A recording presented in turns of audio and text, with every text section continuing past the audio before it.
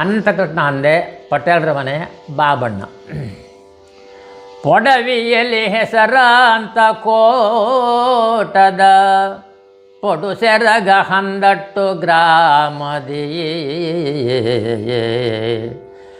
ಪೊಡವಿಯಲ್ಲಿ ಹೆಸರಾಂತ ಕೋಟದ ಪೊಡು ಸೆರಗ ಹಂದಟ್ಟು ಗ್ರಾಮದಿ.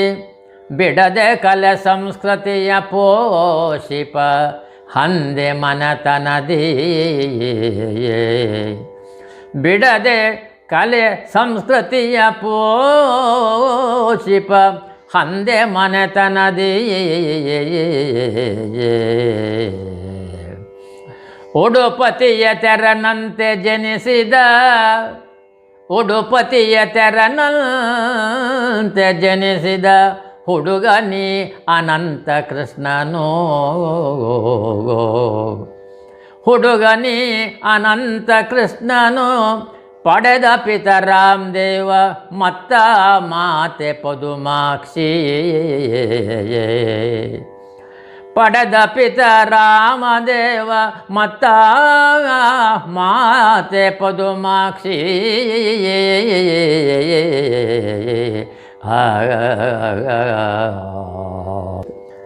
ಅನುಜರ್ನಾಲ್ವರು ಕೋವಿದರು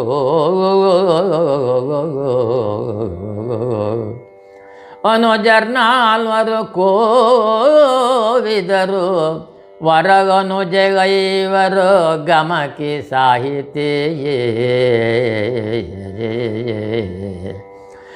ಅನುಜೆ ಐವರು ಗಮಕಿ ಸಾಹಿತಿ ಅನುನಯದಿ ಕೊಂಡಾಡಿದರು ಬಾಲನನು ಬಾಬಣ್ಣ. ಅನುನಯದಿ ಕೊಂಡಾಡಿದರು ಬಾಲನನು ಬಾಬಣ್ಣ.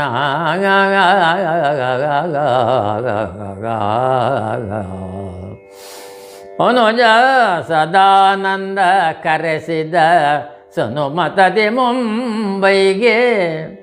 ಅನುಜ ಸದಾನಂದ ಕರೆಸಿದ ಸುನುಮತದಿ ಮುಂಬೈಗೆ ಕಲಿಕೆಗೆ.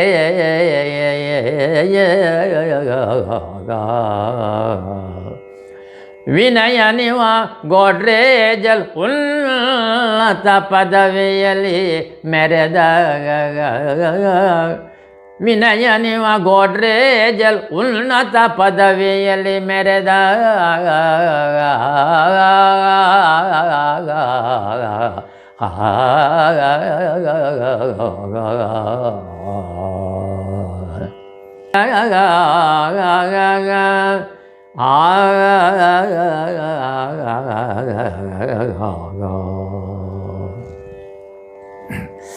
ಶಾಲೆ ವಾರ್ಷಿಕೋತ್ಸವದಲ್ಲಿ ಶಾಲಾ ವಾರ್ಷಿಕೋತ್ಸವದಲ್ಲಿ ಈ ಬಾಲ ಶ್ರೀವೇಷದಲ್ಲಿ ಮಿಂಚಿದ. ಶಾಲೆ ವಾರ್ಷಿಕೋತ್ಸವದಲ್ಲಿ ಈ ಬಾಲ ಶ್ರೀವೇಷದಲ್ಲಿ ಮಿಂಚಿದಾಗ ಜಾಲ ಮಾತುಗಳಲ್ಲ ಹೆಣ್ಣೆ ನಾಚುವಂದದಲ್ಲಿ. ಜಾಲ ಮಾತುಗಳಲ್ಲ ಹೆಣ್ಣೆ ನಾಚುವಂದದಲ್ಲಿ ಈ ಬಾಲ ಮಿಂಚಿದ. ಮೇಲೆ ಆಮೇಲೆ ಯಕ್ಷಗಾನದಲ್ಲಿ ಇವ ಸೋಲ ನರಿಯದೆ ಕುಣಿದು ನಟಿಸಿದ. ಮೇಲೆ ಯಕ್ಷಗಾನದಲ್ಲಿ ಇವ ಸೋಲ ನರಿಯದೆ ಕುಣಿದು ನಟಿಸಿದ. ಶೀಲ ಪ್ರೌಢರು ಮೆಚ್ಚುವಂದದೆ ಶೀಲ ಪ್ರೌಢರು ಮೆಚ್ಚುವಂದದೆ ದೆಹಲಿಯಲು ಕೂಡ. ದೆಹಲಿಯಲ್ಲಿ ಕೂಡ ಸೋಲ ನರಿಯದೆ ಕುಣಿದು ನಟಿಸಿದ ಬಾಲ. ಶೀಲ ಪ್ರೌಢರು ಮೆಚ್ಚುವಂದದೆ ದೆಹಲಿಯಲ್ಲಿ ಕೂಡ.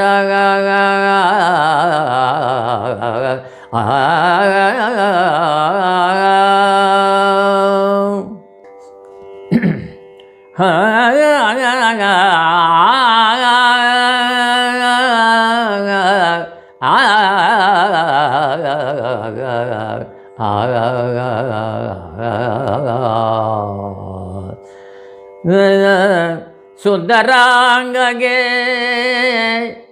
ಈ ಸುಂದರಾಂಗಗೆ ಸೋತು ಬಂದಳು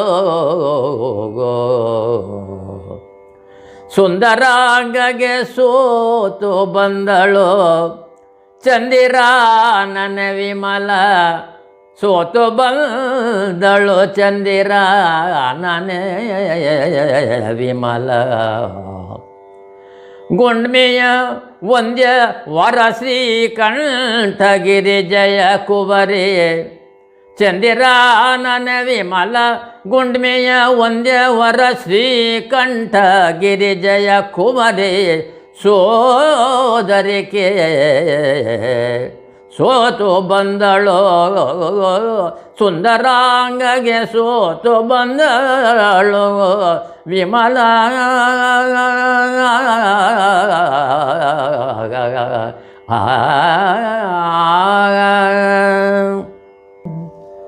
ಬಂಧುರದ ದಾಂಪತ್ಯ ಫಲವದು ಬಂಧುರದ ದಾಂಪತ್ಯ ಫಲವದು ಕಂದರ್ ಅಶ್ವಿನಿ ಅಭಿಮಾನರು ಕಂದರ್ ಅಶ್ವಿನಿ ಅಭಿಮಾನರು ಮುಂದೆ ಆರತಿಗಾರಭಿ ಮುಂದೆ ಆರತಿಗಾರಭಿ ಸುಶೀಲೆ ಆರಭಿ ಸುಶೀಲೆ ಬಂಧುರದ ದಾಂಪತ್ಯ ಫಲವದು ಕಂದರ್ ಅಶ್ವಿನಿ ಅಭಿಮಾನರು ಮುಂದೆ ಆರತಿಗಾರಭಿ ಸುಶೀಲೆ ಸಜ್ಜನರು ಸಜ್ಜನರು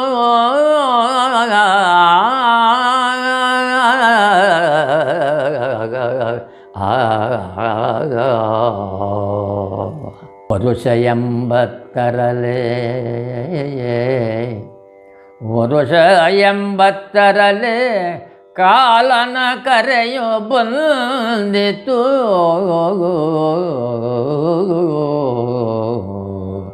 ವರುಷ 80 ಕಾಲನ ಕರೆಯು ಬಂದಿತು ಎಣಿಸಲಿಲ್ಲವೋ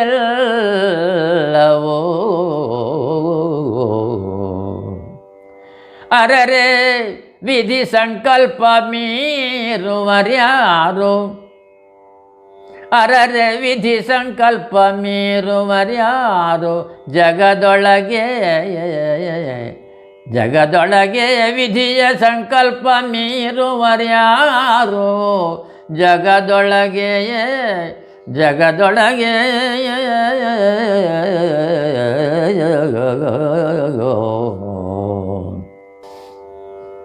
ಸರಳ ಸಜ್ಜನ ಸ್ನೇಹಶೀಲನೋ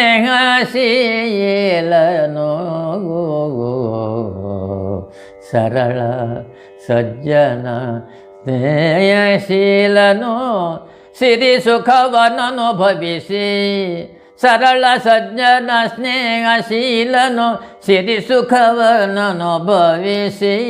ಹಂಚುತ ಸಿರಿ ಸುಖವನ್ನನುಭವಿಸಿ ಹಂಚುತ ತೆರಳಿದನು ತೆರಳಿದನು ತೆರಳಿದನು ಜನ ದಿವ್ಯಾತ್ಮಕ್ಕೆ ಶಾಂತಿ ಕೋರುವೆಯನ್ನು ತೆರಳಿದನು ಜನ ದಿವ್ಯಾತ್ಮಕ್ಕೆ ತೆರಳಿದನು ಜನ ದಿವ್ಯಾತ್ಮಕ್ಕೆ ಶಾಂತಿ ಕೋರುವೆನು ಚಿರ ಶಾಂತಿ ಶಾಂತಿ ಕೋರುವೆನು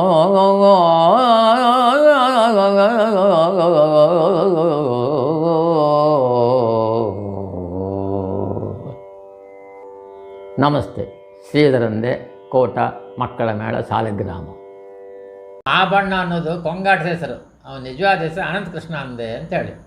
ಈಗ ಬಾಬಣ್ಣ ಅನ್ನೋದು ಚಾಲ್ತಿ ಆಗಿ ಹೋಯಿತು. ಚಿಕ್ಕನ್ನಲ್ಲಿ ಅವ ಹೆಚ್ಚು ಬೆಳೆದದ್ದು ಗುಂಡ್ಮೆಯಲ್ಲಿ. ನಾವೆಲ್ಲ ಆವಾಗ ಅಜ್ಜಿ ಸುತ್ತಲ್ಲಿ ಎಲ್ಲೇ ಹೋಯಿತು, ಅದು ಅದೇ ಬೆಳೆದು ಪಾತಾಳಪೇಟೆ ಶಾಲೆಯಲ್ಲಿ ಅವನಿಗೆ ಎಜುಕೇಷನ್ ಅದು ಪ್ರಾರಂಭದ್ದು. ಆಮೇಲೆ ಹೈಸ್ಕೂಲಿಗೆ ಇಲ್ಲಿ ಬಂದಲ್ಲಿ ರಾಮಚಂದ್ರಪುರ ಎಂಥ ನಾಟಕದ ರಾಣಿ ಸಂಯುಕ್ತ ನಾಟಕದಲ್ಲಿ ಪಾಠ ಕೊಟ್ಟರು. ಸಂಯುಕ್ತ ಸಖಿ ಇದರಲ್ಲಿ ಆ ಶ್ರೀವೇಶ ಅಂತೂ ಭಾಳ ಮೆಚ್ಚುಗೆ ಜನರಿಂದ. ಅದ್ರ ಮೇಲೆ ಅವನಿಗೆ ಮತ್ತು ಮುದ್ದಾಗಿದ್ದಿದ್ದ ಆವಾಗ. ಅದ್ರ ಮೇಲೆ ಮುತ್ತೆ ಹಿಡಿದೊಂದು ಮೇಳ ಇದ್ದಿತ್ತು ನಮ್ಮ ಕುಂದಾಪುರದಲ್ಲಿ, ವಿದ್ಯಾವರ್ಧಕ ಸಂಘ ಅಂಥೇಳಿ. ನಾವೆಲ್ಲ ಯಕ್ಷಗಾನ ಕುಣಿತಿತ್ತು. ಅದರಲ್ಲಿ ಚಂದ್ರಶೇಖರ ಶೆಟ್ಟರದ್ದು ವೇಷ, ಶ್ರೀವೇಷ, ಆಚೆ ಭಯಂಕರ ವೇಷ, ಅದು ಮೇಳದವ್ರನ್ನೆಲ್ಲ ಹೊಡೆದ ವೇಷ ಅದು. ಅದನ್ನು ಮೇಷನ ತಡಿಲುವಂಥದ್ದು ವೇಷ ನಮ್ಮ ಮೇಳದಲ್ಲಿ ಯಾವುದಿಲ್ಲ. ನಾವೇನು ನಮ್ಮನ್ನು ತಡಿಲಿಕ್ಕೆ ಅವರದ್ದು ಮೇಳದಲ್ಲಿ ಯಾವುದಿಲ್ಲ. ಇವರನ್ನು ದ್ರೌಪದಿ ಮಾಡ್ತು ಅವ್ರ ಎದುರಿಗೆ. ಅಲ್ಲಿ ಕೂಡ ಮೆಂಚಿಬಿಟ್ಟ. ಆದರೆ ಯಕ್ಷಗಾನ ಕಲಿತು ಮಾಡಿದ್ದಲ್ಲ ಅವ, ಹೀಗೆ ಕಂಡದ್ದು ನಾವೆಲ್ಲ ಪಪ್ಪದೇಳು ಮಾಡಿದಂಥ ಲಯದಲ್ಲಿ ಆ ರೀತಿಯ ಒಂದು ಯೋಗ್ಯತೆ ಇದ್ದಿತ್ತು ಅವನಿಗೆ. ಮುತ್ತೆ ಹಿಡಿದೊಂದು ಮೇಳ ಇದ್ದಿತ್ತು, ಎಲ್ಲ ಹವ್ಯಾಸ ಹಿಡಿದ್ದೆಲ್ಲ ಮೇಳ. ನಾಮಿನೆಲ್ಲ ಕುಣಿಸಕ್ಕೆಲ್ಲ ಕಲಿತು ಅವಕಾಶ ಕೊಟ್ಟದವರೇ ಮುತ್ತೆ ಹಿಡಿಯರೆ. ಅಲ್ಲಿ ಜೋಡಾಟ ಆಗ್ತಿತ್ತು, ಮೇಳದಲ್ಲಿ ನಮಗೂ ಆಗ್ತಿತ್ತು, ಮತ್ತು ಮುತ್ತೆ ಹಿಡ್ರ ಮೇಳಕ್ಕೂ ನಮಗೂ ಆಗ್ತಿತ್ತು. ಮುತ್ತೆ ಹಿಡ್ರ ವೇಷವನ್ನು ಎದುರುಗಟ್ಟು ವೇಷ ನಮ್ಮ ಹತ್ರ ಇರಲಿಲ್ಲ. ನಮ್ಮನ್ನು ಎದುರುಗಟ್ಟುವಂಥ ವೇಷ ಅವ್ರ ಮೇಳದಲ್ಲಿಲ್ಲ. ಒಂದು ಶ್ರೀವೇಷ ಯಾರು ಚಂದ್ರಶೇಖರ ಶೆಟ್ಟರದ್ದು ಭಾಳ ಚೆನ್ನಾಗಿ ಮಾಡ್ತಿದ್ದು ಅವರು. ಆ ವೇಷ ನಮ್ಮ ಮೇಳದಲ್ಲಿಲ್ಲ. ಅದಕ್ಕೆ ಏನು ಮಾಡಿದ್ವಿ, ಬಾಬಣ್ಣನ ವೇಷ. ಆ ಬಾಬಣ್ಣ ಒಳ್ಳೆ ವೇಷ ಮಾಡೋದು ಹೇಗೆ ಅಂತ ಹೇಳಿದರೆ, ರಾಮಚಂದ್ರಪುರ ಇದು ಮಾಡಿದ್ರಲ್ಲ, ಆ ಶ್ರೀವೇಷ ಚೆಂದ ಅದು ನೋಡಿಕೊಂಡು ಅವನಿಗೆ ನೋಡ್ತಾ ಈ ಕುಣಿತ ಎಲ್ಲ ಬಂದುಬಿಟ್ಟಿದೆ. ನಮ್ಮದು ಹೆಜ್ಜೆ ಕಲ್ತದಲ್ಲ, ನಾವು ಯಕ್ಷಗಾನ ಮನೆಯಲ್ಲಿದ್ದರಿಂದ ಎಲ್ಲ ಬಂತದು.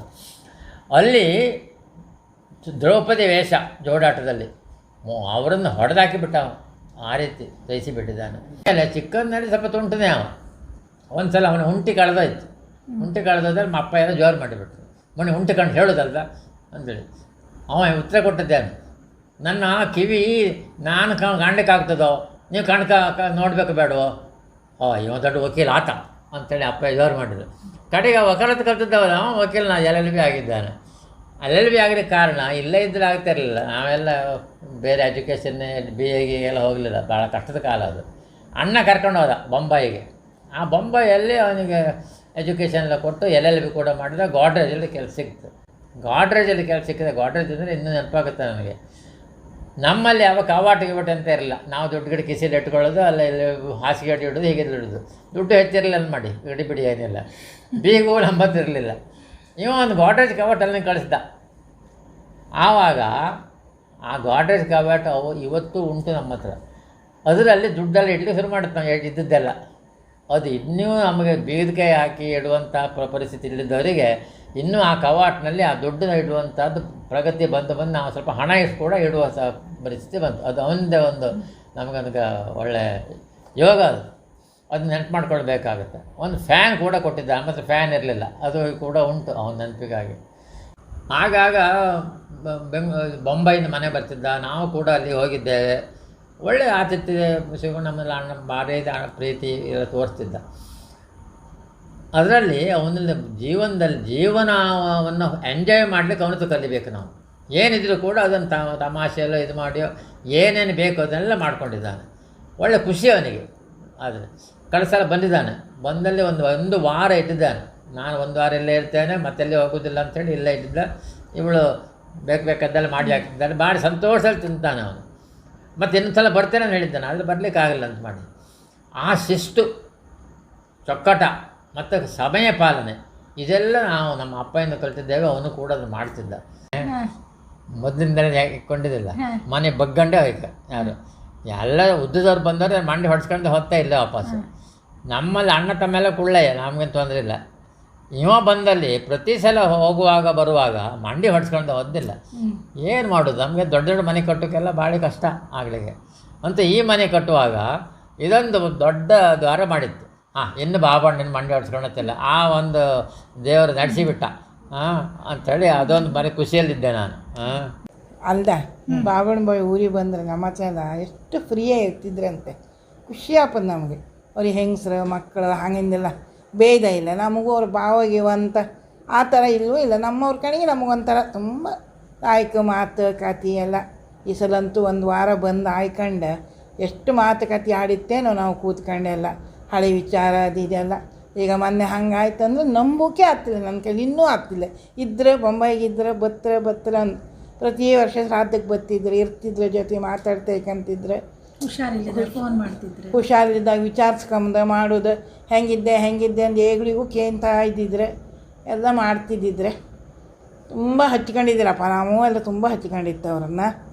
ಭಾರಿ ಇದಾಯ್ಕೊಂಡಿರ್ತಿದ್ರು. ಮಾತಾಡೋ ಊರಿಗೆ ಬಂದ್ರೆ ನಮ್ಮ ಜೊತೆಗೆ ಕೂತ್ಕೊಂಡು ಮಾತಾಡೋದು ಎಲ್ಲ ಮಾಡ್ತಿದ್ದಿದ್ರು. ಬಾಬಣ್ಣ ಚಿಕ್ಕಪ್ಪಯ್ಯ ಅಂದರೆ ನಮಗೆ ಸುಮಾರು ಹೊಸ ವಿಷಯನ ಮೊದಲು ತೋರಿಸಿಕೊಟ್ಟವ್ರೆ. ಫಸ್ಟ್ ಕ್ಯಾಮರಾ ತಂದಿದ್ರು ಅವರು, ನಮ್ಮನ್ನೆಲ್ಲ ಕರ್ಕೊಂಡೋಗಿ ಗದ್ದೆಯಲ್ಲಿ ನಿಲ್ಲಿಸ್ಕೊಂಡು ಫೋಟೋ ತೆಗೆದಿದ್ರೆ. ನಮ್ಗೆ ಹಂಗಾಗಿ ಭಾರಿ ಖುಷಿ. ಮತ್ತೊಂದು ಟೇಪ್ ರೆಕಾರ್ಡ್ರ್ ಕೂಡ ಮೊದಲು ತಂದವರು ಅವರೇ. ನಾವು ಚಿಕ್ಕಪ್ಪಯ್ಯ ಟೇಪ್ ರೆಕಾರ್ಡ್ರ್ ತಂದಾಗ ಅವ್ರು ಹಿಂದೆ ಮುಂದೆ ತಿರುಗಿ ಎಲ್ಲ ಹಾಡಿದ್ದೆ ಕಡೆ ಅದನ್ನು ಪುನಃ ನಮ್ಮ ವಾಯ್ಸೆ ನಮ್ಗೆ ಕೇಂಬಾಗ ಅಷ್ಟು ಖುಷಿ ಆಗ್ತಿತ್ತು. ಮತ್ತು ಅದಲ್ಲದೆ ಎಲ್ಲ ಒಂದು ರೀತಿ ಹೊಸ ಥರದ ವಿಚಾರಗಳನ್ನು ಅವ್ರು ನಮಗೆ ಹೇಳ್ತಿದ್ರು. ಏನಾದರೂ ಆರ್ಟಿಕಲ್ ಬರೆದ್ರೆ, ಲೇಖನ ಬರೆದ್ರೆ ಅದನ್ನು ಕಳಿಸ್ತಿದ್ರು. ನಾವೇನಾದರೂ ಲೇಖನ ಬರೆದ್ರೆ ಅದ್ರ ಬಗ್ಗೆ ಓದಿ ಅದ್ರ ಬಗ್ಗೆ ಒಂದಿಷ್ಟು ವಿಮರ್ಶೆ ಮಾಡಿ ಅದೆಲ್ಲ ಹೇಳ್ತಾ ಇದ್ರು. ಮತ್ತು ಸಾಧಾರಣ ನಮ್ಮ ಹಳ್ಳಿಯವರೆಲ್ಲ ಆಲೋಚನೆ ಮಾಡೋದಕ್ಕಿಂತ ಬೇರೆ ಥರ, ಯಾಕಂದರೆ ಅವ್ರು ಬಾಂಬೆಯಲ್ಲಿ ಅಲ್ಲೆಲ್ಲ ಇದ್ದವರಲ್ಲ, ಆ ಥರದ ವಿಚಾರಗಳನ್ನು ಹೇಳಿ ನಮ್ಗೆ ತುಂಬ ಅದರಿಂದ ಇನ್ಫ್ಲೂಯೆನ್ಸ್ ಆಯಿತು. ಸೊ ಬಾಬಣ್ಣ ಚಿಕ್ಕಪ್ಪನಿಂದ ಸುಮಾರು ಕಲ್ತಿತ್ತು ನಾವೆಲ್ಲ. ಅಲ್ಲಿ ಬೊಂಬೈ ಸೋಪ್ ಎಲ್ಲ ಬರ್ತಿತ್ತು. ಹೌದು ಸೋಪ್ ಎಲ್ಲ ಕಳಿಸಿ ಕೊಡ್ತಿದ್ದಿದ್ರು ವಾಗ್ರೈಡ್ ಕಂಪನಿ. ನಾವ್ ಆಗ್ಲಿಗೆ ಏಗಳಿಗೂ ಬಾಂಬೆ ಬಪ್ಪುದ್ ಕಾಯ್ತಾ ಇಕ್ಕಂದ್ ಪ್ರತಿ ಸತಿ ಬಪ್ಪು ಸಮಿಗೂ ಫಾರಿನ್ ಚಾಕ್ಲೇಟ್ ಎಲ್ಲ ತಕೊಂಬತ್ತಿದ್ರು. ನಮ್ಗೆ ಬೇರೆ ಟೈಪ್ ಫಾರಿನ್ ಚಾಕ್ಲೇಟ್ ಎಲ್ಲ ನಾವು ತಿಂದದ್ದೇ ಅವ್ರು ತಕೊಂಬಂದು. ಮತ್ತು ನಾನು ಎಂತಾರು ಚಿತ್ರ ಎಲ್ಲ ಬಿಡಿಸಿದ್ರೆ ಅವ್ರಿಗೆ ಕೊಟ್ಟು ತೋರಿಸ್ತಿದ್ದೆ ನಾನು. ಅವ್ರು ಅದನ್ನು ಕಂಡು ಚಂದ ಆಯ್ತು ಇಲ್ಲ ಅದ್ರ ಬಗ್ಗೆ ಎಲ್ಲ ಹೇಳ್ತಿದ್ರು. ನಮ್ಗಾಗ ಖುಷಿ. ಅಂದರೆ ನನ್ನ ಸಣ್ಣೋಳಾರು ನಾ ಬಿಡಿಸಿ ಚಿತ್ರನ ಕಂಡು ಅವ್ರೆಂತ ಹೇಳ್ತಿದ್ರು. ನಮ್ಗೆ ಭಾರಿ ಖುಷಿ ಆಗ್ತಿತ್ತು. ಎಲ್ಲರಿಗೂ ನಮಸ್ಕಾರ. ಈ ಒಂದು ಹಾಡು ಕೇಳೋಣ. ಬಂದೇನು ಊರಾವರೇ ನೋಡಿನ ತಂದೇಹ ಚಿತ್ರಾಧೋರೇ, ಲಕ್ಷ್ಮೀ ಸರಸ್ವತಿ ಚೆನ್ನು ಮತ್ತೆ ಗಣೇಶನನ್ನು ಇತ್ತು ವರಗಳ ಸಲಹೋ ದತ್ತ ದಿಗಂಬರನ್ನ ತಂದೇನು ಊರಾವರೇ ನೋಡಿನ ತಂದೇಹ ಚಿತ್ರಾಧೋರೇ. ಇದೇನೋ ಪ್ರಾರಂಭದಲ್ಲೇ ಹಾಡು ಅಂತ ಅನಿಸಿರ್ಬೋದು. ಇದು ನಮ್ಮ ಬಾಬಣ್ಣ ಕೋಟ ವಿವೇಕ ಹೈಸ್ಕೂಲ್ನಲ್ಲಿ ಓದ್ತಾ ಇದ್ದಾಗ ಮಹಾರಾಣಿ ಸಂಯುಕ್ತ ಅನ್ನುವ ನಾಟಕದಲ್ಲಿ ಚಿತ್ರಪಟಗಳನ್ನು ಮಾರಾಟ ಮಾಡುವ ಮಾರಾಟಗಾರ್ತಿಯಾಗಿ ರಾಜಬೀದಿಗಳಲ್ಲಿ ಕುಣಿತಾ ನಲಿತಾ ನರ್ತಿಸ್ತಾ ಹಾಡ್ತಾ ಬಂದಂತ ಒಂದು ಸನ್ನಿವೇಶದ ನೆನಪು. ಹೌದು, ನಮ್ಮ ಬಾಬಣ್ಣ ಒಳ್ಳೆಯ ನಟನಾಗಿದ್ದ. ಸ್ತ್ರೀ ಪಾತ್ರವನ್ನು ತುಂಬಾ ಸುಂದರವಾಗಿ ಮಾಡ್ತಾ ಇದ್ದ. ಹಾಗಾಗಿ ಶಾಲಾ ಕಾಲೇಜುಗಳಲ್ಲಿ ಸ್ತ್ರೀ ಪಾತ್ರ ಅಂದರೆ ಅವನಿಗೆ ಕಟ್ಟಿಟ್ಟ ಬುತ್ತಿ.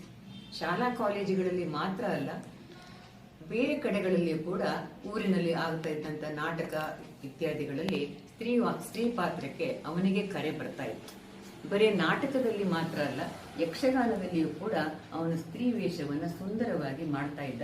ಒಳ್ಳೆಯ ಅಭಿನಯ ಇತ್ತು, ಒಳ್ಳೆಯ ಆಳಂಗ ಇತ್ತು, ಒಳ್ಳೆಯ ಧ್ವನಿಭಾರವೂ ಅವನಿಗೆ ಇತ್ತು. ಈ ರೀತಿ ಕೋಟದಿಂದ ಡೆಲ್ಲಿಯವರೆಗೆ ಹೋಗುವಂತ ಒಂದು ಅವಕಾಶ ಅವನಿಗೆ ಬಂತು. ಹಳ್ಳಿಯಿಂದ ದಿಲ್ಲಿಗೆ ಅಂತ ಹೇಳಿದ ಹಾಗೆ ಅವನು ದಿಲ್ಲಿಗೆ ಹೋಗಿ ತನ್ನ ಕಲಾ ಪ್ರತಿಭೆಯನ್ನು ಪ್ರದರ್ಶಿಸುವಂತ ಅವಕಾಶವನ್ನು ಪಡೆದುಕೊಂಡಿದ್ದ. 1958 ಅಂತ ನನ್ನ ನೆನಪು. ಹೆಚ್ಚಿನ ಶಿಕ್ಷಣಕ್ಕಾಗಿ ಬೊಂಬಾಯಿಗೆ ಹೋದಂತ ಬಾಬಣ್ಣ ಮೈಗ್ರೇಷನ್ ಸರ್ಟಿಫಿಕೇಟಿನ ತೊಂದರೆಯಿಂದಾಗಿ ವಾಪಸ್ ಕೋಟಕ್ಕೆ ಬಂದು 1 ವರ್ಷದ ಕಾಲ ಕೋಟದಲ್ಲಿ ಉಳಿಯಬೇಕಾಯಿತು. ಆ ಸಂದರ್ಭದಲ್ಲಿ ಅವನಿಗೊಂದು ಅದ್ಭುತವಾದ ಅವಕಾಶ ಸಿಕ್ತು. ಅಂದರೆ ದೆಹಲಿಯಲ್ಲಿ ನಡೀತಾ ಇದ್ದಂಥ ಗಣರಾಜ್ಯೋತ್ಸವ ರಿಪಬ್ಲಿಕ್ ಡೇ ಪೆರೇಡಿನಲ್ಲಿ ದಕ್ಷಿಣ ಕನ್ನಡ ಜಿಲ್ಲೆಯಿಂದ ಹೊರಟಂತ ಸಾಂಸ್ಕೃತಿಕ ತಂಡದಲ್ಲಿ, ಯಕ್ಷಗಾನ ಕಲಾ ತಂಡದಲ್ಲಿ ಸ್ತ್ರೀ ಪಾತ್ರವನ್ನು ಅಭಿನಯಿಸಲಿಕ್ಕಾಗಿ ಬಾಬಣ್ಣನಿಗೆ ಆಮಂತ್ರಣ ಬಂತು. ಆ ಸಲುವಾಗಿ ಬಾಬಣ್ಣ ಆ ತಂಡದೊಂದಿಗೆ ದೆಹಲಿಗೆ ಹೋಗಿದ್ದ. ಅಲ್ಲಿ ಅಂದಿನ ಪ್ರಧಾನಮಂತ್ರಿಗಳಾದ ಪಂಡಿತ್ ಜವಾಹರ್ಲಾಲ್ ನೆಹರು, ಅಂದಿನ ರಾಷ್ಟ್ರಪತಿಗಳ ಎದುರಿಗೆ ಸ್ತ್ರೀ ವೇಷವನ್ನು ಧರಿಸಿ ವಿಜೃಂಭಿಸಿ ಖ್ಯಾತಿ ಕೀರ್ತಿ ಎರಡನ್ನೂ ಗಳಿಸಿದವ ನಮ್ಮ ಬಾಬಣ್ಣ ಅಂತ ಹೇಳಲಿಕ್ಕೆ ನನಗೆ ತುಂಬ ಹೆಮ್ಮೆ ಆಗ್ತಾ ಇದೆ. ಇಷ್ಟೇ ಅಲ್ಲ, ಅವನು ಒಳ್ಳೆಯ ಛದ್ಮವೇಷಗಳನ್ನು ಮಾಡ್ತಾ ಇದ್ದ. ಫ್ಯಾನ್ಸಿ ಡ್ರೆಸ್, ಯಾವುದೇ ಫ್ಯಾನ್ಸಿ ಡ್ರೆಸ್ ಕಾಂಪಿಟಿಷನ್ ಇದ್ರೂ ಕೂಡ ಅವನಿಗೆ ಕಟ್ಟಿಟ್ಟ ಬುತ್ತಿ ಬಹುಮಾನಗಳು. ಒಮ್ಮೆ ಭತ್ತ ತುಳಿಯುವಂತ ಹೆಂಗಸಿನ ಪಾತ್ರ ಧರಿಸಿಕೊಂಡು ಸ್ಟೇಜ್ ಮೇಲೆಲ್ಲ ಓಡಾಡಿದ್ದು ನನಗೆ ಇನ್ನೂ ನೆನಪಿಗೆ ಬರ್ತಾ ಇದೆ. ಅದನ್ನು ಮರೀಲಿಕ್ಕೆ ಸಾಧ್ಯವೇ ಇಲ್ಲ. ಒಳ್ಳೆಯ ಹಾಡುಗಾರನೂ ಆಗಿದ್ದ ಅವನು. ಶಾಲಾ ಕಾಲೇಜುಗಳಲ್ಲಿ ಹಾಡಿನ ಸ್ಪರ್ಧೆ ಇದ್ದಾಗ ಬಹುಮಾನಗಳನ್ನು ಬಾಚಿಕೊಂಡು ಬರ್ತಾ ಇದ್ದ ನಮ್ಮ ಬಾಬಣ್ಣ.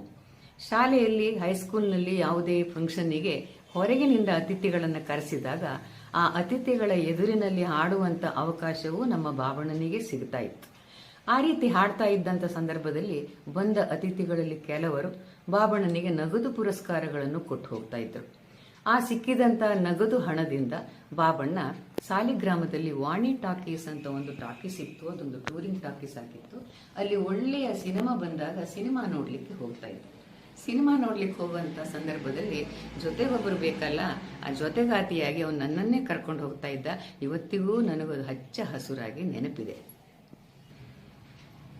ಇಷ್ಟೇ ಅಲ್ಲ, ಅವನು ಸಕಲ ಕಲಾ ವಲ್ಲಭ, ಒಳ್ಳೆಯ ಬರಹಗಾರನೂ ಆಗಿದ್ದ.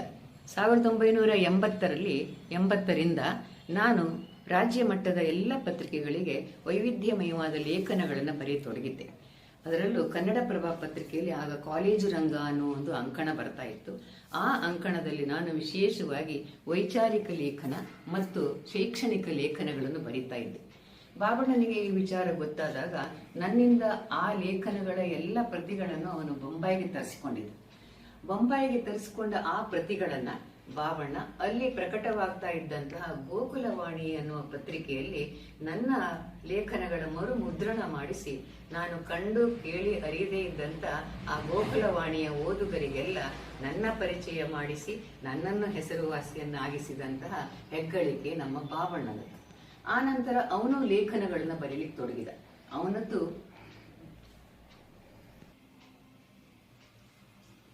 ಅವನದ್ದು ವಿದ್ವತ್ಪೂರ್ಣವಾದ ಲೇಖನ.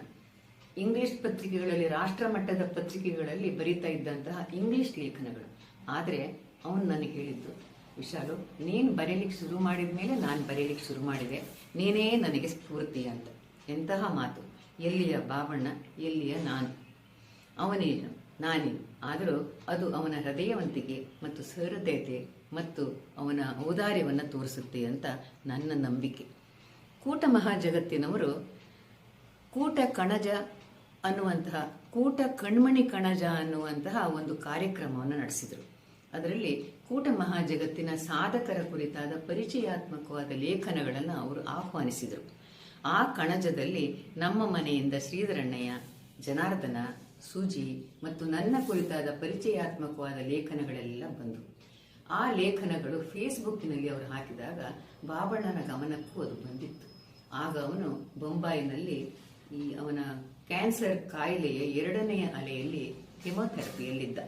ಅವನು ನನಗೆ ಫೋನ್ ಮಾಡಿ, ವಿಶಾಲು, ತುಂಬ ಸಂತೋಷ ಆಗಿದೆ, ನಮ್ಮ ಮನೆಯ 4 ಜನರ ಕುರಿತಾದಂಥ ಲೇಖನ ಆ ಕಣಜದಲ್ಲಿ ಸೇರ್ಪಡೆಯಾಗಿದೆ ಎನ್ನುವಾಗ ತುಂಬ ಹೆಮ್ಮೆ ಆಗ್ತಾ ಇದೆ ನನಗೆ ಎನ್ನುವ ಮಾತನ್ನು ಹೇಳಿದಾಗ ನಾನು ಹೇಳಿದ್ದೆ, ಬಾಬಣ್ಣ, ನೀನೂ ಒಬ್ಬ ಸಾಧಕ, ನಿನ್ನ ಕುರಿತಾದ ಲೇಖನವೂ ಅದರಲ್ಲಿ ಬರಬೇಕು ಅಂದಾಗ ನಾನೇನು ಅಂತ ಮಹಾ ಸಾಧನೆ ಮಾಡಿದ್ದೀನಿ ಅಂತ ಕೇಳಿದ್ದ. ಇಲ್ಲ, ನಿನ್ನ ಸಾಧನೆ ತುಂಬ ಇದೆ, ನನಗೆ ಬಹಳಷ್ಟು ನೆನಪಿದೆ, ನಿನ್ನ ಕುರಿತಾದ ಲೇಖನವೂ ಅದರಲ್ಲಿ ಬರಬೇಕು ಅಂದಾಗ ಆಯಿತು, ಪ್ರಯತ್ನ ಮಾಡೋಣ, ಆದರೆ ಈಗ ಈ ಸ್ಥಿತಿಯಲ್ಲಿ ನನಗೇನು ಮಾಡಲಿಕ್ಕೆ ಆಗೋದಿಲ್ಲ ಅಂತ ಹೇಳಿದ್ದ. ಆಗ ನಾನು, ಯೋಚನೆ ಮಾಡಬೇಡ, ಹುಷಾರಾಗಿ ಹೊರಗೆ ಬರ್ತಿ, ಆಗ ನಿನ್ನ ಕುರಿತಾದ ಪರಿಚಯಾತ್ಮಕವಾದ ಲೇಖನ ಆ ಕೂಟ ಕಣ್ಮಣಿ ಕಣಜದಲ್ಲಿ ಬರಬೇಕು, ಅದಕ್ಕೆ ಪ್ರಯತ್ನಿಸೋಣ ಅಂತ ಹೇಳಿದ್ದಕ್ಕೆ ಆಯಿತು, ಆದರೆ ನನಗದೆಲ್ಲ ಮಾಡಲಿಕ್ಕೆ ಸಾಧ್ಯ ಇಲ್ಲ, ನೀನು ಮತ್ತು ಜನಾರ್ದನ ಸಹಾಯ ಮಾಡಬೇಕು ಅಂತ ಹೇಳಿದ್ದ. ಖಂಡಿತ ಮಾಡೋಣ ಅಂತ ಹೇಳಿದ್ದೆ ನಾನು. ಆಮೇಲೆ ಕೆಲವು ದಿನಗಳ ನಂತರ ಅವನ ಕುರಿತಾದ ಲೇಖನವೂ ಕೂಡ ಆ ಕಣಜದಲ್ಲಿ ಸೇರ್ಪಡೆ ಆಯಿತು. ಆದರೆ ವಿಧಿ ವಿಪರೀತ ಅನ್ನೋ ಹಾಗೆ ಅವನು ನಮ್ಮನ್ನೆಲ್ಲ ಬಿಟ್ಟು ದೂರ ಹೋಗಿದ್ದ. ಅವನು ಇನ್ನೂ ಬಹಳಷ್ಟು ಹೇಳುವಂಥ ವಿಚಾರಗಳಿವೆ.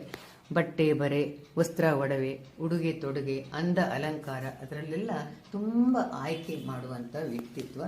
ಯಾವ್ದ್ಯಾವುದು ಹೇಗೆ ಯಾವ್ಯಾವ ಸಂದರ್ಭಗಳಲ್ಲಿ ಇರಬೇಕು ಹಾಗೇ ಇರಬೇಕು ಅನ್ನುವಂಥ ಕರಾರುವಾಕ್ಕಾದ ಶಿಸ್ತು ಅವನದ್ದಾಗಿತ್ತು. ನಾನು ಸೀರೆ ಉಟ್ಟತೊಡಗಿದ ಪ್ರಾರಂಭದಲ್ಲಿ ಸೀರೆ ಉಟ್ಟು ಹೊರಗೆ ಹೋದ ತಕ್ಷಣ ಅವನ ಕಣ್ಣಿಗೆ ಏನಾದರೂ ಬಿದ್ದರೆ, ಬಾಯಿಲಿ, ನೀನು ಸೀರೆ ಉಟ್ಟಿದ್ದು ಸರಿ ಇಲ್ಲ, ಸರಿ ಮಾಡ್ತೀನಿ ನಾನು ಅಂತ ಒಳಗೆ ಪುನಃ ಕರೆದು ಸೀರೆ, ನೆರಿಗೆ, ಸೆರಗು, ಅಂಚು ಎಲ್ಲವನ್ನ ತಿದ್ದಿ ತೀಡಿ ಸಮರ್ಪಕವಾಗಿ ಆ ಸೀರೆಯನ್ನು ಉಡಿಸಿ ಅವನು ಕಳಿಸ್ತಾ ಇದ್ದ. ಯಾಕಂದರೆ ಹೇಗೂ ಸ್ತ್ರೀ ವೇಷ ಮಾಡಿದ ಅನುಭವ ಇತ್ತು. ಸೀರೆ ಹೇಗೆ ಉಡಬೇಕು, ಸೆರಗು ಹೇಗಿರಬೇಕು, ಅಂಚು ಹೇಗಿರಬೇಕು, ನೆರಿಗೆ ಹೇಗೆ ತೆಗಿಬೇಕು ಅನ್ನೋದನ್ನೆಲ್ಲ ಅವನು ತಿಳ್ಕೊಂಡಿದ್ದ. ಅಂತಹ ಒಂದು ರೀತಿಯ ಅಂಧಗಾರ ಅಂತ ಹೇಳಿದರೆ ತಪ್ಪಲ್ಲ. ಇನ್ನೊಂದು ವಿಚಾರ ಬಾಬಣ್ಣನ ಬಗ್ಗೆ ನಾನು ಹೇಳಲೇಬೇಕು. ಇನ್ನೊಬ್ಬರ ಕಷ್ಟ ದುಃಖಗಳನ್ನ ತನ್ನದೇನೋ ಅನ್ನೋ ಹಾಗೆ ಪರಿಭಾವಿಸ್ತಾ ಇದ್ದ. ಅವನ ಕಣ್ಣೀರ ಕೋಡಿಯಾಗಿ ಹರಿದು ಬಿಡ್ತಾ ಇತ್ತು. ಆ ಬಗ್ಗೆ ನನಗೆ ವಿಶೇಷವಾದ ಅನುಭವಗಳು ವೈಯಕ್ತಿಕವಾಗಿ ನನಗಿವೆ. ಇನ್ನು ನಮಗೆ ಬೇಕಾದವರೆಲ್ಲ ನಾವಿರುವವರೆಗೂ ಇರಬೇಕು ಅಂತ ಅನಿಸುತ್ತೆ. ನಮ್ಮ ಪ್ರೀತಿ ಪಾತ್ರರೆಲ್ಲ ನಮ್ಮ ಜೊತೆಯಲ್ಲಿ ಕೊನೆ ತನಕ ಇರಬೇಕು ಅಂತ ಅನಿಸುತ್ತೆ. ಆದರೆ ನಮ್ಮ ಕೈಲಿ ಅದು ಸಾಧ್ಯ ಇಲ್ಲ. ಯಾಕಂದರೆ ಹುಟ್ಟಿದವನಿಗೆ ಸಾವು ತಪ್ಪದು. ಜಾತಸ್ಯ ಮರಣಂ ಧ್ರುವಂ ಅನ್ನೋದನ್ನು ನಾವು ಒಪ್ಪಿಕೊಳ್ಳಲೇಬೇಕು. ಅವನೀಗ ನಮ್ಮ ಜೊತೆಯಲ್ಲಿ ಇಲ್ಲದೇ ಇದ್ದರೂ ಕೂಡ ಅವನು ಬಿಟ್ಟು ಹೋದಂಥ ಎಷ್ಟೋ ನೆನಪುಗಳು ಅಳಿಸಲಾರದ ನೆನಪುಗಳಾಗಿ, ಅಳಿಸಲಾಗದ ನೆನಪುಗಳಾಗಿ ನಮ್ಮ ಸುತ್ತಮುತ್ತಲೇ ಸದಾ ಹರಿದಾಡ್ತಾ ಇವೆ. ಸುಖಿ ಸಂಸಾರ ಅವನದ್ದಾಗಿತ್ತು. ತುಂಬು ಜೀವನವನ್ನು ನಡೆಸಿದವನು, ಸುಂದರ ಜೀವನವನ್ನು ನಡೆಸಿದವನು. ಹಾಗಾಗಿ ಅವನ ಆತ್ಮಕ್ಕೆ ಚಿರಶಾಂತಿ ದೊರಕಲಿ ಮತ್ತು ಅವನ ಹೆಂಡತಿ, ಮಕ್ಕಳು ಮತ್ತಿತರ ಕುಟುಂಬ ವರ್ಗದವರಿಗೆ, ಪರಿವಾರದವರಿಗೆ ಉತ್ತರೋತ್ತರ ಶ್ರೇಯಸ್ಸು ಲಭಿಸಲಿ ಅನ್ನೋದೇ ನನ್ನ ಹಾರೈಕೆ. ಧನ್ಯವಾದಗಳು. ಬಾಬಣ್ಣ ದೊಡ್ಡಪ್ಪನ ಬಗ್ಗೆ ನಮ್ಮ ಅನಿಸಿಕೆ ಅಥವಾ ನೆನಪು ಏನಂತ ಹೇಳಬೇಕಾಗಿ ಕೋರಿಕೆ ಬಂತು. ಆದ್ರಿಂದ ನಾವು 3 ಜನ ಒಟ್ಟು ಸೇರಿ ಇವತ್ತು ಆ ಕೆಲಸವನ್ನು ಮಾಡುವಂತ ಕೂತ್ಕೊಂಡಿತ್ತು. ಫಸ್ಟಿಗೆ ಅಮ್ಮ ಬಾಬಣ್ಣ ದೊಡ್ಡಪ್ಪಯ್ಯನ ಮತ್ತೆ ವಿಮಲ್ ದೊಡ್ಡಮ್ಮನ ತುಂಬಾ ಹತ್ರದಿಂದ ಕಂಡವಳು. ಯಾವಾಗ್ಲೂ ನಮ್ಮ ಮನೆಯಲ್ಲಿ ಅವ್ರ ನೆನಪು ಆಗ್ತಾ ಇರುತ್ತೆ, ಹೇಳ್ತಾ ಇರ್ತಳು. ಬಾಬಣ್ಣ ದೊಡ್ಡಪ್ಪಯ್ಯ, ಬಾಬಣ್ಣ ಬಾವಯ್ಯ ಹಂಗ್ ಮಾಡಿದ್ರು, ವಿಮಲಕ್ಕ ಹಿಂಗ್ ಮಾಡಿದ್ಲು ಅಂತ. ಈಗ ಒಂದೆರಡು ವಿಷಯನ ಅವಳ ಬಾಯಲ್ಲೇ ನಾವು ಕೇಳೋಣ. ಅಮ್ಮ ನಿಮ್ಗೆ ಬಾಬಣ್ಣ ಬಾವಯ್ಯ ಅವ್ರನ್ನ ಎಣಿಸಿದ ತಕ್ಷಣ ಅವರ ಶಿಸ್ತೇ ಕಣ್ಮುಂದೆ ಬರುತ್ತೆ. ಆ ಶಿಸ್ತು ಅಂದ್ರೆ ರಾಮು 78 ಅಲ್ಲಿ ಬಾಂಬೆಗೆ 1 ಕಾರ್ ಜನ ನಾವು ಟ್ರಿಪ್ ಹೋಗಿತ್ತು. ಅಷ್ಟೂ ಜನ ಅವ್ರ ಮನೇಲೇ ಇದ್ದಿತ್ತು. ಅವರು ಶಿಸ್ತು ಅಂದ್ರೆ ಬೆಳಿಗ್ಗೆ ತಿಂಡಿಯಿಂದ ಹಿಡಿದು ಮಧ್ಯಾಹ್ನ ಊಟ, ರಾತ್ರಿ ಊಟ, ಮತ್ತೆ ಹೋಗುವಂತ ಪ್ಲೇಸಸ್ ಎಲ್ಲ 7 ದಿನಕ್ಕೂ ಲಿಸ್ಟ್ ಮಾಡಿ ಇಟ್ಟಿದ್ರು. ನಾವು ಯಾವ ಗಡಿಬಿಡಿಯೂ ಇಲ್ಲದೆ ಆರಾಮಾಗಿ ಎಲ್ಲ ನೋಡ್ಕೊಂಡು ಮನೆಗೆ ಬಂತು. ಮತ್ತೆ ವಿಮಲಕ್ಕನು ಅದಕ್ಕೆ ಸಪೋರ್ಟ್ ಆಗಿದ್ಲು. ಮತ್ತೆ ನಾನು ನಿಧಿದು ಕಿವಿದ ಆಪರೇಷನ್ಗೆ ಬಾಂಬೆ ಹೋಗಿತ್ತು. ರಘುಪ್ರಸಾದ್, ರಶ್ಮಿ, ನಾನು ಮತ್ತೆ ನಿಭಾ ಮತ್ತೆ ನಿಧಿ. ಆಗ ನಿಭಾ ತುಂಬಾ ಚಿಕ್ಕವಳು. ಅವಳನ್ನ ಎಂಗೇಜ್ ಮಾಡ್ಲಿಕ್ಕೆ ಎಷ್ಟು ಅವರು ಇದು ಮಾಡಿದ್ರು ಅಂದ್ರೆ ಹೇಳಲಿಕ್ಕೆ ಸಾಧ್ಯ ಇಲ್ಲ. ಅಷ್ಟು ಅವಳನ್ನ ಕುಣಿಸಿ ಮಾಡಿ ಆ ಅಮ್ಮ ಅಪ್ಪನ ಬಿಟ್ಟದ್ದು ಗೊತ್ತಾಗ್ದಿದ್ದಂಗೆ ನೋಡ್ಕೊಂಡ್ರು. ವಿಮಲಕ್ಕ ಸಹ ಹಾಗೆ. ಬೆಳಿಗ್ಗೆ ಮತ್ತೆ ನಾನು 1 ತಿಂಗಳು ಅವ್ರ ಮನೇಲಿದ್ದೆ. ಆಗ ಅವ್ರು ಬೆಳಿಗ್ಗೆ ಯೋಗ ಪ್ರಾಣಾಯಾಮದಿಂದ ಹಿಡಿದು ರಾತ್ರಿ ಮಲಗುವವರೆಗೂ ಅವ್ರದ್ದು ದಿನಚರಿ ಟೈಮ್ ಟು ಟೈಮ್ ಇತ್ತು.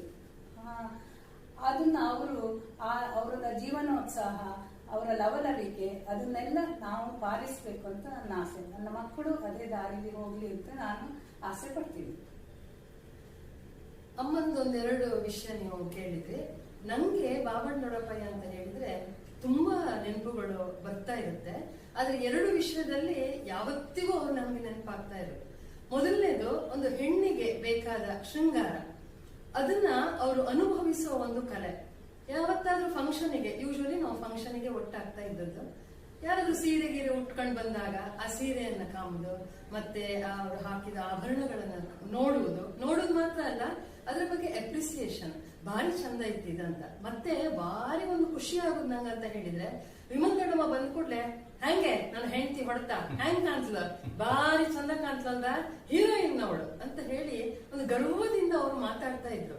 ನಂಗೆ ಅದನ್ನ ಕಾಂಬಾಗ ಯಾವಾಗ್ಲೂ ಎಣಿಸ್ತಾ ಇತ್ತು, ಗಂಡ ಆದವನು ಒಂದು ಈ ರೀತಿಯ ಗೆಸ್ಚರಲ್ಲೂ ಹೆಂಡತಿಗೆ ಒಂದು ಖುಷಿ ತರಬಹುದು, ಮತ್ತೆ ಮಕ್ಕಳ ಎದುರು ಒಂದು ಅಪ್ಪನಾದ ಸ್ಥಾನವನ್ನ ತುಂಬಬಹುದು ಅಂತ ನಮ್ಮೆಲ್ಲರ ಎದುರು ಅದನ್ನ ಹೇಳ್ತಿದ್ರು. ಮತ್ತೆ ಯಾವಾಗ್ಲೂ ಅಷ್ಟೇ ಆ ಸೀರೆ ಸೆರಗನ್ನ ಅವರು ಸರಿ ಮಾಡುವಂತದ್ದು, ನೆರಿಗೆಯನ್ನ ಸರಿ ಮಾಡುವಂತದ್ದು, ಒಂದು ಹೂ ತಂದು ಮುಡಿಯಲ್ಲಿ ಇಡುವಂತದ್ದು, ಇದನ್ನೆಲ್ಲ ನಾವು ಕೋಟದ ಮನೆಯಲ್ಲಿ ಅಥವಾ ಬೇರೆ ಎಲ್ಲ ಫಂಕ್ಷನ್ ಅಲ್ಲಿ ನೋಡ್ತಾ ಬಂದವಳು ನಾನು.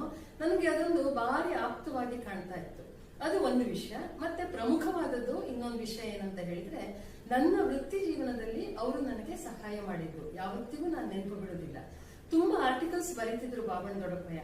ಆ ಆರ್ಟಿಕಲ್ಸ್ ಮುಂಚೆ ಇದ್ದದನ್ನೆಲ್ಲ ನನ್ನ ಹತ್ರ ಶೇರ್ ಮಾಡಿದ್ರು. ಮತ್ತೆ ನಾನು BEd ಕಾಲೇಜಲ್ಲಿ ಕಲಿಸುವಾಗ ಆ ಆರ್ಟಿಕಲ್ಸ್ ಅನ್ನ ನಾನು ಮಕ್ಕಳ ಎದುರು ಕೊಟ್ಟು ಅದರ ಬಗ್ಗೆ ನಾನು ಕೆಲವು ಒಂದು ಚರ್ಚೆಯನ್ನ ಏರ್ಪಡಿಸ್ತಾ ಇದ್ದೆ. ನನಗೂ ಕೂಡ ಒಂದು ಹೆಮ್ಮೆ, ನನ್ನ ದೊಡ್ಡಪ್ಪಯ್ಯ ಬರೆದಂತ ಮಕ್ಕಳು ಸ್ಟೂಡೆಂಟ್ಸ್ ಎದುರು ಹೇಳುವಾಗ ನನಗೊಂದು ಹೆಮ್ಮೆ, ಮತ್ತೆ ಮಕ್ಕಳಿಗೂ ಕೂಡ ಅಷ್ಟೇ. ಭಾರಿ ಒಂದು ಮೇಡಮ್ ಇದು ದೊಡ್ಡಪ್ಪ ಹೀಗೆಲ್ಲ ಬರೀತಾರೆ. ಇಂಗ್ಲಿಷ್ ಅವರದ್ದು ಅಷ್ಟು ಚಂದ ಇತ್ತು. ಆ ಒಂದು ಆರ್ಟಿಕಲ್ ಅಲ್ಲಿ ಬರುವಂತಹ ವಿಷಯಗಳು ಕೂಡ ಅಷ್ಟೇ ಬಹಳ ಚಂದ ಇತ್ತು.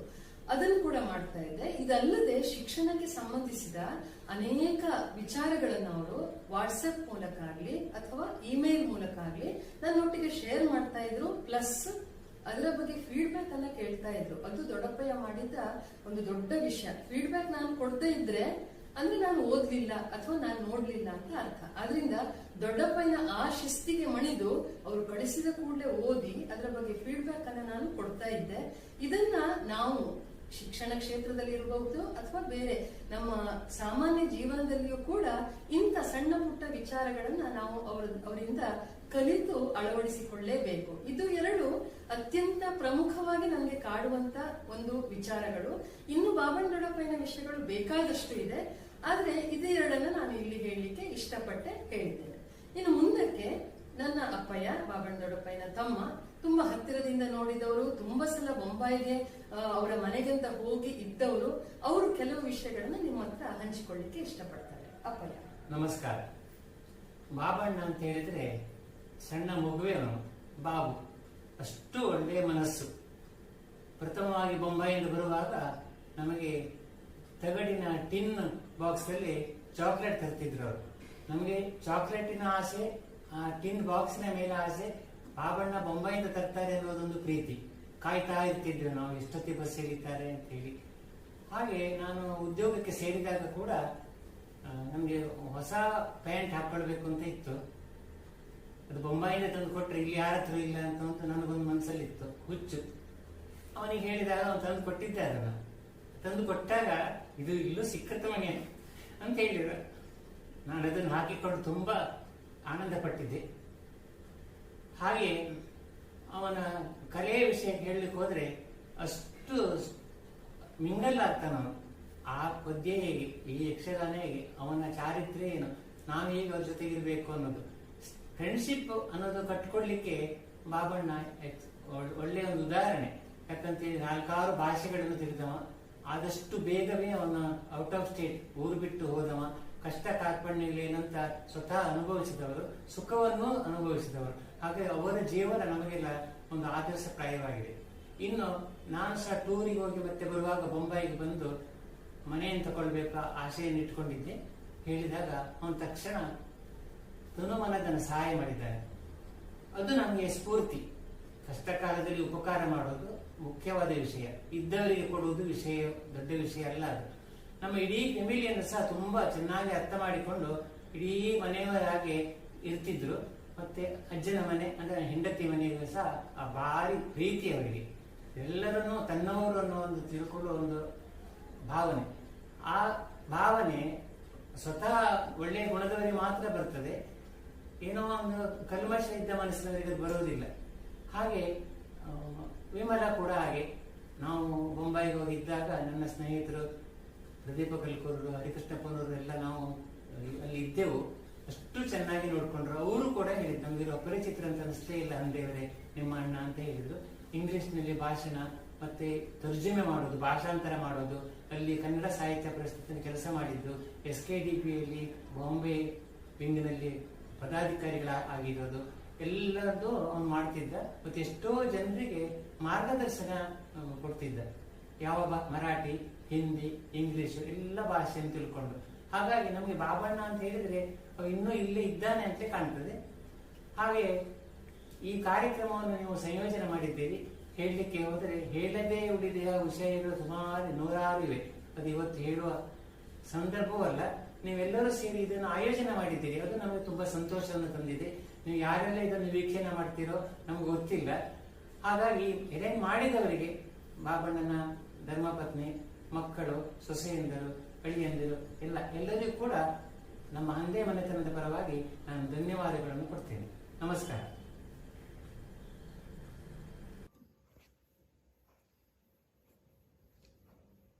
ಹಲೋ ವಿಮಲಾ, ಹೆಂಗಿದ್ದೆ? ನೀನೊಂದು ತೀರ, ನಾನೊಂದು ತೀರ, ದೂರ ದೂರ. ದಿನ ಕಳೆಯಿತು, ತಿಂಗಳು ಕಳೆಯಿತು, ವರ್ಷನೂ ಕಳೀತಾ ಇದೆ. ಈ ಸಂದರ್ಭದಲ್ಲಿ ಯಾರೆಲ್ಲಿ ಬರುವಾಗೆಲ್ಲ ಹೋಗುವಾಗೂ ಇಲ್ಲ. ಮುಂಬೈನಲ್ಲೂ ಕೋಟದಲ್ಲೂ ಈ ಕಾರ್ಯಕ್ರಮ ಆಗ್ತಾ ಇದ್ದರೆ ಅಲ್ಲೆಲ್ಲ ಒಂದಾಗ್ಬೋದಿತ್ತು. ಅದು ಅಸಾಧ್ಯ. ಅಮೇರಿಕ ಹೇಗೂ ಬರಲಿಕ್ಕಾಗೋದಿಲ್ಲ. ಮಾತಿನಲ್ಲಿ ಹಂಚಿಕೊಳ್ತೇನೆ. ನಮ್ಮನ್ನು ನೋಡಿ, ನನ್ನ ಸ್ವರ ನೋಡಿ, ನನ್ನ ಮಾತು ನೋಡಿ ಖುಷಿಯಾಗಿರುತ್ತೆ ನಿಮಗೆ. ನಾನು ಅಂದ್ಕೊಳ್ತಾ ಇದ್ದೇನೆ. ಮನಸ್ಸಿಗೆ ನಿಮ್ಮೊಟ್ಟಿಗೆ ಕಳೆದ ಆ ದಿನಗಳು ನೆನಪಾಗ್ತಾ ಇರ್ತದೆ. ಯಾವುದೇ ಒಂದು ಸಂದರ್ಭ ಇರ್ಬೋದು, ಹಾಡಿರ್ಬೋದು, ಯಕ್ಷಗಾನ ಇರ್ಬೋದು, ಮದುವೆ, ಉಪನಯನ, ಚಿತ್ರ ಸಮಾರಂಭ ಎಲ್ಲ ಒಟ್ಟಾಗಿ ಎಲ್ಲವನ್ನು ಸಂಭ್ರಮಿಸಿದ ಆ ದಿನಗಳು ಕ್ಷಣ ಕ್ಷಣಕ್ಕೂ ನೆನಪಾಗ್ತಾ ಇರ್ತದೆ. ನಿನಗೂ ಆಗ್ತದೆ, ಅದು ಗೊತ್ತು. ಯಾಕಂದರೆ ನನ್ನ ಬರ್ತ್ಡೇ ದಿನ ನೀನು ಹಾಡಿದ ಹಾಡು, ನಿನ್ನ ಮುಖದ ಭಾವನೆ, ಸ್ವರದ ನಡುಕ ನನಗೆ ತುಂಬ ಅರ್ಥ ಆಗಿದೆ.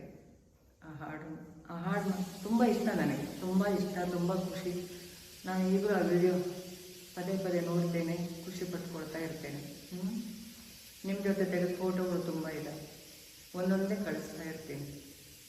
ನೋಡು, ಖುಷಿ ಪಡು. ಸುಂದರೇಶ ಯಾವಾಗಲೂ ಹೇಳ್ತಾನೆ, ವಿಮಲತೆ ಥರ ಇರಬೇಕು, ವಿಮಲತೆ ಥರ ಇರಬೇಕು ಅಂತ.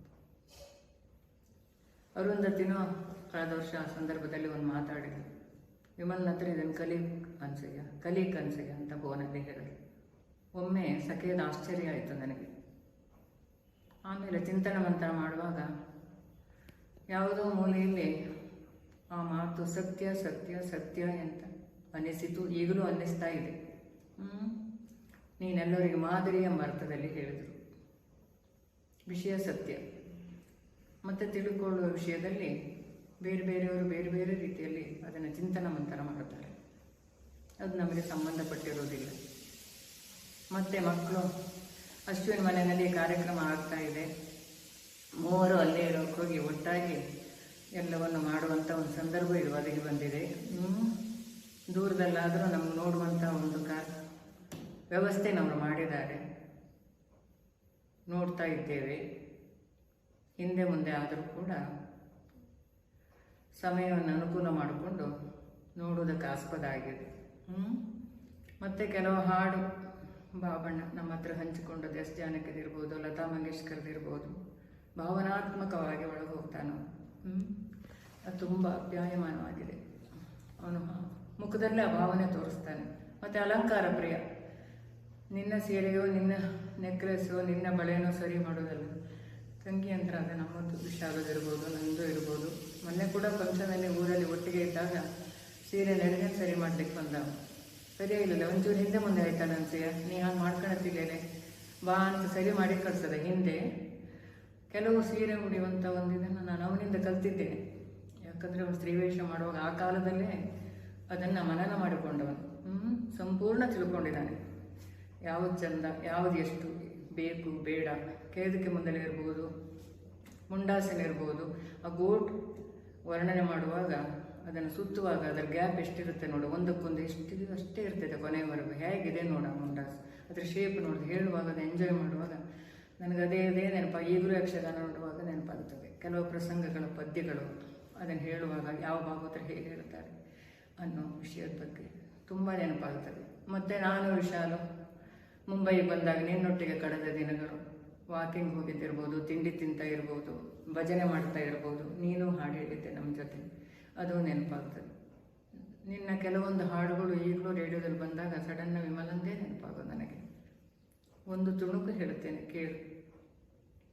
ಯಾವ ಜನ್ಮದ ಮೈತ್ರಿ ಈ ಜನ್ಮದಲ್ಲಿ ಬಂದು ನಮ್ಮಿಬ್ಬರನು ಮತ್ತೆ ಬಂಧಿಸಿಹುದೋ ಕಾಣೆ. ಇನ್ನೊಂದು ಹಾಡಿದೆ, ಅದನ್ನು ನೆನಪು ಮಾಡ್ಕೊಳ್ತೇನೆ. ಅಂದ ಚಂದದ ಹೂವೇ ಮಮತೆಯ ಮಗುವೇ ತಾಯಿ ಮಡಿಲ ತುಂಬಿರುವ ಪ್ರೇಮದ ಫಲವೇ ಈ ಮನೆಯ ದೀಪವಾಗಿರುವೆ. ಮತ್ತೆ ಬಾಬಣ್ಣನ ಮೆಚ್ಚಿನ ಗೀತೆ, ನೀ ನೆರಳು ಜೊತೆಯಲ್ಲಿ ಬಾಳೆಲ್ಲ ಹಸಿರಾದಂತೆ ನಗುತ್ತಲೀ ಕರೆದರೆ ನಗುತ್ತಲೀ ಕರೆದರೆ ಮನದಿ ಸಂತೋಷ ಉಕ್ಕುತ್ತಲಿದೆ ನೀ ಇರಲು ಜೊತೆಯಲ್ಲಿ ಬಾಳೆಲ್ಲ ಬಂಗಾರ. ಮತ್ತೇನು ಹೇಳೋದು ವಿಮಲ? ಯಾವಾಗ ಬರೋದು ಮಾತೃಭೂಮಿಗೆ? ಎಲ್ಲರೂ ಬನ್ನಿ, ಬಂದಾಗ ನಮ್ಮನೆಗೆ ಭೇಟಿ ಕೊಡಿ, ಒಟ್ಟಿಗೆ ಇರೋಣ. ಮತ್ತು ಕೆಲವು ವಿಷಯನ ನಿನ್ನ ಫೋನಲ್ಲಿ ಮಾತಾಡ್ತೇನೆ, ನಾನು ಭಾವಚಿತ್ರಗಳನ್ನು ಅದರಲ್ಲಿ ಹಂಚಿಕೊಳ್ತೇನೆ. ಸಂದರ್ಭ ಬಂದಾಗ ಮತ್ತೆ ಮತ್ತೆ ಮೆಲುಕು ಹಾಕುವಂಥ ವಿಷಯವನ್ನು ಮುಕ್ತ ಮಾತಾಡ್ತೇನೆ, ಆಯಿತಾ? ನೆಕ್ಸ್ಟ್ ಸುದ್ದಿ ಮಾತಾಡ್ತಾನೆ, ಕೇಳು. ಖುಷಿ ಆಯಿತಾ ವಿಮಲ? ಎಲ್ಲರೂ ನೋಡ್ತಾ ಇದ್ದೀರಾ? ಹಲೋ ವಿಮಲತೆ, ಅಮ್ಮನೇ ಎಲ್ಲ ಸುದ್ದಿ ಹೇಳಿದಾಳೆ, ಹಾಗಾಗಿ ನಾನು ಎಕ್ಸ್ಟ್ರಾ ಹೇಳಬೇಕಾದ್ದೇನಿಲ್ಲ. ಹಿಂದೆ ನಾನು ಬಾಂಬೆಗೆ ಬಂದಿದ್ದು, ಫಸ್ಟ್ ಇಂಟರ್ವ್ಯೂ ಬಂದಿದ್ದು, ಆಮೇಲೆ ನಾನು ಅನೇಕ ಬಿಸ್ನೆಸ್ ಟ್ರಿಪ್ಪಲ್ಲಿ ಬಂದು ಉಳ್ಕೊಂಡಿದ್ದು, ಸಣ್ಣವನಾಗಿರುವಾಗ ಬಂದು ಆ ಲಿಫ್ಟಲ್ಲಿ ಬಿದ್ದು ಮಾವಯ್ಯ ಮೇಲಿಂದ ಎತ್ತಿದ್ದು, ಅದೆಲ್ಲವೂ ಇನ್ನೂ ನಮಗೆ ಸ್ವೀಟ್ ಮೆಮರೀಸ್ ಆಗಿ ಉಳಿದಿದೆ. ಎಷ್ಟೋ ಸಲ ಹೇಳಿ ನಗಾಡ್ಕೊಳ್ತೀವಿ, ಆ ಲಿಫ್ಟ್ ನೋಡ್ದಲ್ಲೆಲ್ಲ ನೆನಪಾಗುತ್ತೆ ಬಿದ್ದಿದ್ದು. ಮಾವಯ್ಯ ಮೇಲೆ ಹೋಗಿ ನಮ್ಮನ್ನು ಎತ್ತಿದ್ದು, ಆಮೇಲೆ ಲಿಫ್ಟನ್ನು ಆಫ್ ಮಾಡಿಸಿ ನಮ್ಮನ್ನೆಲ್ಲರನ್ನೂ ಲಿಫ್ಟಲ್ಲಿ ಹತ್ಕೊಂಡ್ಬರುವಂಗೆ ಮಾಡಿದ್ದು ಎಲ್ಲದೂ ನೆನಪಾಗುತ್ತೆ. ಮತ್ತು ಇನ್ನು ನಾನು ಕೋಟದಲ್ಲೆಲ್ಲ ವೇಷ ಮಾಡುವಾಗ ಮಾವಯ್ಯ ಒಂದ್ಸಲಿ ಹೇಳಿ ಕೊಂಡದ ಗುಳಿಯವ್ರದ್ದು ಸುಧನ್ವ ನಂದು ಅರ್ಜುನ ಆಗಿತ್ತು, ಅದನ್ನು ಬೇಡ ಸುಧೀನೇ ಸುಧನ್ವ ಮಾಡಲಿ, ಡಿಫ್ರೆನ್ಸ್ ಇರಲಿ, ಏಕತಾನತೆ ಬರುತ್ತೆ ಅಂತ ಹೇಳಿ ಅದನ್ನು ಒಂದು ಡಿಫ್ರೆಂಟಾಗಿ ಮಾಡಿಸಿದ್ರು. ನಾನು ಎಷ್ಟೋ ವರ್ಷದ ಮೇಲೆ ಸುಧನ್ವನ ಪಾತ್ರ ಮಾಡೋ ಹಾಗೆ ಮಾಡಿದ್ರು, ನನಗೂ ಅದು ಸಂತೋಷ ಸಿಕ್ತು. ಹಾಗೆ ಅವ್ರದ್ದು ಅನೇಕ ಕಾಂಟ್ರಿಬ್ಯೂಷನ್ ನನ್ನ ಲೈಫಲ್ಲೂ ಇದೆ. ಎಲ್ಲ ಸೋದರ ಮಾವೆಂದರು, ಅದರಲ್ಲೂ ಬಾಬಣ್ಣ ಮಾವೆಂದು ಅವರ ಇಂಗ್ಲೀಷ್ ಸ್ಪೀಕಿಂಗು, ರೈಟಿಂಗು ಎಲ್ಲ ಸ್ಕಿಲ್ ಕೂಡ ನಾನು ಎಷ್ಟೋ ನನ್ನ ಲೈಫಲ್ಲಿ ಕೂಡ ಅಪ್ಲೈ ಮಾಡ್ಕೊಂಡಿದ್ದೀನಿ. ಅವರ ಈ ಮೊದಲ ವಾರ್ಷಿಕ ಪುಣ್ಯತಿಥಿ, ವರ್ಷಾಂತಕ ಅಂತ ಏನು ಹೇಳ್ತಾರೆ, ಆ ಸಂದರ್ಭದಲ್ಲಿ ಅವರಿಗೆ ಶ್ರದ್ಧಾಂಜಲಿ, ನಮ್ಮ ಆತ್ಮಪೂರಕ ಮನಪೂರಕ ನಮನಗಳನ್ನು ಸಲ್ಲಿಸ್ತಾ ಅವರಿಗೆ ಶ್ರದ್ಧಾಂಜಲಿಯನ್ನು ನಮ್ಮೆಲ್ಲರ ಪರವಾಗಿ, ನಮ್ಮ ಫ್ಯಾಮಿಲಿ ಪರವಾಗಿ ನಾವು ಹೇಳಲು ಬಯಸ್ತೀವಿ. ಮತ್ತು ಅಮ್ಮ ಹೇಳಿದಾಗೆ ನೀವು ಬನ್ನಿ, ಇಂಡಿಯಾಗೆ, ಬೆಂಗಳೂರಿಗೆ ಬನ್ನಿ, ನಮ್ಮಲ್ಲೆಲ್ಲ ಉಳ್ಕೊಳ್ಳಿ, ನಿಮ್ಮನ್ನು ನೋಡುವ ನಿರೀಕ್ಷೆಯಲ್ಲಿ. ಹಾಗೂ ಅಶ್ವಿನಿ ಅವ್ರ ಫ್ಯಾಮಿಲಿ, ಅಭಿಮಾನ್, ಆರಬಿ ಎಲ್ಲರ ಫ್ಯಾಮಿಲಿಗೂ ನಮ್ಮ ಈ ಸಂದರ್ಭದಲ್ಲಿ ಶುಭಾಶಯಗಳು. ಮಾವಯ್ಯನನ್ನು ತುಂಬ ನೆನಪು ಮಾಡ್ಕೋತಿದ್ದೀವಿ. ಅವರಿಗೆ ಮತ್ತೊಮ್ಮೆ ಮಗದೊಮ್ಮೆ ನಮ್ಮ ಶ್ರದ್ಧಾಂಜಲಿ, ಆತ್ಮಪೂರ್ವಕ ಹೃತ್ಪೂರ್ವಕ ನಮನಗಳು. ನಮಸ್ತೆ. Hi everyone. ಬೆಳಿಗ್ಗೆ ಆರಬಿ ಮೆಸೇಜ್ ಬಂತು, ಈಗ ಮಧ್ಯಾಹ್ನ time, so we started recording. Babanna ಮಾವನ ಬಗ್ಗೆ ಮಾತಾಡಲಿಕ್ಕೆ ಯಾವ ಪ್ರಿಪರೇಷನು ಬೇಡ. ಸೊ ಇವತ್ತು ಮೆಸೇಜ್ ಬಂತು, ಇವತ್ತೇ ಮಾತಾಡ್ತಾ ಇದ್ದೀನಿ ನಾನು. ವರ್ಷಾಂತಿಕ ಶ್ರಾದ್ದದ ಟೈಮು, ಮಾವಯ್ಯನ ಜ್ಞಾಪಕ ಮಾಡ್ಕೊಳ್ಳೋದು, ಅವರ ಆದರ್ಶವನ್ನು ಪಾಲನೆ ಮಾಡೋದು, ಅವರನ್ನು ನೆನೆಸಿಕೊಳ್ಳುವುದು ನಮ್ಮ ಕರ್ತವ್ಯ. ಸೊ ಬಾಬಣ್ಣ ಮಾವಯ್ಯ ಅಂದರೆ ಫಸ್ಟು ಬರೋದು ಬಾಂಬೆ. ನಾವು ಚೈಲ್ಡ್ಹುಡ್ಡಿಂದ ನೋಡಿದಾಗ್ಲಿಂದ ಬಾಂಬೆ. ಫಸ್ಟ್ ಮನಸ್ಸಿಗೆ ಬರೋದು ಅವರು ಊರಿಂದ ಬಾಂಬೆಗೆ ಹೋಗಿದ್ದು. ನನಗೆ 50 ವರ್ಷ ಆಗ್ತಾ ಬರುತ್ತೆ. ಅದಕ್ಕಿಂತ ಮುಂಚೆನೇ ಅವ್ರು ಬಾಂಬೆಗೆ ಹೋಗಿದ್ದಾರೆ.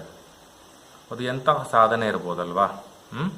ಎಲ್ಲಿಯ ಊರು, ಎಲ್ಲಿಯ ಬಾಂಬೆ, ಅಲ್ಲಿ ಹೋಗೋದಲ್ಲದೆ ಅಲ್ಲಿ ಆರೂಢ ಆಗಿ ಆಜೀವನ ಪರ್ಯಂತ ಅಲ್ಲಿ ಇದ್ದು ಕೆಲಸ ಮಾಡಿ ಜಯಿಸ್ಕೊಂಡು ಬಂದಿದ್ದಾರಂತಾದರೆ ಅವರ ಶ್ರಮಕ್ಕೆ, ಅವರ ಸಾಧನೆಗೆ, ಅವರು ಮಾಡಿದಂಥ ಎಲ್ಲ ಕಾರ್ಯಗಳಿಗೂ ಅನಂತಾನಂತ ವಂದನೆ ಹೇಳಬೇಕು. ಈ ಧೈರ್ಯ ಆ ಕಾಲದಲ್ಲಿ ಎಲ್ರಿಗೆ ಬರ್ಲಿಕ್ಕೆ ಸಾಧ್ಯ ಇರ್ತಾ ಇರಲಿಲ್ಲ. ಅದು ಒಂದು.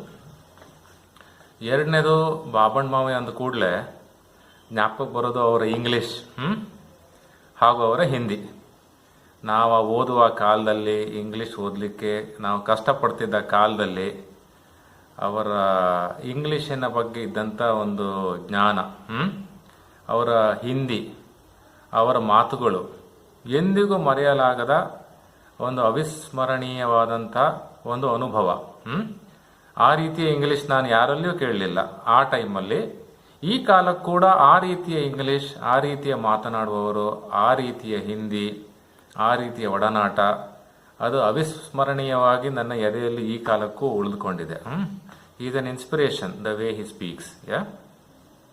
ಮೂರನೇದಾಗಿ ಹಂದೆ ಮನತನದಿಂದ ಬಂದವರಾದ್ದರಿಂದ ಅವರಿಗೆ ಯಕ್ಷಗಾನ, ನಾಟ್ಯ, ನೃತ್ಯ ಎಲ್ಲ ಕರಗತ ಆಗಿತ್ತು. ಯಾವಾಗಲೂ ಕರಗತ ಆದವರು ಊರು ಬಿಟ್ಟು ಆಚೆ ಹೋದ್ಮೇಲೆ ಎಲ್ಲ ಮರ್ತೋಗ್ತದೆ. ಇವರಿಗೆ ಹಾಗೆ ಆಗಲಿಲ್ಲ. ಇವರು ಬಾಂಬೆಗೆ ಹೋದರೂ ಕೂಡ ಯಕ್ಷಗಾನದಲ್ಲಿದ್ದಂಥ ಅಭಿಮಾನ, ಸಿನಿಮಾ ಹಾಡುಗಳಿರ್ಬೋದು, ಡ್ಯಾನ್ಸ್ ಇರ್ಬೋದು, ಡ್ರಾಮಾ ಇರ್ಬೋದು, ಅದರಲ್ಲಿದ್ದಂಥ ಅಭಿರುಚಿ ಎಂದಿಗೂ ಮರೆಯಲಾಗದಂಥದ್ದು.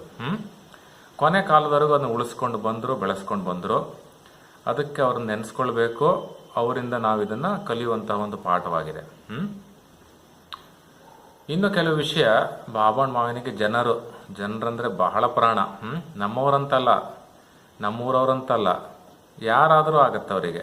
ಜನರಿರಬೇಕು, ಜನರ ಒಟ್ಟಿಗಿರಬೇಕು, ಅವರೊಟ್ಟಿಗೆ ಮಾತಾಡಬೇಕು, 4 ವಿಚಾರ ವಿನಿಮಯ ಮಾಡಬೇಕು. ಇದನ್ನು ಬೆಳೆಸ್ಕೊಂಡು ಬಂದರು. ಬಾಂಬೆಲಿ ಕೂಡ ಕೂಟದವರ ಎಲ್ಲ ಯಾರ್ಯಾರಿದ್ದಾರೆ ಬಾಂಬೆನಲ್ಲಿ ಅವರೆಲ್ಲರ ಒಡನಾಟವನ್ನು ಕೊನೆ ಕಾಲ ತನಕ ಬೆಳೆಸ್ಕೊಂಡಿದ್ರು. ಕೊನೆವರೆಗೂ ಎಲ್ಲರೂ ಅವರ ಜೊತೆಗೆ ಇದ್ದರು. ಇದು ಏನು ಹೇಳುತ್ತಂದರೆ, ಭಾವಜೀವಿಗಳಾಗಿದ್ದರು, ಅವ್ರಿಗೆ ಜನರು ಬೇಕಿತ್ತು, ಅದನ್ನು ಬೆಳೆಸ್ಕೊಂಡು ಬಂದರು. ಅದು ಒಂದು ನಾವು ಕಲಿಬೇಕು, ಬೆಳೆಸ್ಕೊಂಡು ಹೋಗಬೇಕು ಅನ್ನೋದು ನನ್ನ ಅಭಿಪ್ರಾಯ. ವಿಡಿಯೋದಲ್ಲಿ ಸುಮಾರು ಮಾತಾಡ್ಬೋದು, but I have to put a time limit as well. ನಾನು ಕೂಡ ಬಾಂಬೆಲಿದ್ದೆ, ಅದೃಷ್ಟವಶಾತ್. ವಿಕ್ರೋಲಿಲೇ ಇದ್ದೆ, ಹಿಲ್ ಸೈಡ್ ಕಾಲೋನಿನಲ್ಲೇ ಇದ್ದೆ. ಒಂದೇ ಕಾಲೋನಿನಲ್ಲಿ ನಾವು ಇದ್ದ ಕಾರಣ ನನಗೆ ಅತ್ತೆ, ನೀವು, ಮಾವಯ್ಯ ಪ್ಲಸ್ ಆರಬಿ ತುಂಬ ಕ್ಲೋಸ್. ಯಾಕಂದರೆ ನಿಮ್ಮನ್ನು ನಾನು ಕ್ಲೋಸ್ ಕ್ವಾರ್ಟರ್ಸಲ್ಲಿ ನೋಡಿದ್ದೇನೆ. ಇದ್ದದ್ದು 1.5 ವರ್ಷ ಆದರೂ ಕೂಡ ವಿಕ್ರೋಲಿ, ಹಿಲ್ ಸೈಡ್ ಕಾಲೋನಿ, ಆ ಗೋಡ್ರೇಜ್ ಎಲ್ಲ ಜ್ಞಾಪಕ ನನಗೆ ಒಂದು ಕೂಡ ಮರ್ತೋಗಿಲ್ಲ. 1.5 ವರ್ಷದ day by day I can tell the history, ಎಲ್ಲ ಜ್ಞಾಪಕ ಇದೆ. ಹಾಗೆ ನಿಮ್ಮ ಒಡನಾಟ ಅಲ್ಲಿ ನನಗೆ ಬೆಂಗಳೂರು ಬಿಟ್ಟು ಬಂದವನಾಗಿ ಯಾವತ್ತೂ ಅನ್ನಿಸ್ಲೇ ಇಲ್ಲ. ನೀವೆಲ್ಲ ಜೊತೆಗಿದ್ದ ಕಾರಣ ಅದು ಕೂಡ ಮನೆ ವಾತಾವರಣ ಹಾಗೆಯೇ ಇತ್ತು. ಆ ಕಾಲೋನಿ ಅನುಭವ ಚೆನ್ನಾಗೇ ಇತ್ತು. ಅದನ್ನು ಮುಂದೆ ಮುಖಾಮುಖಿ ಭೇಟಿಯಾದಾಗ ಅತ್ತೆ ನಿಮ್ಮಲ್ಲಿ ಭಾಳಷ್ಟು ಮಾತಾಡಲಿಕ್ಕಿದೆ, ನಾನು ಶೇರ್ ಮಾಡ್ಕೊಳ್ತೀನಿ. Last but not the least, ಈ ವಿಡಿಯೋದಲ್ಲಿ ಅತ್ತೆ ಬಗ್ಗೆ ಒಂದೆರಡು ಮಾತು ಹೇಳಬೇಕು ನಾನು. ವಿಮಲ್ ಅತ್ತೆ ನನಗೆ ಬಹಳ ಕ್ಲೋಸ್, ಮುದ್ದಿನ ಅತ್ತೆ ಅಂತ ಹೇಳಿದ್ರೆ ತಪ್ಪಾಗಲಿಕ್ಕಿಲ್ಲ. ಯಾಕಂದರೆ ಇವರನ್ನು ನಾನು ಎಷ್ಟು ಕ್ಲೋಸ್ ಆಗಿ ನೋಡಿದ್ದೇನೆ, ಅದೇ ರೀತಿಯಲ್ಲಿ ಯಾವ ಅತ್ತೆ ಅಂದರೂ ಕೂಡ ಅಷ್ಟು ಕ್ಲೋಸ್ ಆಗಿ ಒಂದೇ ಕಾಲೋನಿನಲ್ಲಿ ನಾನು ಇದ್ದವನಲ್ಲ. I have seen you in close quarters and there is a lot to speak, lot to speak. Already 5 minutes ವಿಡಿಯೋದಲ್ಲಿ ಮಾತಾಡಿದ್ದೀನಿ, ಇನ್ನೂ ಮಾತಾಡಿದ್ರೆ 50 ಮಿನಿಟ್ಸ್ ಆಗುತ್ತೆ. ಸೊ ನೆಕ್ಸ್ಟ್ ಟೈಮ್ ನಿಮ್ಮ ಹತ್ರ ವಿಡಿಯೋ ಕಾನ್ಫರೆನ್ಸ್ ಮಾಡಿ ಏನೆಲ್ಲ ಅನುಭವ ಇದೆ ಎಲ್ಲ ಶೇರ್ ಮಾಡ್ಕೊಳ್ತೀನಿ. ಓಕೆ, ಸದ್ಯಕ್ಕೆ ನನ್ನ ಕಡೆಯಿಂದ ಇಷ್ಟೇ. ಬಾಬಣ್ಣ ಮಾವಯ್ಯನ ಶ್ರಾದ್ದ ವಾರ್ಷಿಕ ಚೆನ್ನಾಗಿ ಆಗಲಿ. ಅದು ಆನ್ಲೈನ್ ಆಗತ್ತೆ ಅಂತ ಮೆಸೇಜ್ ಬಂದಿದೆ. ಖಂಡಿತ ನಾವು ಅಟೆಂಡ್ ಮಾಡಲಿಕ್ಕೆ ಪ್ರಯತ್ನ ಖಂಡಿತ ಇರ್ತದೆ. ಚೆನ್ನಾಗಾಗಲಿ. ಅವರ ಆದರ್ಶವನ್ನು ಎಲ್ಲರೂ ಪಾಲನೆ ಮಾಡಲಿ. ಬಂದವ್ರು ಹೋಗಲೇಬೇಕು. ಅವರು ಹೋಗಿದ್ದಾರೆ, ನಾವು ಇವತ್ತಿದ್ದೀವಿ, ನಾಳೆ ನಾವು ಹೋಗ್ತೇವೆ. ಆದರೆ ಯಾರೇ ಹೋದರೂ ಅವ್ರು ಏನು ಆದರ್ಶ ಬಿಟ್ಟು ಹೋಗಿದ್ದಾರೆ ಅದು ಬಹಳ ಪ್ರಾಮುಖ್ಯತೆ ಇರ್ತದೆ. ಬಾಬಣ್ಣ ಮಾವಯ್ಯ ಬಿಟ್ಟೋದಂಥ ಆದರ್ಶಗಳು ಸಾಕಷ್ಟಿದೆ, ಹಲವಷ್ಟಿದೆ. ಅದರಲ್ಲಿ ಒಂದೆರಡನ್ನಾದರೂ ನಾವು ಪಾಲನೆ ಮಾಡ್ತೀವಂತಾದರೆ ನಮ್ಮ ಜೀವನ ಧನ್ಯ ಆಗತ್ತೆ ಅಂತ ಹೇಳ್ತಾ ಇದ್ದೀನಿ. ಇದರಿಂದ ನನ್ನ ಮಾತನ್ನು ಮುಗಿಸ್ತಾ ಇದ್ದೀನಿ. Once again hi to everyone. Thanks for this opportunity. We will catch up very soon. Bye. Anantha Krishna Hande. ಆದರೆ ನಾವು ಯಾವತ್ತೂ ಕೂಡ ಹಾಗೆ ಕರೆದದ್ದೇ ಇಲ್ಲ. ಕೆಲವರಿಗೆ ಬಾಬಣ್ಣ, ಕೆಲವರಿಗೆ ಬಾಬಣ್ಣ ಮಾವಯ್ಯ, ಕೆಲವರಿಗೆ ಬಾಬಣ್ಣ ಚಿಕ್ಕಪ್ಪ ಅಂತ. ಆದರೆ ನಾವು ಮೊದಲಿಂದ ಕರೆದು ಬೊಂಬಾಯಿ ಚಿಕ್ಕಪ್ಪಯ್ಯ ಅಂತ. ಈ ಬೊಂಬಾಯಿ ಅನ್ನೋ ಶಬ್ದವೇ ನಮಗೊಂದು ವಿಶೇಷ ಆಪ್ತತೆ. ಯಾಕೆಂದರೆ ಚಿಕ್ಕಪ್ಪಯ್ಯ ಅಲ್ಲಿದ್ದರು ಅಂತೇಳಿ. ನಾವು ಹುಟ್ಟಿದಾಗಿನಿಂದ, ನಾವು ಹುಟ್ಟಿದ ಮೇಲೆ ಬೊಂಬಾಯಿ ಚಿಕ್ಕಪ್ಪ ಇದ್ದದ್ದೇ ಅಲ್ಲಿ, ಬೇರೆ ಎಲ್ಲಿ ಅವರು ಹೋದದ್ದು ನಂಗೆ ಗೊತ್ತಿಲ್ಲ. ಹಾಗೆ ಬೊಂಬಾಯಿ ಚಿಕ್ಕಪ್ಪಯ್ಯ ಅಂತ. ಇವತ್ತಿಗೂ ಕೂಡ ನಮ್ಮ ಕೋಟದಿಂದ ಬೊಂಬಾಯಿಗೆ ಹೋಗೋ ಬಸ್ಸೆಲ್ಲ ಕಂಡಾಗ ಆವತ್ತು ಹೇಗೆ ಬಾಂಬೆ ಚಿಕ್ಕಪ್ಪ ನೆನಪಾಗ್ತಾ ಇತ್ತು, ಈಗಲೂ ಅದೇ ನೆನಪಾಗ್ತದೆ ಅಂತ. ಆವತ್ತು ಈ ಮಧ್ಯಾಹ್ನ ಹೊತ್ತಿಗೆ ಊಟ ಮಾಡಿ ಮಹಾಬಲೇಶ್ವರ ಬಸ್ಸಿಗೆ ಕಾಯೋದು ರಸ್ತೆ ಬದಿಯಲ್ಲಿ, ಇಲ್ಲ ಸದರ್ನ್ ಟ್ರಾವೆಲ್ಸ್, ಹೀಗೊಂದು 3-4 ಬಸ್, ಅದೇ ಬಾಂಬೆಗೆ ಹೋಗ್ಬೇಕಂದ್ರೆ ಇದೇ ಬಸ್ ಅಂತ. ಆ ಬಸ್ಸಿಗೆ ಕಾದು 4 ಗಂಟೆ ಬರೋದು, 5 ಗಂಟೆ ಬರೋದು, 6 ಗಂಟೆ ಬರೋದು, ಮಾರನೇ ಸಹ ರಾತ್ರಿಯಲ್ಲಿ ಹೋಗೋದು, ಇದೆಲ್ಲ ಎಣಿಸ್ಕೊಂಡು ಈಗಲೂ ಕೂಡ ನೆನಪಾಗ್ತದೆ ಅಂತ. ಆಮೇಲೆ ಬೊಂಬೆ ಚಿಕ್ಕಪ್ಪನ ಒಂದು ಡ್ರೆಸ್ ಕೋಡ್ ಆಗಲೂ ಹಾಗೆ, ಆಮೇಲೆ ಇತ್ತೀಚೆಗೆ ಮೊನ್ನೆ ಅವ್ರು ಹಾಕ್ತಾ ಇದ್ದ ಬೇರೆ ಬೇರೆ ರೀತಿಯಲ್ಲಿ ಡ್ರೆಸ್ ಕೋಡ್ ಇಲ್ಲ, ಅದು ತುಂಬ ಖುಷಿ ಆಗ್ತಾ ಇತ್ತಂತ. ಆಮೇಲೆ ವಿನಿತಾ, ನೀನದು ಹೇಳಿ. ಅವರ ಮಾತೆಲ್ಲ ಬಹಳ ಇಂಟ್ರೆಸ್ಟಿಂಗ್. ಯಾಕಂತ ಹೇಳಿದ್ರೆ ಪ್ರತಿ ಒಂದು ವಿಷಯದಲ್ಲೂ ಏನೋ ಒಂದು ಹೊಸ ವಿಚಾರ ಹೇಳ್ತಿದ್ರು ಅವರು. ಅಡುಗೆ ವಿಷಯ ಇರಬಹುದು, ಅಥವಾ ತಿಂಡಿ ವಿಚಾರ ಇರಬಹುದು, ಅಥವಾ ಡ್ರೆಸ್ಸಿಂಗ್ ಇರಬಹುದು, ಸಾರಿ ಬಗ್ಗೆ ಕೂಡ ಹೇಳ್ತಿದ್ರು, ಯಾವ ಚೆನ್ನಾಗಾಗತ್ತೆ ಯಾವ ಚೆನ್ನಾಗಾಗೋದಿಲ್ಲ ಅಂತ ಹೇಳಿ.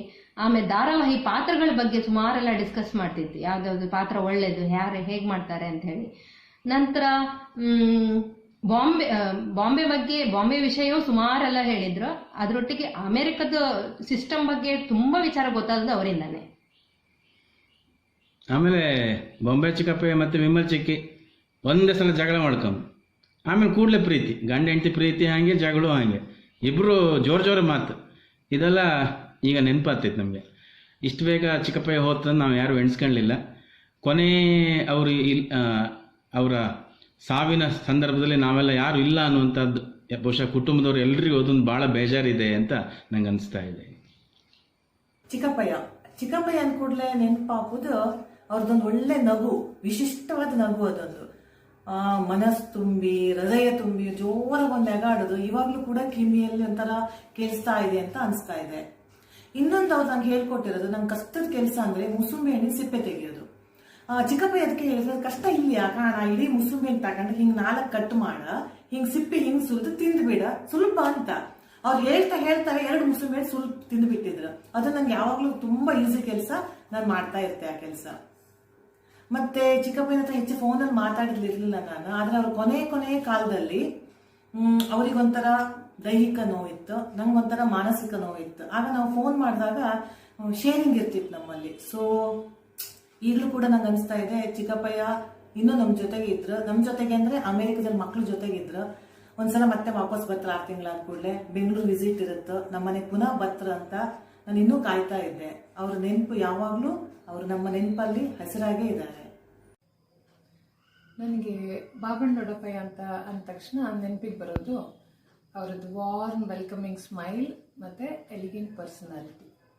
ನನ್ನ ಚೈಲ್ಡ್ಹುಡ್ ಡೇಸಲ್ಲಿ ಬಾಬಣ್ಣ ದೊಡ್ಡಪ್ಪಯ್ಯ ಅಂದ ಕೂಡಲೇ ಅವರು ಬಾಂಬೆಯಿಂದ ಬರ್ತಾ ಇದ್ದಿದ್ದು, ಅಲ್ಲಿಂದ ನಮಗೆ ತಿನ್ನೋಕೆ ಕುಡಿಯೋಕೆ ಹೊಸ ಥರ ತಿಂಡಿ ಜ್ಯೂಸು ಎಲ್ಲ ತರ್ತಾ ಇದ್ದಿದ್ದು ನೆನಪಾಗುತ್ತೆ ಅವಾಗಲೂ.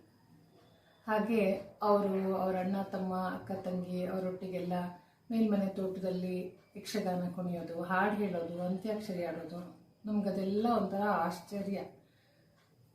ಆಮೇಲೆ ಅದೇ ಥರ ದೊಡ್ಡವರಾದ್ಮೇಲೆ ಅವರು ಸ್ಟೋರೀಸ್ ಹೇಳೋದು, ಅವ್ರದ್ದು ಅನುಭವದ ಕತೆಗಳು ಹೇಳೋದು, ಹಾಗೆ ಅಕ್ಕ ತಂಗಿಯರೊಟ್ಟಿಗಿನ ಅವ್ರದ್ದು ಒಡನಾಟ, ಮತ್ತು ಅವರ ಕೆಲಸದ ಬಗ್ಗಿನ ಹೊಸ ಕತೆಗಳು, ಅದೆಲ್ಲ ಯಾವಾಗಲೂ ತುಂಬ ಖುಷಿ ಕೊಡ್ತಾ ಇತ್ತು. ಒಂಥರ it was a wonderland for me ಅವ್ರದ್ದು ಸ್ಟೋರೀಸ್ ಎಲ್ಲ. ಆಮೇಲೆ ಮದುವೆ ಆದಮೇಲೂ ಅವರೊಟ್ಟಿಗಿನ ಒಡನಾಟ ಬಿಡಲಿಲ್ಲ ಯಾವತ್ತು. ಯಾಕಂದರೆ ಮದುವೆ ಆದ ನಂತರ ನನ್ನ ಗಂಡ ರಘು ಅವರು ಕೆಲಸದ ಮೇಲೆ ಬಾಂಬೆಗೆ ಹೋಗ್ತಾಯಿದ್ರು, ಅಲ್ಲೂ ಉಳ್ಕೊಂಡು ಬರ್ತಿದ್ರು. ಸೊ ನಾನು ಒಬ್ಬಳನ್ನೇ ಅಲ್ಲ, ನನ್ನ ಗಂಡನ್ನು ಮಕ್ಕಳನ್ನು ಒಂಥರ ತನ್ನ ಮನೆಯವ್ರ ತನ್ನ ಮಗನ ಥರನೇ ನೋಡ್ಕೊಂಡಿದ್ದಾರೆ ಅವರು. ಹಾಗೆ ಅದೊಂಥರ ಆ ಬಾಂಡ್ ಇನ್ನೂ ಗಟ್ಟಿ ಆಗ್ತಾನೆ ಹೋಯಿತು. ಅದಕ್ಕೆ ಸರಿಯಾಗಿ ನಾವು ನಮ್ಮದು ನಿಧಿಗೆ ಆಪ್ರೇಷನಿಗಂತ ಅಲ್ಲಿ ಬಾಂಬೆಲೇ ಹೋಗಿ ಉಳಿಯೋ ಪ್ರಸಂಗ ಬಂತು. ಆವಾಗಂತೂ it was a second home for me. Vimal ದೊಡ್ಡಮ್ಮ, ಬಾಬಣ್ಣ ದೊಡ್ಡಪ್ಪಯ್ಯ ಅವರು ನಮಗೆ ಕೊಟ್ಟು ಮಾರಲ್ ಸಪೋರ್ಟು, ಇಮೋಷನಲ್ ಸಪೋರ್ಟ್ ಆ ಟೈಮಲ್ಲಿ ಖಂಡಿತ ಯಾವತ್ತೂ ಮರೆಯಲ್ಲ ನಾನು. ಅವರೊಂಥರ ನನ್ನ ಮನೆ ಎಲ್ಲ ಅಂತ ನಮಗೆ ಇವಾಗಲೂ ಅನಿಸೋದಿಲ್ಲ. ಸೊ ಅವ್ರ ಜೊತೆ ಅಲ್ಲಿ ನನ್ನ ಮಗಳು ಸಣ್ಣವಳು ಇದ್ಲು, ಅಲ್ಲಿ ಬಿಟ್ಟು ಹೋಗ್ತಿದ್ದೆ ನನ್ನ ಅಮ್ಮನ ಜೊತೆ. ಸೊ ಅವರೆಲ್ಲ ಸೇರಿ ಬಾಬಣ್ಣ ದೊಡ್ಡಪ್ಪಯ್ಯ ಅವಳಿಗೆ ಬೇಜಾರಾಗಬಾರ್ದಂತ ಅವಳಿಗೋಸ್ಕರ ಯಕ್ಷಗಾನ ಕುಣಿಯೋದು, ಅವಳನ್ನ ಸಂಜೆ ವಾಕಿಂಗ್ ಕರ್ಕೊಂಡು ಹೋಗೋದು, ಅವಳ ಜೊತೆ ಮಾತಾಡ್ತಾ ಅವಳನ್ನು ಎಂಗೇಜ್ ಮಾಡಿಟ್ಟಿರೋದು ಖಂಡಿತ ಇನ್ಯಾರಿದ್ರೂ ಮಾಡೋಕ್ಕೆ ಸಾಧ್ಯ ಇರಲಿಲ್ಲ. ಹಾಗೆ ವಿಮಲ್ ದೊಡ್ಡಮ್ಮನ ರುಚಿಯಾದ ಅಡುಗೆ ನಂಗೊಂಥರ ಅಮ್ಮನ ಮನೆ ಥರ ಆಗಿತ್ತದು. ಸೊ ಆ ಟೈಮಲ್ಲಿ ನಿಧಿಗೂ ಅಷ್ಟೇ, ಏನೂ ಆಗಿಲ್ಲ, ಹೆದರಬೇಡ, ಆಸ್ಪತ್ರೆಗೆ ಬರ್ತಾಯಿದ್ರು. ಬೇಡ ಅಂತ ಹೇಳಿದ್ರು ಇಲ್ಲ ನಾವು ಬಂದು ಹೋಗ್ತೇವೆ ಅಂದ್ಕೊಂಡು ಬಂದು ಮಾತಾಡಿ ನಮಗೂ ಟೈಮ್ ಪಾಸ್ ಮಾಡಿಸಿ, ನೀವು ಮತ್ತೆ ಯಾವತ್ತೂ ಹೆದರೋದು ಬೇಡ, any time you can come back ಅಂತ ಹೇಳಿ ಧೈರ್ಯ ಕೊಟ್ಟು ಕಳಿಸಿದವರು ಅವ್ರು ನಮಗೆ. ಹಾಗೆಯೇ ಆ ಬಾಂಡ್ ಒಂಥರ ಗಟ್ಟಿಯಾಗಿ ಮುಂದುವರೆದು ಅವ್ರು ಬೆಂಗಳೂರಿಗೂ ನಮ್ಮ ಮನೆಗೆ ತುಂಬ ಸರಿ ಬರ್ತಿದ್ರು. ಆಮೇಲೆ ನಮ್ಮಲ್ಲೇ ಉಳಿಯೋಕ್ಕೆ ಶುರು ಮಾಡಿದರು. ಅದಂತೂ ನಮ್ಗೆ ತುಂಬ ಖುಷಿ ವಿಚಾರ. ಆ್ಯಂಡ್ ಬಾಬಣ್ಣ ದೊಡ್ಡಪ್ಪನಲ್ಲಿ ಒಂದು ತುಂಬಾ ಕ್ವಾಲಿಟೀಸ್ ಇದೆ ಫಾಲೋ ಮಾಡೋದು. ಬಟ್ ನಂಗೆ ಒಂದು ತುಂಬ ಮರೆಯೋಕ್ಕಾಗೋದಿಲ್ಲ ಅಂದರೆ ಅವರದ್ದು ಮೆಟಿಕ್ಯುಲಸ್ ವರ್ಕಿಂಗ್ ಸ್ಟೈಲ್ ಮತ್ತು ಆರ್ಗನೈಸೇಷನ್. ಅದು ಮೋಸ್ಟ್ಲಿ ಕೋಟದವ್ರು ಎಲ್ಲರಿಗೂ ಇದೆ ಅನಿಸುತ್ತೆ, ಸಿಬ್ಲಿಂಗ್ಸಿಗೆಲ್ಲರಿಗೂ. ಸೊ ಅವರಲ್ಲೂ ಖಂಡಿತ ಇದೆ. ಆ್ಯಂಡ್ ಅವ್ರದ್ದು ಒಂದು ಸ್ಟೋರಿ ಟೆಲ್ಲಿಂಗ್ ಟ್ಯಾಲೆಂಟ್ ಇದೆಯಲ್ಲ, ಒಂದು ಏನಾದರೂ ಒಂದು ಘಟನೆನ ಹೇಳೋ ರೀತಿ, ಅದು ಎಲ್ಲರೂ ಒಂಥರ ಅನುಕರಣೀಯ ಅನ್ಬೋದು ಅವ್ರದ್ದು. And he had N I for beauty. So ಅವ್ರ ಡ್ರೆಸ್ಸಿಂಗ್ ಸ್ಟೈಲ್ ಆಗಲಿ, ಆ್ಯಂಡ್ ಈವನ್ ಬೇರೆಯವ್ರನ್ನ ಅಪ್ರಿಷಿಯೇಟ್ ಮಾಡೋದು, ಈ ಥರ ಮಾಡ್ಕೋ, ಈ ಥರ ಚೆನ್ನಾಗಿ ಕಾಣುತ್ತೆ ಅದೆಲ್ಲ ಹೇಳೋದು, ನಾವು ಹಾಕ್ಕೊಂಡು ಡ್ರೆಸ್ ಬಗ್ಗೆ, ಆರ್ನಮೆಂಟ್ಸ್ ಬಗ್ಗೆ ಅದು ಹೇಳೋದು ಯಾವತ್ತೂ ಮರೀತಿರ್ಲಿಲ್ಲ. ಅವರು ಯಾವ ಥರ ಅಂದರೆ ಅವ್ರ ರೀತಿ ನೀತಿಯಿಂದ he would make everybody around him feel so special. So ಇವಾಗ ಅವರು ನಮ್ಮ ಜೊತೆ ಇಲ್ಲ, 1 ವರ್ಷ ಆಗ್ತಾ ಬಂತು. But still it is hard to believe and accept that he is not physically with us. But ನನಗೆ ಅವ್ರನ್ನ ಅಂದ್ಕೊಂಡ ತಕ್ಷಣ ಯಾವಾಗಲೂ ಅವರದ್ದು ವಾರ್ಮ್ ಸ್ಮೈಲೇ ನೆನಪು ಬರುತ್ತೆ. ಸೊ ನನಗೆ ಅದೇ ಮೆಮರಿಯಾಗಿ ಉಳಿಲಿ, ಹಾಗೇ ಇರುತ್ತೆ ಅವರದ್ದು. ಆ್ಯಂಡ್ ವಿಮಲ್ ದೊಡ್ಡಮ್ಮ, we love you a lot. ನೀವು ಬೇರೆ ಅಲ್ಲ, ಅವ್ರು ಬೇರೆ ಅಲ್ಲ ನಮಗೆ. ಸೊ ಆರಬಿ, Abhiman and Ashwin, thank you very much for giving this opportunity to express something about Babanna ದೊಡ್ಡಪ್ಪ. Thank you. ಆಲ್ಮೋಸ್ಟ್ ಎಲ್ಲ ಹೇಳಿದ್ಲು. ನಾನು ಕೆಲವ್ದು ಹೇಳ್ತೆ. ನಮ್ಮ ಮದುವೆ ಟೈಮಲ್ಲಿ ನೋಡಿದ್ದೆ, ಆಮೇಲೆ ಕೆಲವು ಫಂಕ್ಷನಲ್ಲಿ ನೋಡಿದ್ದೆ. ಬಟ್ ಬಾಬಣ್ಣ ಮಾವನ್ ನಾನು ಕ್ಲೋಸ್ ಆಗಿ ನೋಡೋಕೆ ನನಗೆ ಆಪರ್ಚುನಿಟಿ ಸಿಕ್ಕಿದಂದ್ರೆ ಮೇ ಬಿ 2003-2004 ಟೈಮಲ್ಲಿ ನಾನು ಆಗ ಬ್ಯಾಂಕಲ್ಲಿದ್ದೆ. ಇಂಪ್ಲಿಮೆಂಟೇಷನ್ಗೆ ಅಂತ ಎಲ್ಲ ಕಡೆ ಹೋಗ್ತಿದ್ದೆ. ಇನ್ಸಿಡೆಂಟ್ಲಿ ನೆರೋಲ್ ಬ್ರಾಂಚ್ ಒಂದು ಇಂಪ್ಲಿಮೆಂಟೇಷನ್ ನಾನು ಮಾಡ್ಲಿಕ್ಕಿತ್ತು. ಸೊ ನಾನು ಹೋಗಿ ಇವ್ರ ವಾಶಿ ಹತ್ರ ಅಂತ ಹೇಳಿ ಅವ್ರ ಮನೆಯಲ್ಲೇ ಹೋಗಿ ಉಳ್ಕೊಂಡಿದ್ದೆ.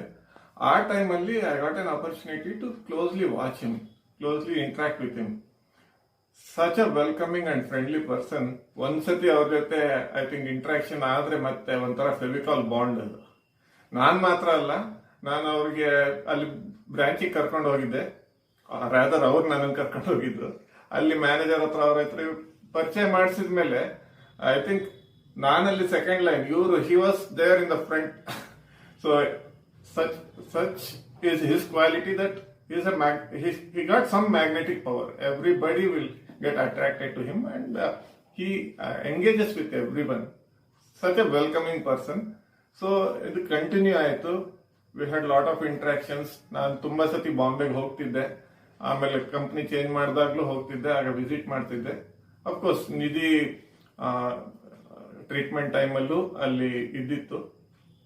ಸೊ ಅವ್ರ ಹತ್ರ ಮಾತಾಡುವಾಗ ಒಂದೊಂದು interaction is like reading A novel are watching A movie.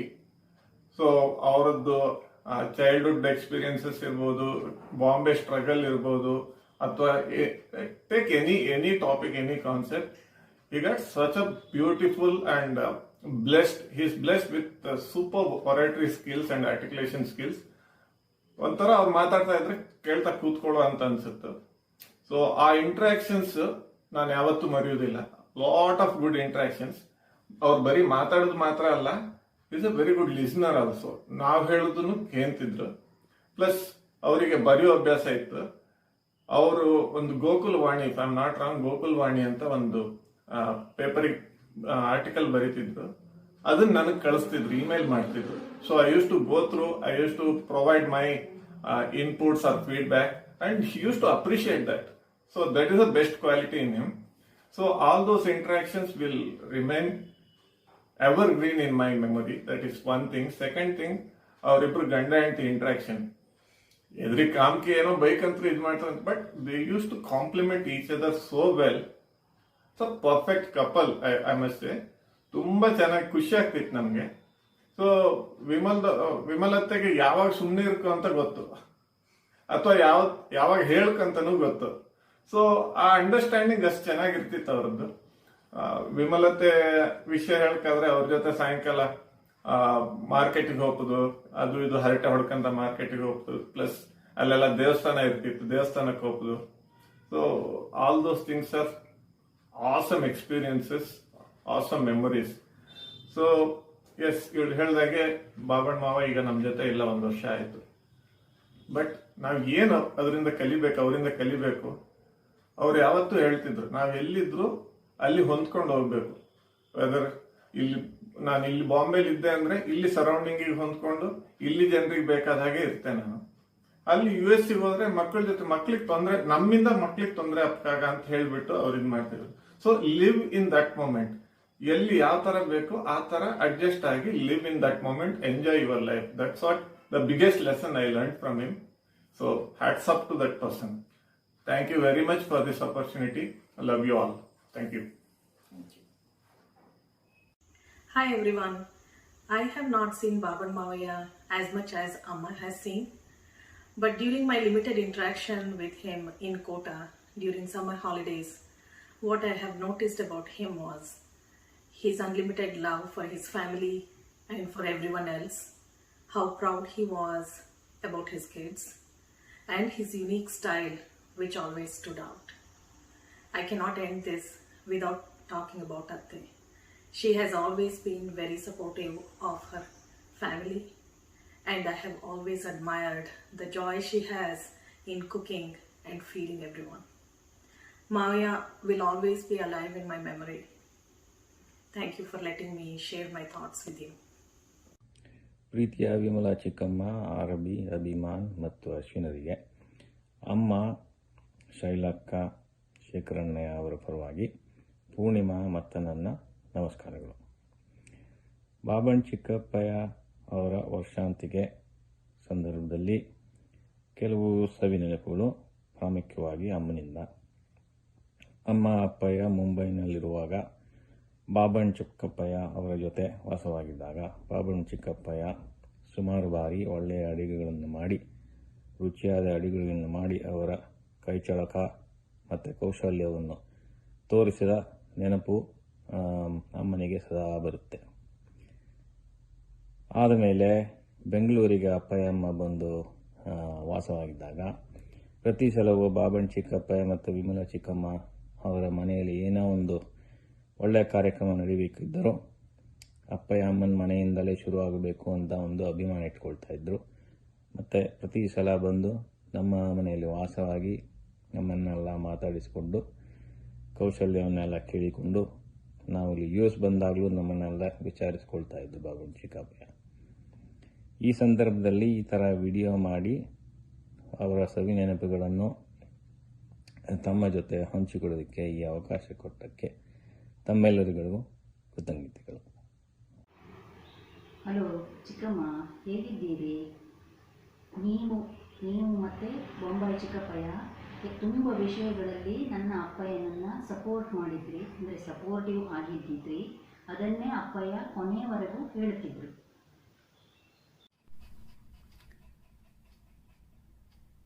Hello Vimala, Ashwin, Abhiman ಮತ್ತು ಆರವಿ. ಇದು ಅರವಿಂದ್ ಮಾವ, ವಿಮಲ್ನಿಗೆ ಅರವಿಂದ್ ಅಣ್ಣೆ. ಎಲ್ರಿಗೂ ನಮಸ್ಕಾರ. ಇದು ಭಾವನ ಬಗ್ಗೆ ಒಂದು ವಿಡಿಯೋ ಮಾಡಿ ಅಂತ ಹೇಳ್ಬಿಟ್ಟು ಆರವಿ ಹೇಳಿದ್ಲು, ಅದ್ರ ಬಗ್ಗೆ ಮಾಡ್ತಾಯಿದ್ದೀವಿ.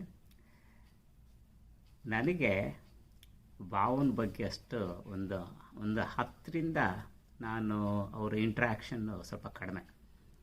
ಯಾಕಂದರೆ ಮದುವೆ ಆಗಿದ್ದು ನಾನು PUC ನಲ್ಲಿದ್ದವಾಗ, ನಾನಿನ್ನು ಸಣ್ಣ, ಮೋಸ್ಟ್ ಓನ್ಲಿ 1969 ಅಂತ ಕಾಣಿಸುತ್ತೆ. ಆಮೇಲೆ ನನ್ನ ವಿದ್ಯಾಭ್ಯಾಸ ಎಲ್ಲ ಆಗಿದ್ದು ಬೆಂಗಳೂರಿನಲ್ಲಿ. ಸೊ ಮತ್ತೆ ಏನಿದ್ರು ಊರಿಗೆ ಬಂದವಾಗ ಅಷ್ಟೇ. ಮತ್ತು ನಾವು ಬಂದವಾಗ ಕೆಲವು ಟೈಮ್ ಅವ್ರು ಬರ್ತಾ ಇರಲಿಲ್ಲ, ಅವರು ಬಂದವಾಗ ನಾವು ಇರಲಿಲ್ಲ. ಸೊ ಇಂಟ್ರ್ಯಾಕ್ಷನಲ್ಲಿ ಸ್ವಲ್ಪ ಕಡಿಮೆ ಆಯಿತು. ಜಾಸ್ತಿ ಇಂಟ್ರ್ಯಾಕ್ಷನ್ನ ನನಗೆ ಅವ್ರದ್ದು ಆತ್ಮೀಯತೆ ಬೆಳೆದಿದ್ದು 1974ರಲ್ಲಿ ನಾನು MSc ಮುಗಿಸ್ಕೊಂಡು ಮುಂಬೈ ಮತ್ತು ಸೋಲಾಪುರಕ್ಕೆ ಹೋಗಿದ್ದೆ. ಸೋಲಾಪುರ ಮತ್ತು ಮುಂಬೈಗೆ ಹೋಗಿದ್ದೆ. ಸೋಲಾಪುರದಿಂದ ಮುಂಬೈಗೆ ಹೋದವಾಗ ಅವ್ರ ಮನೇಲಿದ್ದಿದ್ದೆ. ಮನೇಲಿದ್ದಾವಾಗ ಸ್ವಲ್ಪ ಜಾಸ್ತಿ ಇಂಟ್ರ್ಯಾಕ್ಷನ್ ಆಗಿದ್ದವು. ಆವಾಗ ಹತ್ತರಿಂದ ತುಂಬ ಮಾತುಕತೆ ಮಾಡಿದೆ. ಆವಾಗ ಅವರು ನನಗೆ ಮುಂಬೈನಲ್ಲೇ ಇರಬೇಕು ಅಂತ ಹೇಳ್ಬಿಟ್ಟು ಗೋದ್ರೇಜ್ದೊಂದು ಅಪ್ಲಿಕೇಶನ್ ಸಹ ತಗೊಂಬಂದು ಕೊಟ್ಟಿದ್ರು. ನೀನು ಅಪ್ಲೈ ಮಾಡು ಗೋದ್ರೇಜ್ ಸೋಪ್ಸಲ್ಲಿ, ಯಾಕಂದರೆ ನನ್ನ ಬ್ಯಾಕ್ಗ್ರೌಂಡ್ ಕೆಮಿಸ್ಟ್ರಿ. ನನಗೆ ಮುಂಬೈ ಜೀವನ ಅವ್ರು ಸ್ವಲ್ಪ ತೋರಿಸಿದ ಮೇಲೆ ಭಾಳ ಬ್ಯುಸಿ ಅನಿಸ್ತು. ನಾನು ಅವರಿಗೆ ನಿಧಾನಕ್ಕೆ ಹೇಳಿದೆ, ನಾನು ಬೆಂಗಳೂರಿನಲ್ಲೇ ಕೆಲಸ ಹುಡ್ಕೊತೀನಿ ಅಂತ ಹೇಳ್ಬಿಟ್ಟು ಮತ್ತು ಬೆಂಗಳೂರಿನಲ್ಲೇ ನಾನು ಕಂಟಿನ್ಯೂ ಮಾಡಿದೆ. ಆಮೇಲೆ ಮತ್ತೆ ಭೇಟಿಯಾಗಿದ್ದು ನಮ್ಮ ಗುಂಡ್ಮಿ ಫಂಕ್ಷನಲ್ಲಿ. ಅಲ್ಲಿ ಇಲ್ಲಿ ನಾವು ಆವಾಗವಾಗ ಭೇಟಿ ಆಗ್ತಿದ್ವಿ. ಆವಾಗ ಪರಸ್ಪರ ವಿನಿಮಯ. ಇನ್ನು ಮತ್ತೆ ಜಾಸ್ತಿ ನಮ್ಮದು ಆತ್ಮೀಯತೆ ಬೆಳೆದಿದ್ದು ನಾವು USA ಹೋಗುವಾಗ ಸ್ಟಾರ್ಟ್ ಆದಮೇಲೆ. ಬೆಂಗಳೂರಿಂದ ಆವಾಗ USA ಡೈರೆಕ್ಟಾಗಿ ಫ್ಲೈಟ್ ಇರಲಿಲ್ಲ, ನಾವು ಮುಂಬೈ ಮೇಲೆ ಹೋಗಬೇಕಾಗಿತ್ತು. ಸೊ ಮುಂಬೈನಲ್ಲಿ ನಾವು ಬಂದು ಒಂದು ದಿವಸ ಇದ್ದುಬಿಟ್ಟು ಜೊತೆಗಿದ್ದುಬಿಟ್ಟು ಆವಾಗ ಅವ್ರ ಜೊತೆ ಅಲ್ಲಿಂದ ಮುಂದೆ USA ಹೋಗ್ತಿದ್ವಿ. ವಾಪಸ್ ಬರಬೇಕಾದ್ರೂ ಹಾಗೆ ಮುಂಬೈನಲ್ಲಿ ಇದ್ದುಬಿಟ್ಟು ನಾವು ಇಲ್ಲಿಗೆ ಬರ್ತಾಯಿದ್ವಿ. ಈ ಸಮಯ ಅವ್ರು ತುಂಬ ಹೆಲ್ಪ್ ಮಾಡಿದರು. ಇಟ್ಸ್ ರಿಯಲಿ ಅಪ್ರಿಷಿಯೇಟೆಡ್ ಅವರು. ಯಾಕಂದರೆ ರಾತ್ರಿ ಹಗಲು ಬಿಟ್ಟು ನಮ್ಮನ್ನು ರಿಸೀವ್ ಮಾಡೋಕ್ಕೆ ಮತ್ತು ನಮ್ಮನ್ನು ಕಳಿಸಿ ಕೊಡೋಕ್ಕೆ ಅವರು ಏರ್ಪೋರ್ಟಿಗೆ ಬರ್ತಿದ್ದರು. ನಾನು ಎಷ್ಟೋ ಸಲ ಅವರಿಗೆ ಬೇಡ, ನೀವು ಬರೋದು ಬೇಡ ಅಂತ ಹೇಳಿದರೂ ಕೇಳ್ತಿರ್ಲಿಲ್ಲ. ಪಾಪ ಇಡೀ ದಿವಸ ನಿದ್ದೆ ಬಿಟ್ಬಿಟ್ಟು ಅವ್ರು ದಿವಸ ಕೆಲಸಕ್ಕೆ ಹೋಗಬೇಕಾದ್ರೂ ಬರ್ತಿದ್ರು. So that is really it's A great help actually. ಯಾಕಂದರೆ ನಮ್ಮ ಮುಂಬೈನಲ್ಲಿ ಯಾರು ಆವಾಗ ಗೊತ್ತೂ ಇರಲಿಲ್ಲ. ಸೊ ಹಾಗಾಗಿ it actually help A lot. That's really appreciated. ಆವಾಗ ನಾನು ಅವ್ರ ಮನೇಲಿ ಕೂತವಾಗ ಒಂದು ಕೆಲವೆಲ್ಲ ಅವ್ರದ್ದು ಅಪ್ರಿಷಿಯೇಟ್ ಮಾಡಬೇಕು. ಒಂದು ಡಿಸಿಪ್ಲಿನ್ಡ್ ಲೈಫ್. ಪ್ರಾಯಶಃ ಅಶ್ವಿನಿ ಮತ್ತು ಅಭಿಮಾನಿಗೆ ಚೆನ್ನಾಗಿ ಗೊತ್ತಿರಬೇಕು ಅಪ್ಪ ಎಷ್ಟು ಸ್ಟ್ರಿಕ್ಟ್ ಅಂತ. ನಾನೇ ಕಣ್ಣಾರೆ ನೋಡಿದ್ದೀನಿ. ಬೆಳಿಗ್ಗೆ ಟ್ಯೂಷನ್ ಹೇಳ್ಕೊಡೋ ಟೈಮಿಗೆ ಆರೋಬಿಗೆ ಸ್ವಲ್ಪ ಫ್ರೀಡಮ್ ಜಾಸ್ತಿ ಕೊಟ್ಟಿದ್ರು ಅವರು, ಅದನ್ನು ನಾನು ನೋಡಿದೆ. ಮತ್ತು ಅಶ್ವಿನ್ ಮತ್ತು ಅಭಿಮಾನಿಗೆ ತುಂಬ ಸ್ಟ್ರಿಕ್ಟಾಗಿ ಹೇಳ್ಕೊಡ್ತಾರೆ.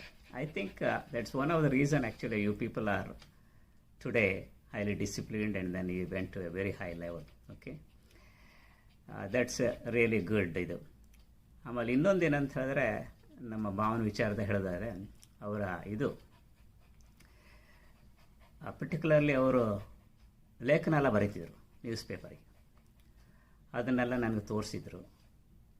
That really I commended that because the thing is those are all very good articles. And he wrote to different local paper there, and I don't know whether he continued that or, but I read a couple of articles that was really good. ಅದರ ಮೇಲೆ ಮತ್ತೆ ಇನ್ನೊಂದು ವಿಚಾರ ಅವ್ರ ಬಗ್ಗೆ ಹೇಳೋದಂತ ಹೇಳಿದ್ರೆ, ಅವ್ರದ್ದು whole family ಅಂದರೆ ಹಂದೆ ಫ್ಯಾಮಿಲಿ, ಅವರಿಗೆ ಯಕ್ಷಗಾನ ಅಂತ ಹೇಳಿದ್ರೆ ಒಂದು ಡೌನ್ ಟು ಅರ್ತ್. ಅಂದರೆ ಅದ್ರ ಬಗ್ಗೆ ಭಾಳ ಒಂದು ಅಭಿಮಾನ. ನನಗೆ ಹೇಳಿದರು ಚಿಕ್ಕನ್ನಲ್ಲಿದ್ದಾಗ, ನಾನು ನೋಡಿಲ್ಲ, ಇವರು ನಮ್ಮ ಭಾವ ಎಲ್ಲ ಸ್ತ್ರೀ ವೇಷ ಮಾಡಿದರು ಭಾಳ ಇದನ್ನು. ಬಟ್ ಅವ್ರ ಮನೆಯಲ್ಲೂ ಎಲ್ಲ ತುಂಬ ಜನ ಕುಣಿದಿದ್ದೆಲ್ಲ ನಾನು ನೋಡಿದ್ದೀನಿ ಕಣ್ಣಾರೆ. ಅದ್ರ ಜೊತೆಗೆ ಯಕ್ಷಗಾನ ಕಲಾವಿದರಿಗೆಲ್ಲ ತುಂಬ ಪ್ರೋತ್ಸಾಹ ಮಾಡ್ತಿದ್ರು ಮುಂಬೈನಲ್ಲಿ. ನನಗೂ ಒಂದೆರಡು ಕೆಸೆಟ್ ಕೊಟ್ಟಿದ್ದರು.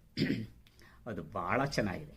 ನಾನು ಇನ್ಸಿಸ್ಟ್ ಮಾಡಿ ಆ ಕೆಸೆಟನ್ನು ಅವ್ರ ಹತ್ರ ರೆಕಾರ್ಡ್ ಮಾಡ್ಕೊಂಬಂದಿದ್ದೆ. ಇವತ್ತಿಗೂ ಇದೆ, ಇವತ್ತಿಗೂ ಕೇಳ್ತಾ ಇದ್ದೀನಿ. ತುಂಬ ಚೆನ್ನಾಗಿದೆ. ಬೇರೆ ಬೇರೆ ಯಕ್ಷಗಾನದ ರಾಗಗಳನ್ನು ಹಾಕಿ ಹೆಸರಾಂತಕ ಇದು ಭಾಗವತರಾದ ಉಪ್ಪೂರು ಮತ್ತು ನಾವುಡ್ರ ಹತ್ರ ಮಾಡಿಸಿದ್ದದು ತುಂಬ ಚೆನ್ನಾಗಿದೆ. ಇಟ್ ಇಸ್ ವೆರಿ ಯುನೀಕ್ ಅದು. ಆ್ಯಂಡ್ ಇಟ್ಸ್ ಎ ಗ್ರೇಟ್ ಇದು ಪೀಸ್ ಆಫ್ ಇದು ವರ್ಕ್. ಮತ್ತು ಅವ್ರದ್ದು ಯಕ್ಷಗಾನ ಬೇಕಾದಷ್ಟು ಮಾಡಿದಾರಂತೆ, ನಾನು ನೋಡಿಲ್ಲ, ಬಟ್ ಕೇಳಿದ್ದೀನಿ. ಓಕೆ, ಆಮೇಲೆ ಇನ್ನು ಏನಂತ ಹೇಳಿದರೆ,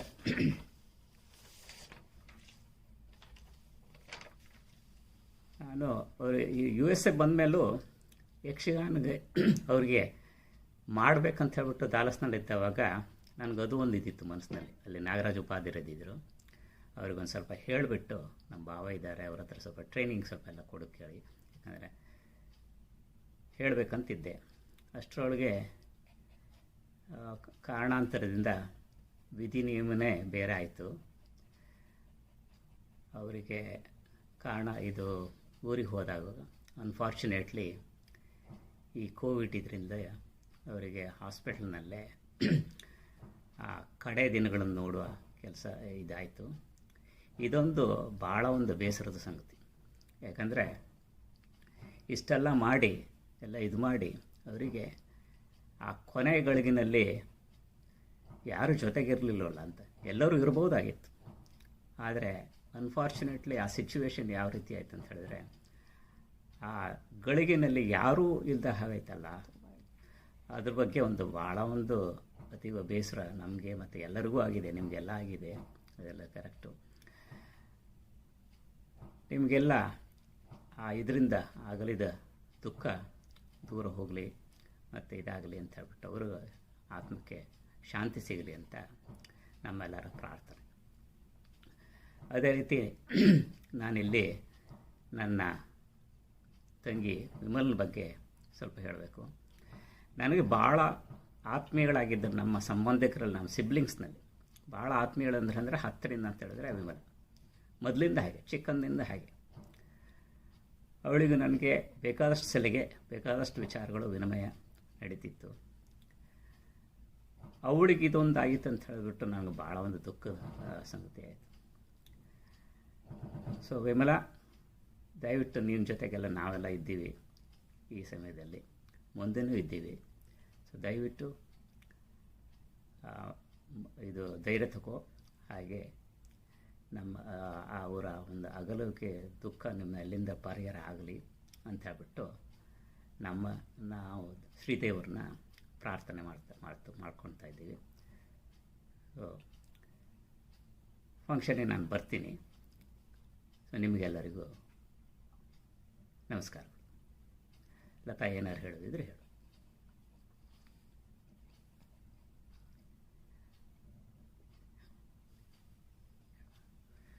ಶ್ರೀಲತಾ, ಅದಕ್ಕೆ ನಮ್ಮ ಮನೆಗೆ ಬನ್ನಿ ಆಯಿತಾ ಒಂದ್ಸಲ. ಸ್ವಲ್ಪ ಒಂಥರ ಬೇರೆ ಎನ್ವೈರ್ಮೆಂಟ್ ಅಷ್ಟೇ. ಗೊತ್ತು ನೀವು ತುಂಬ ಬ್ಯುಸಿಯಾಗಿರ್ತೀರ ಅಲ್ಲಿ ಮಕ್ಕಳ ಜೊತೆ ಮೊಮ್ಮಕ್ಕಳ ಜೊತೆ ಅಂತ. ದಯವಿಟ್ಟು ಮನೆಗೆ ಒಂದ್ಸಲ ಬನ್ನಿ ಆಯಿತಾ. ನಮ್ಮ ಜೊತೆಲ್ಲ ಸ್ವಲ್ಪ ಟೈಮ್ ಸ್ಪೆಂಡ್ ಮಾಡ್ಬೋದು. ಓಕೆ, ಯಾ, ಬನ್ನಿ. ಮತ್ತೆ ಸಿಗೋಣ ಆಯಿತಾ. ಸರಿ. ಆರಬಿ ನಮಗೆ ಒಂದು ಸೀಕ್ರೆಟ್ ಆಗಿ ಒಂದು ಮೆಸೇಜ್ ಕಳಿಸಿ ಹೇಳಿದ್ಲು, ತಂದೆಯವ್ರ ಬಗ್ಗೆ ಒಂದು ಸ್ವಲ್ಪ ಮಾತಾಡಿ ಎಲ್ಲ ಅಂತ ಹೇಳಿ. ಭಾರಿ ಖುಷಿ ಆಯಿತು ಆವಾಗ ಹೇಳಿದಾಗ ಅವಳು. ಹೌದು, ನೆನಪು ಇದೆ, ನಾವು ನೆನಪು ಮಾಡಿಸ್ಕೊಳ್ಬೇಕು ಅವ್ರನ್ನೀಗ. 1 ವರ್ಷ ಆಯಿತು, ಅದು ಹೇಗೆ ಹೋಯ್ತೋ ಏನೋ ಗೊತ್ತಿಲ್ಲ. ನಾನು ಕೆಲವು ನೆನಪು ಅಂದರೆ ನನಗೆ ತುಂಬ ತುಂಬ ತುಂಬ ಹಿಂದೆ ಹೋಗ್ಬೇಕನ್ನಿಸ್ತಾ ಇದೆ. ಅದಂದರೆ ಬಹುಶಃ ಅವ್ರ ಮದುವೆ ಅಲ್ಲಿಂದ. ನಾನು ಸಾಧಾರಣ 1970 ಅನ್ಸುತ್ತೆ ನನಗೆ ಅದೇ ಮದುವೆ ಆದದ್ದು. 1970 ಅಂದರೆ ನಾನು 8 ವರ್ಷದವನು, ಒಂದು ಪ್ರೈಮರಿ ಸ್ಕೂಲಲ್ಲಿದ್ದೆ. ಆ ಮದುವೆ ಒಂದು ಇನ್ನೂ ನಂಗದು ಒಂಥರ ಕನಸಲ್ಲಿದ್ದ ಹಾಗೆ ಇದೆ. ಅದು ಚೆನ್ನಕೇಶ್ವರ ದೇವಸ್ಥಾನ ಗುಂಡಿಮೆ ಎಲ್ಲ ಆದದ್ದು ಅದು ಮದುವೆ. ನಾನೇನು ಆಟ ಆಡ್ತಾ ಇದ್ದೆ, ಮದುವೆ ಏನು ನೋಡ್ತಾ ಇರಲಿಲ್ಲ. ಆದ್ರೂ ಮಧ್ಯ ಒಂದ್ಸಲ ನಾನು ನನ್ನ ಫ್ರೆಂಡ್ ಅಲ್ಲೊಬ್ಬ ಇದ್ದಾನೆ ವಿದ್ಯಾಧರ್ ಅಂತ, ಅವನು ನಾನು ಆಟ ಆಡೋಕೆ ಅವನ ಮನೆ ಅಲ್ಲಿಯೇ ಆಟ ಆಡೋಕೆ ಕರ್ಕೊಂಡು ಹೋದ. ಇಲ್ಲಿ ಎಲ್ಲ ಕರೀತಾರೆ, ಎಲ್ಲಿ ಹುಡುಗ ಏನೋ ಆ ಮಧ್ಯದಲ್ಲಿ ಒಂದು ಈ ಹುಡುಗಿಯ ತಮ್ಮ ಅರಳು ಹಾಕುವುದೇನೋ ಒಂದಿರುತ್ತೆ, ಅದಕ್ಕೆ ಬೇಕು ನಾನಿಲ್ಲ ಅಲ್ಲಿ. ಅದು ಎಲ್ಲ ಹುಡುಕಿದ್ರು, ಕಡೆಗೆ ಬಂದೆ ಅಷ್ಟು. ಅದು ಗೊತ್ತಿದೆ ನಂಗೆ, ಇನ್ನೂ ನೆನಪಿದೆ ಅದನ್ನು, ಆ ಇನ್ಸಿಡೆನ್ಸ್. ಅಲ್ಲಿಂದ ಮತ್ತೆ ಬಾಬಣ್ಣಯ್ಯ ಅಂತ ಹೇಳಿದ್ರೆ ಶಿವಣ್ಣಯ್ಯ, ಶ್ರೀಧರಣ್ಣಯ್ಯ ಸುಲಭ ಹೇಳೋದು, ಇದು ಟಂಗ್ ಟ್ವಿಸ್ಟಿಂಗ್ ವರ್ಡ್ ಇದು. ಬಾಬಣ್ಣ ಉಳಿದವರಿಗೆಲ್ಲ ಬಾಬಣ್ಣ ಅಂತ ಕರೀತಾರೆ, ನಾವು ಬಾಬಣ್ಣ ಅಣ್ಣಯ್ಯ ಅಂತ ಹೇಳುವಾಗ ಆದ್ರೂ ಅದಷ್ಟು ಕಷ್ಟ ಆಗ್ಲಿಲ್ಲ ನಮ್ಗೆ. ನಾವು ಅದು ನಿರರ್ಗಳವಾಗಿ ಎಲ್ಲ ಹೇಳ್ತಿತ್ತು ನಾವೆಲ್ಲರೂ. ಮತ್ತೆ ಅತ್ತೆ ಮನೆ ಅಂದ್ರೆ ಅವ್ರ ಮನೆ. ಅದು ಅತ್ತೆ ಮನೆಗೆ ನಾವು ಹೋಗುದಂದ್ರೆ ಅದೇನು ಹೊಸ್ತಲ್ಲ, ಯಾವಾಗ್ಲೂ ಹೋಗ್ತೇನೆ ನಾನು ಸಣ್ಣದಿದ್ದಾಗ ಅಮ್ಮನ ಜೊತೆಗೆ. ಹೆಚ್ಚು ಸಂಭ್ರಮ ಅಂದ್ರೆ ಇವರು ಬಾಬಣ್ಣನೆ ವಿಮಲಕ್ಕ ಅವ್ರು ಬರ್ತಾರಲ್ಲ, ಅವ್ರು ಬಂದಾಗ ಅವ್ರು ಕಳಿಸಿಕೊಡುದು, ಬಾಂಬೆ ಹೋಗುದು. ಆ ಬಾಂಬೆ ಬಸ್ ಅವಾಗ ಏನು ಈ ಟ್ರೈನ್ ಎಲ್ಲ ಇರ್ಲಿಲ್ಲ, ಬಾಂಬೆ ಬಸ್ಸಲ್ಲಿ 20-24 ಗಂಟೆ ಅವ್ರು ಕೂತ್ಕೊಂಡು ಹೋಗುದು. ಅದು ಕಳಿಸೋದಕ್ಕೆ ಅಮ್ಮ ಹೋಗ್ತಿದ್ಲ, ಅಮ್ಮನ ಜೊತೆ ನಾನು ಹೋಗುದು. ನನ್ಗೆ ಭಾರಿ ಅದು ಹೋಗುದಂದ್ರೆ ಶಾಲೆಗೆ ಹೋಗುದು ಬೇಡ ಅಲ್ಲ, ಸೊ ಹೋದ್ರಾಯ್ತು ಅಲ್ಲಿಗೆ ಸಂಭ್ರಮ. ಹೋಗಿ ನಾವು ಅಲ್ಲಿ ಕಾಯ್ತಾ ಇರೋದು. ಅಲ್ಲಿ ಆವಾಗ ಏನು ಮೊಬೈಲ್ ಇಲ್ಲ, ಎಂಥದ್ದು ಇಲ್ಲ ಅನ್ಸುತ್ತೆ. ಅಲ್ಲಿಂದ ಹೊರಟಿದೆ ಮಂಗಳೂರಿಂದ ಬಸ್. ಮಂಗಳೂರಿಂದ ಬಸ್ ಹೊರಟ್ರೆ ಹಂದಟ್ಟಿ ಇವ್ರ ಮನೆ ಹತ್ರ ಬರುವಾಗ ಅದು ಎಷ್ಟೊತ್ತಿಗೆ ಬರುತ್ತೋ ಗೊತ್ತಿಲ್ಲ ನಮ್ಗೆ. ಮಧ್ಯದಲ್ಲಿ ಎಲ್ಲ ಈ ತೆಂಗಿನಕಾಯಿ ಹಾಕುವವ್ರೇನು, ಗುಜ್ಜೆ ಹಾಕುವವ್ರೇನು ಎಲ್ಲದನ್ನೂ ಬಸ್ಸಿಗೆ ಹಾಕೋಬೇಕಲ್ಲ ಇವ್ರು. ಕಾದು ಕಾಯ್ತೇವೆ ನಾವು ಅಲ್ಲಿ ಕುತ್ಕೊಂಡು ಕಾಯೋದು. ದೊಡ್ಡತ್ತೆ ಇರ್ತಿದ್ರು, ವಸುಮತಿ ಅಕ್ಕ, ನಾನು, ಅಮ್ಮ, ಇವರು ಎತ್ತೆಲ್ಲ. ಅದು ಆಶ್ಚರ್ಯ ಅಂದ್ರೆ ಕಾದು ಆ ಬಸ್ ಬರುವಾಗ ಇವರೆಲ್ಲ ಊಟಕ್ಕೆ ಹೋಗಿರೋದು. ಅದು ಆವಾಗ ಅಮ್ಮ ಹೇಳುದು, ಇವಕ್ಕೊಂದು ಉಮ್ಮಕ್ಕೂ ಬಿಡುತ್ತಿಲ್ಲ ಈ ಬಸ್ಸಿನವು ಅಂತ. ಬಸ್ಸಿನವರಿಗೆ ಏನ್ ಗೊತ್ತಿದೆ. ಅಂಥದ್ದೆಲ್ಲ ತುಂಬಾ ಭಾರಿ ಖುಷಿ ಪಟ್ಟಿದ್ದೆ ಆವಾಗ ನಾನು. ಅದು ಆಮೇಲೆ ಅವರು ಗುಂಡ್ಮಿಗೆ ಬರುವುದು, ವರ್ಷ ಬರ್ತಿದ್ರು ಗುಂಡ್ಮಿಗೆ ಅವರು ಮದುವೆ ಆದ್ಮೇಲೆ. ನಾನು ಸಣ್ಣದಿದ್ದೆ. ಅವರು ಫಸ್ಟಿಗೆ ಒಂದ್ಸಲ ಒಂದು ಟೇಪ್ ರಿಕಾರ್ಡರ್ ತಗೊಂಡಿದ್ರು, ಒಂದು ಉದ್ದ ಆಗಿನ ಕಾಲದ ಟೇಪ್ ರಿಕಾರ್ಡರ್, ಎಲ್ಲರದ್ದು ಇದು ವಾಯ್ಸ್ ಬೇಕಂತ. ನೀ ಬಾ, ನಿಂದು ಒಂದು ಬೇಕು, ಬಾ ನೀನು. ನಾನೇನು ಹೈಸ್ಕೂಲು, ಇನ್ನು ಪ್ರೈಮರಿ ಸ್ಕೂಲ್, ನಂಗೆ ಎಂತ ಹೇಳೋದು ಗೊತ್ತಾಗ್ಲಿಲ್ಲ.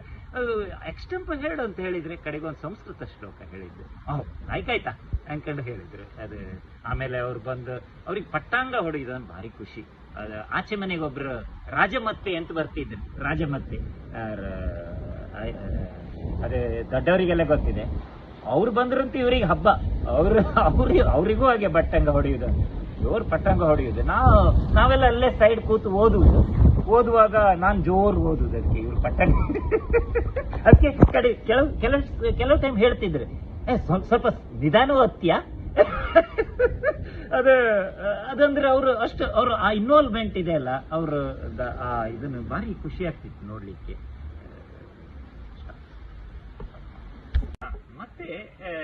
ಮತ್ತೆ ನಮ್ಮದು ಮದುವೆ ಆದ್ಮೇಲೆ ಮತ್ತೆ ಬಳ್ಳಾರಿಯಲ್ಲಿ ನಾನು ಮೆಡಿಕಲ್ ಕಾಲೇಜ್, ಒಂದ್ಸಲ ನಾನು ಮೆಡಿಕಲ್ ಕಾಲೇಜಿಗೆ ಹೋದ್ಮೇಲೆ ಸ್ವಲ್ಪ ನಮ್ಮ ಸಂಪರ್ಕ ಕಡಿಮೆ ಆಯ್ತು. ನಾನಂದ್ರೆ 4-5 ವರ್ಷ ಮೆಡಿಕಲ್ ಕಾಲೇಜಲ್ಲಿ ಇದ್ದೆ.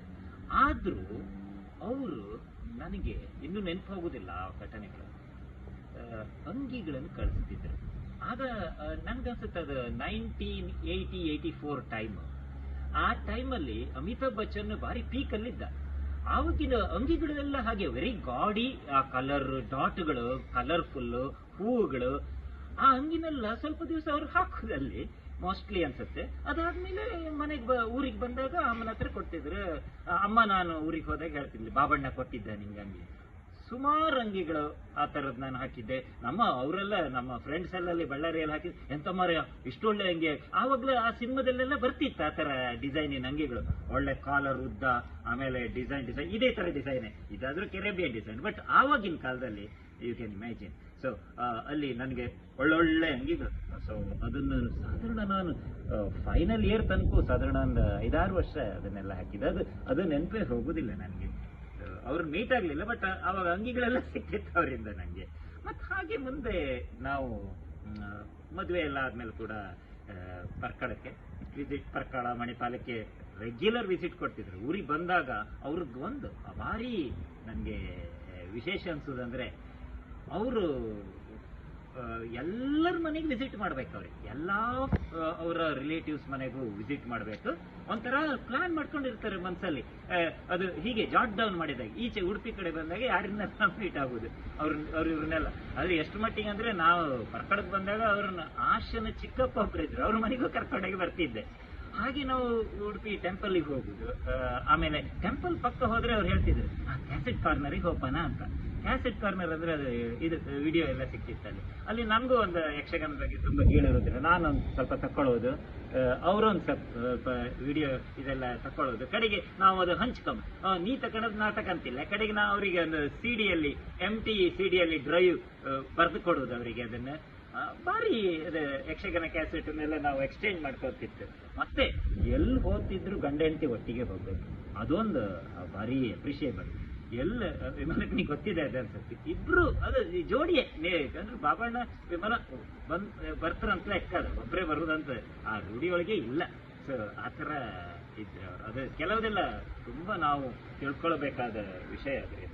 ಎರಡು ಥಿಂಗ್ಸ್ ನಾನು ಯಾವಾಗಲೂ ಅಪ್ರಿಷಿಯೇಟ್ ಮಾಡ್ತೀನಿ ಅಂತಂದ್ರೆ ಅವ್ರದ್ದು ಈ ಸೋಷಿಯಲ್ ಕಾಂಟ್ಯಾಕ್ಟ್ಸ್.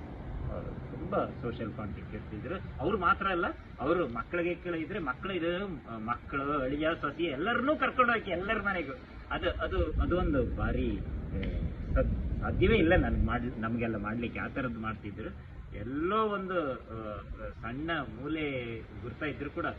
ಇನ್ನು ಕಿಶೋರಿ ಬಳ್ಳಾಳರು ಯಾರೋ ರಿಲೇಟಿವ್ಸೇ ಯಾರೋ ಅಲ್ಲಿ ಇದರ ಪಕ್ಕದಲ್ಲಿ, ಅಲ್ಲಿಗೆಲ್ಲ ಹೋಪ ಬಾ ಅಂತ ಕರ್ಕೊಂಡು ಹೋಗ್ತಿದ್ರೆ ನನ್ಗೆ ಅಡ್ಡಿಲ್ಲ, ನಂಗೆ ಖುಷಿ ಆಗ್ತಿತ್ತು. ನಾವು ಕಡೆಗೆ ಎಲ್ಲ ಇದು ನನ್ನ ಭಾವನೆ ಅಂತ ಎಲ್ಲ ಇಂಟ್ರೊಡ್ಯೂಸ್ ಮಾಡೋದು.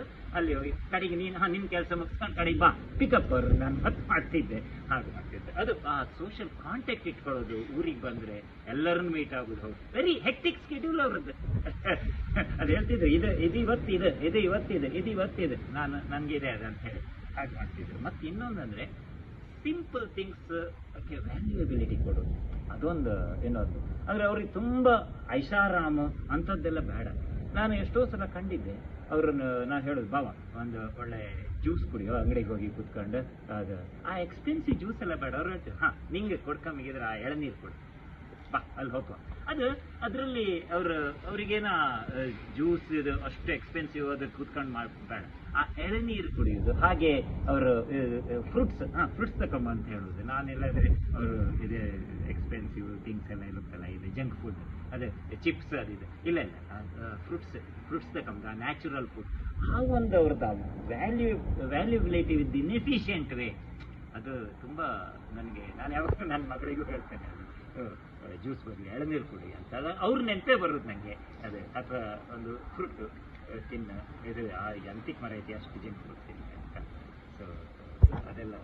ಮತ್ತೆ ಮುಂದಿಂದಂದ್ರೆ ಗ್ರಹಣದ ನೆನಪು ನನಗೆ. ಗ್ರಹಣದಲ್ಲಿ ನಾವು 2 ಸಲ 2009ಕ್ಕೆ 2009 ಆ್ಯಂಡ್ 2011 2 ಸಲ ಬಂದಿದೆ. ಭಾರಿ ಒಳ್ಳೇದಾಯ್ತು, ಟೈಮ್ ಸ್ಪೆಂಡ್ ಆಯ್ತು. ಅದು ಸುಮಾರು ನಾವು ಕಾನ್ವರ್ಸೇಷನ್ ಎಲ್ಲ ಮಾಡ್ತಿತ್ತು. ಕೆಲವು ಟೈಮ್ ಎಲ್ಲ ಯಕ್ಷಗಾನ ನೋಡೋದು ಹಾಗೆಲ್ಲ ಮಾಡಿ. ಒಂದು ನಾನು ನೋಡಿದ್ದೆ, ಅವರಿಗೆ ಬೋರ್ ಅನ್ನೋ ವರ್ಡೇ ಇಲ್ಲ ಅವ್ರ ಹತ್ರ. ಅವರು ಹೇಗಾದ್ರೂ ಟೈಮ್ ಸ್ಪೆಂಡ್ ಮಾಡ್ತಿದ್ರು. ನಾವಿಬ್ರು ಗಂಡ ಹೆಂಡತಿ ಬ್ಯುಸಿಯಾಗಿ ಬೆಳಗ್ಗೆ ಹೋಗುದು, ಒಂದು 5 ಗಂಟೆಗೆ ಬರ್ತಿತ್ತು. ಬಟ್ ಆದ್ರೂ ಆ ಉಳಿದ ಟೈಮಿಗೆ ಅವ್ರು ಒಂದ್ ದಿವಸ ನಂಗೆ ಬೋರ್ ಆಯ್ತು ಅಂತ ಹೇಳಲಿಲ್ಲ. ಉಳಿದ ಟೈಮಲ್ಲಿ ಮಾತ್ರ ನಮ್ಗೆ ಕರ್ಕೊಂಡು ಹೋಗ್ಲಿಕ್ಕೆ ಆಗುದು, ಅಥವಾ ವೀಕೆಂಡ್. ಸೊ ಭಾರಿ ಟೈಮ್ ಸ್ಪೆಂಡ್ ಮಾಡಿ ಬಂದು ಅದನ್ನ ನೋಡಿ ಬಂದದಲ್ಲೆಲ್ಲ ಎಕ್ಸ್ಪ್ಲೋರ್ ಮಾಡ್ತಿದ್ರು. ಆಚೆಗೆಲ್ಲ ಅವರು ವಾಕಿಂಗಿಗೆ ಹೋಗುದು ಗಂಡ ಹೆಂಡತಿ. ಮತ್ತೆ ಎಲ್ಲ ಅವ್ರಿಗಾಗ ಒಂದು ಫೋಟೋ ತೆಗೆದು ಹುಚ್ಚು, ತುಂಬಾ ಫೋಟೋ ತೆಗೆದು ಇದ್ದು ಹೂ ಕಡ್ಡಿ ಕಸ ಹುಳ ಎಲ್ಲ ಫೋಟೋ ತೆಗೆದು ಇಳ್ಕೊಂಡು ಸುಬಾಯ ಇದು ಎಷ್ಟು ಹೆಂಗ್ ಬಂದಿತ್ತು, ಎಷ್ಟು ಚಂದ ಬಂದಿತ್ತು. ಅದು ಹಾಗೆ ಅದು ಗರುಡ ನಮ್ಮ ಊರ ತರನೇ ಅಷ್ಟು ಒಂದು ಇದಿದೆ. ಅದನ್ನ ಬೋರ್ ಎನ್ನುವ ವರ್ಡ್ ಅವರು ಮುಂದೆ ಕೂಡ ಯಾವಾಗ್ಲೂ ಇರ್ಲಿಲ್ಲ ಅವ್ರ ಕೈಲಿ. ಅವ್ರು ಎಂಜಾಯ್ ಮಾಡ್ತಿದ್ರು ಆಲ್ ಮಿನಿಟ್ಸ್ ಅವ್ರು ಮಾತ್ರ ಅದನ್ನ ಎಂಜಾಯ್ ಮಾಡ್ತಿದ್ರು. ಮತ್ತೆ ಇನ್ನೊಂದ್ಸಲ ಬಂದಾಗ ಅಪ್ಪಯ್ಯ ಇದ್ರು. ಹೇಗೂ ಅಪ್ಪಯ್ಯನ ಜೊತೆಗೆ ಟೈಮ್ ಅಪ್ಪಯ್ಯ ಅವರು ನಾವು 3 ಜನ ಒಂದು ಗ್ರನೇಡಾ ಶರ್ಟ್ ಹಾಕೊಂಡು ಹೋಗುದು ಎಲ್ಲ ಕಡೆ. ಅದೆಲ್ಲ ಪಿಕ್ಚರ್ ಕಳ್ಸಿದ್ದೆ ಅರಬಿಗೆ. ಸೊ ಅದು ಭಾರಿ ಲಾಯ್ಕಿತ್ತು. ಅವ್ರು ಅಪ್ಪಯ್ಯ ಬಾಬಣ್ಣಯ್ಯ ಅವರಿಬ್ರದ್ದು ಗ್ರನೇಡಾ ಶರ್ಟ್ ಅಲ್ಲಿ ಹೋಗುದು. ಅಪ್ಪಯ್ಯ ವೀಲ್ ಚೇರ್ ಅಲ್ಲಿ, ನಾವು ಯಾರೊಬ್ರು ದೂಡುದು. ಮತ್ತೆ ಕೆಲವು ಟೈಮ್ ನಾವು ಜೋಕ್ ಮಾಡ್ತಿತ್ತು ಅಪ್ಪಯ್ಯನಿಗೆ ರಿಲೇಟೆಡ್. ಅಂದ್ರೆ ಕೆಲವು ಟೈಮ್ ನಾವು ಯಕ್ಷಗಾನ ಭಾಷೆಯಲ್ಲಿ ಮಾತಾಡೋದು. ನಂಗೆ ಯಕ್ಷಗಾನ ಖುಷಿ ಗೊತ್ತಿದೆ ಅವರಿಗೆ. ಹಾಗೆ ಒಂದ್ಸಲ ಅವರು ಒಂದು ಲ್ಯಾಪ್ಟಾಪ್ ಕೊಟ್ಟಿದ್ದೆ, ಮಾಡ್ತಿದ್ರು. ಅದೇನೋ ಹೆಚ್ಚು ಕಡಿಮೆ ಆಯ್ತು, ಅವರು ಇಂಟರ್ನೆಟ್ ನೋಡೋದು ಅದೆಲ್ಲ ಮಾಡ್ತಿದ್ರು. ನಾನು ಇನ್ನೊಂದು ಲ್ಯಾಪ್ಟಾಪ್ ಅಲ್ಲಿ ಕೆಲಸ ಮಾಡ್ತಿದ್ದೆ. ಒಂದು ದೊಡ್ಡದು ಒಂದು ಸಣ್ಣದ ಲ್ಯಾಪ್ಟಾಪ್ ಇದ್ದಿತ್ತು. ಅದು ಅವ್ರದ್ದೇನೋ ಆಯ್ತು, ಸುಬ್ಬಯ್ಯ ಇದೆ ಅಂತ ಸ್ಟಕ್ ಆಯ್ತು ಕಾಣ ಅಂತ ಹೇಳಿದ್ರು. ಅದಕ್ಕೆ ನಾನು ಹಾಗಾರೆ ನಾನು ಅದನ್ನ ಫ್ರೀಸ್ ಆಗ್ತು ಕೆಲವು ಟೈಮ್, ಅದನ್ನ ನಾನು ಇದು ಮಾಡ್ತೆ, ತಕೊಳ್ಳಿ ಬಾವ ನೀವು ಇದರಲ್ಲಿ ಅಷ್ಟೊತ್ತು ಮಾಡಿ ಅಂತ. ಅದೆಂತ 2-3 ಇತ್ತ ನಿನ್ನ ಹತ್ರ ಅಂತ ಹೇಳಿದ್ರು. ಒಂದು ಸಣ್ಣದು ಒಂದು ದೊಡ್ಡದು. ಅದಕ್ಕೆ ನಾನು ಹೇಳಿದೆ, ಅದು ನೀವು ಆಟದೊಳಗೆ 2 ಮದ್ಲಿ ಯೂಸ್ ಮಾಡ್ತಾರಲ್ಲ, ಒಂದು ಏರ್ ಮದ್ಲಿ ಒಂದು ಇಳಿ ಮದ್ಲಿ, ಹಾಗೆ ನಂದು ಅದು ಭಾರಿ ಖುಷಿಯಾಗಿ ಅವ್ರು ಜೋರ್ ನಗಡಿ ಅಂತ ಮಾರೆ. ಅದು ಇದು ಕಾಣಿ ಇದು ತಗೊಳ್ಳಿ, ಈಗ ಏರ್ ಮದ್ಲಿ ತಕೊಳ್ಳಿ ಅಂತ ಸಣ್ಣದೊಂದು ಲ್ಯಾಪ್ಟಾಪ್ ಅವ್ರಿಗೆ ಕೊಟ್ಟೆ. ಅದೇ ಹಾಗೆ ಇನ್ನೊಂದ್ಸಲ ನಾವು ಒಂದು ಕಂಸವದಯ ಅಂತದ ಕಂಡು ಕಂಬಕ್ಕೆ ಹೊರಟಿತ್ತು. ಅಷ್ಟೊತ್ತಿ ಅಪ್ಪಯ್ಯ ಕೆಲವು ಟೈಮ್ ಅರ್ಧ ಮಲ್ಕೊಂಡಿದ್ರೆ ಅರ್ಧ ನಿದ್ದೆ ಆಗಿ ಎದ್ದ ಮೇಲೆ ಎಂತೆಂತ ಮಾತಾಡ್ತಾರೆ. ಅಂದ್ರೆ ಅವ್ರ ಅರ್ಧ ನಿದ್ರಾವಸ್ಥೆಯಲ್ಲೇ ಏನೋ ಇರ್ತಾರೆ, ಅವ್ರ ನಿದ್ರೆ ಕನ್ಸು ನನ್ಸು ಎಲ್ಲ ಒಟ್ಟಾಗ್ತದೆ ಅವರಿಗೆ. ಸೊ ಒಂದ್ ದಿವಸ ಹಾಗೆ ಆಯ್ತು, ಬಾವ ಇದ್ರೆ ನಾನಿದ್ದೆ, ಅಪ್ಪಯ್ಯ ಎದ್ದು ನನ್ನನ್ನು ಕರೆದ್ರು, ಇಲ್ಕಣ ದೀಪ ಮನೆ ತುಂಬಾ ದೀಪ ಕಾಣುತ್ತೆ ಅನ್ಕೊಂಡು ಭಾರಿ ಸೀರಿಯಸ್, ಅಪ್ಪ ಮುಖ ಕಾಣಕ್ಕಾಗ ಸೀರಿಯಸ್, ತುಂಬಾ ಸೀರಿಯಸ್. ಇಲ್ಕೊಂಡು ಎಲ್ಲ ಕಡೆ ಇದೆ. ಇವ್ರು ಮಾವಯ್ಯ ಇಲ್ಲಿ ಅಲ್ಲೇ ದೀಪ ಎಲ್ಲೂ ಇಲ್ಲೇ, ಎಂತ ನೀವು ಕತ್ಲೆಗೆ ಮನ್ಕೊಂಡಿದ್ರಿ ಅಲ್ಲೇ ಮಾವಯ್ಯ ಅಂತ ಹೇಳಿದ್ರು. ಇಲ್ಲ ಇಲ್ಕೊಂಡು ಈ ಗೋಡೆ ಮೇಲೆ ಇಷ್ಟು ಇಲ್ಲೊಂದು ಕಡೆಗೆ ನಮ್ಗೆ ಗೊತ್ತಾಯ್ತು, ಹೊರಗಡೆ ಒಂದು ಬೀದಿ ದೀಪ ಇತ್ತು, ಅದು ಕಾಣ್ತಾರ ಅವರು, ಅದು ಭ್ರಮೆ ಆಗಿರ್ಬೇಕು ಅವ್ರಿಗೆ, ಸಡನ್ ಎದ್ದಿದ್ರೆ. ಅದಕ್ಕೆ ನಾ ಹೇಳಿದೆ, ಬಾವ ಇಲ್ಲಿ ನೋಡಿ, ಇದು ಆ ಕಂಸನಿಗೆ ಆ ಕೃಷ್ಣ ಪರಮಾತ್ಮ ಕೊಲ್ತನಲ್ಲ, ಅದ್ರ ಮುಂಚಿನ ರಾತ್ರಿ ಒಂದು ಕನ್ಸು ಬೀಳುತ್ತೆ, ಅದೊಂದಿದೆ ಇಲ್ಲ, ಒಂದು ದೀಪ 10 ಆಯ್ತು 100 ಆಯ್ತು ಅಂತ ಒಂದು ಪದ ಇದೆ ಇಲ್ಲ, ಹಂಗಾಯ್ತು ಕಣಿ ಅಂತ. ಅವ್ರಿಗಂತೂ ತಡಲಿಕ್ಕೆ ಆಗದಿದ್ ನಗು ಬಂದು ಅವರು ಭಾರಿ ಖುಷಿ ಪಟ್ರದ. ಅಂತದ್ದೆಲ್ಲ ತುಂಬಾ ಕ್ಷಣಗಳು ನಾವು ಇದು ಮಾಡಿದ್ವಿ. ಇನ್ನೊಂದು ಫಸ್ಟ್ ಟೈಮ್ ಅವರು ಇಲ್ಲಿಂದ ಹೋಗುವಾಗ ಆ ನಟ್ಮೆಗ್ ಜಾಯ್ಕಾಯಿ, ನಟ್ಮೆಗ್ ಅಂದ್ರೆ ಇಲ್ಲಿ ಸುಮಾರಿದೆ, ಮಾವಿನ ಹಣ್ಣು ಅದೆಲ್ಲ ಕಂಡು ಅವರು ಕ್ಯಾರಿ ಆನ್ ಬ್ಯಾಗಿಗೆ ಹಾಕೊಂಡಿದ್ರಂತೆ. ನಂಗೆ ಗೊತ್ತಿಲ್ಲ ಅದು, ಅವರು ಕ್ಯಾರಿ ಆನ್ ಬ್ಯಾಗಿಗೂ ಹಾಕೊಂಡು, ಇದಕ್ಕೆ ಬರೀ ಚೆಕ್ ಇನ್ ಅಲ್ಲ ಕ್ಯಾರಿ ಆನ್ಗೂ ಹಾಕೊಂಡಿದ್ರಂತೆ. ಅಲ್ಲಿ ಆ ಕಸ್ಟಮ್ಸ್ನವ ಅವನಾರು ಹಿಡಿದು ಎಲ್ಲಾ ನಟ್ಟು ಮೆಗ್ಗನ್ನು ಮಾವಿನ ಹಣ್ಣನ್ನು ಹೊರಗೆ ತೆಗ್ದಿಟ್ಟಂತೆ. ಅದು ಎಂತದು ಬೈ ಮಿಸ್ಟೇಕ್ ಅಂತ ಹೇಳಿದ್ರೆ ಅವರು ಅಡ್ಡಿಲ್ಲ, ಗೊತ್ತಾಗ್ತದೆ ಈ ಕೆರೆಬಿಯನ್ ಬರೋರ ಹತ್ರ ಎಲ್ಲ ಇರುತ್ತಂತ. ಈಗ ಎಂತ ಮಾಡೋದು ಹೇಳಿದ್ರೆ ಥ್ರೋ ಮಾಡ್ಕೊಂಡ ಅಂತೆ. ಥ್ರೋ ಮಾಡೋದು ಹೇಗೆ ಅಂದ್ರೆ ತಿನ್ಲಕ್ಕ ಏನಿರುತ್ತೆ. ಆಶ್ಚರ್ಯದಿಂದ ಕಂಡ ಇದು ಎಷ್ಟು ತಿಂತ್ರಿ ನೀವು ಅಂತ ಎಣಿಸಿನ ಏನೋ ಕಡೆಗೆ ಅವ್ರು ತಿಂದ್ರೆ ಎಲ್ಲಿಯೋ ಗೊತ್ತಿಲ್ಲ. ಬಟ್ ಅದು ಆ ಒಂದು ಅವರ ಎಕ್ಸ್ಟೆಂಪ್ ಆಗಿ ಅವನನ್ನು ಕೇಳಿ ಹಾಳಾಗ್ತಲೆ ಅಂತ ಅನ್ಸುತ್ತೆ ಅವರಿಗೆ, ಎಷ್ಟು ಮಾವಿನ ಹಣ್ಣು ತಿನ್ನಕ್ಕಾಗ್ತದೆ. ಅದು ಹಾಗೆಲ್ಲ ಇತ್ತು ಲೈಕ್. ಮತ್ತೆ ಕೆಲವು 1-2 ವಿಷಯ ನಾನು ನೆನ್ಪು ಮಾಡ್ತಾ ಇದ್ದೆ, ಬೇಕದು ಅವರಿಗೆ ಕೆಲವು ವಿಷಯ ತಿಳ್ಕೊಳ್ಳೋದಂದ್ರೆ ತುಂಬಾ ಈಗರ್.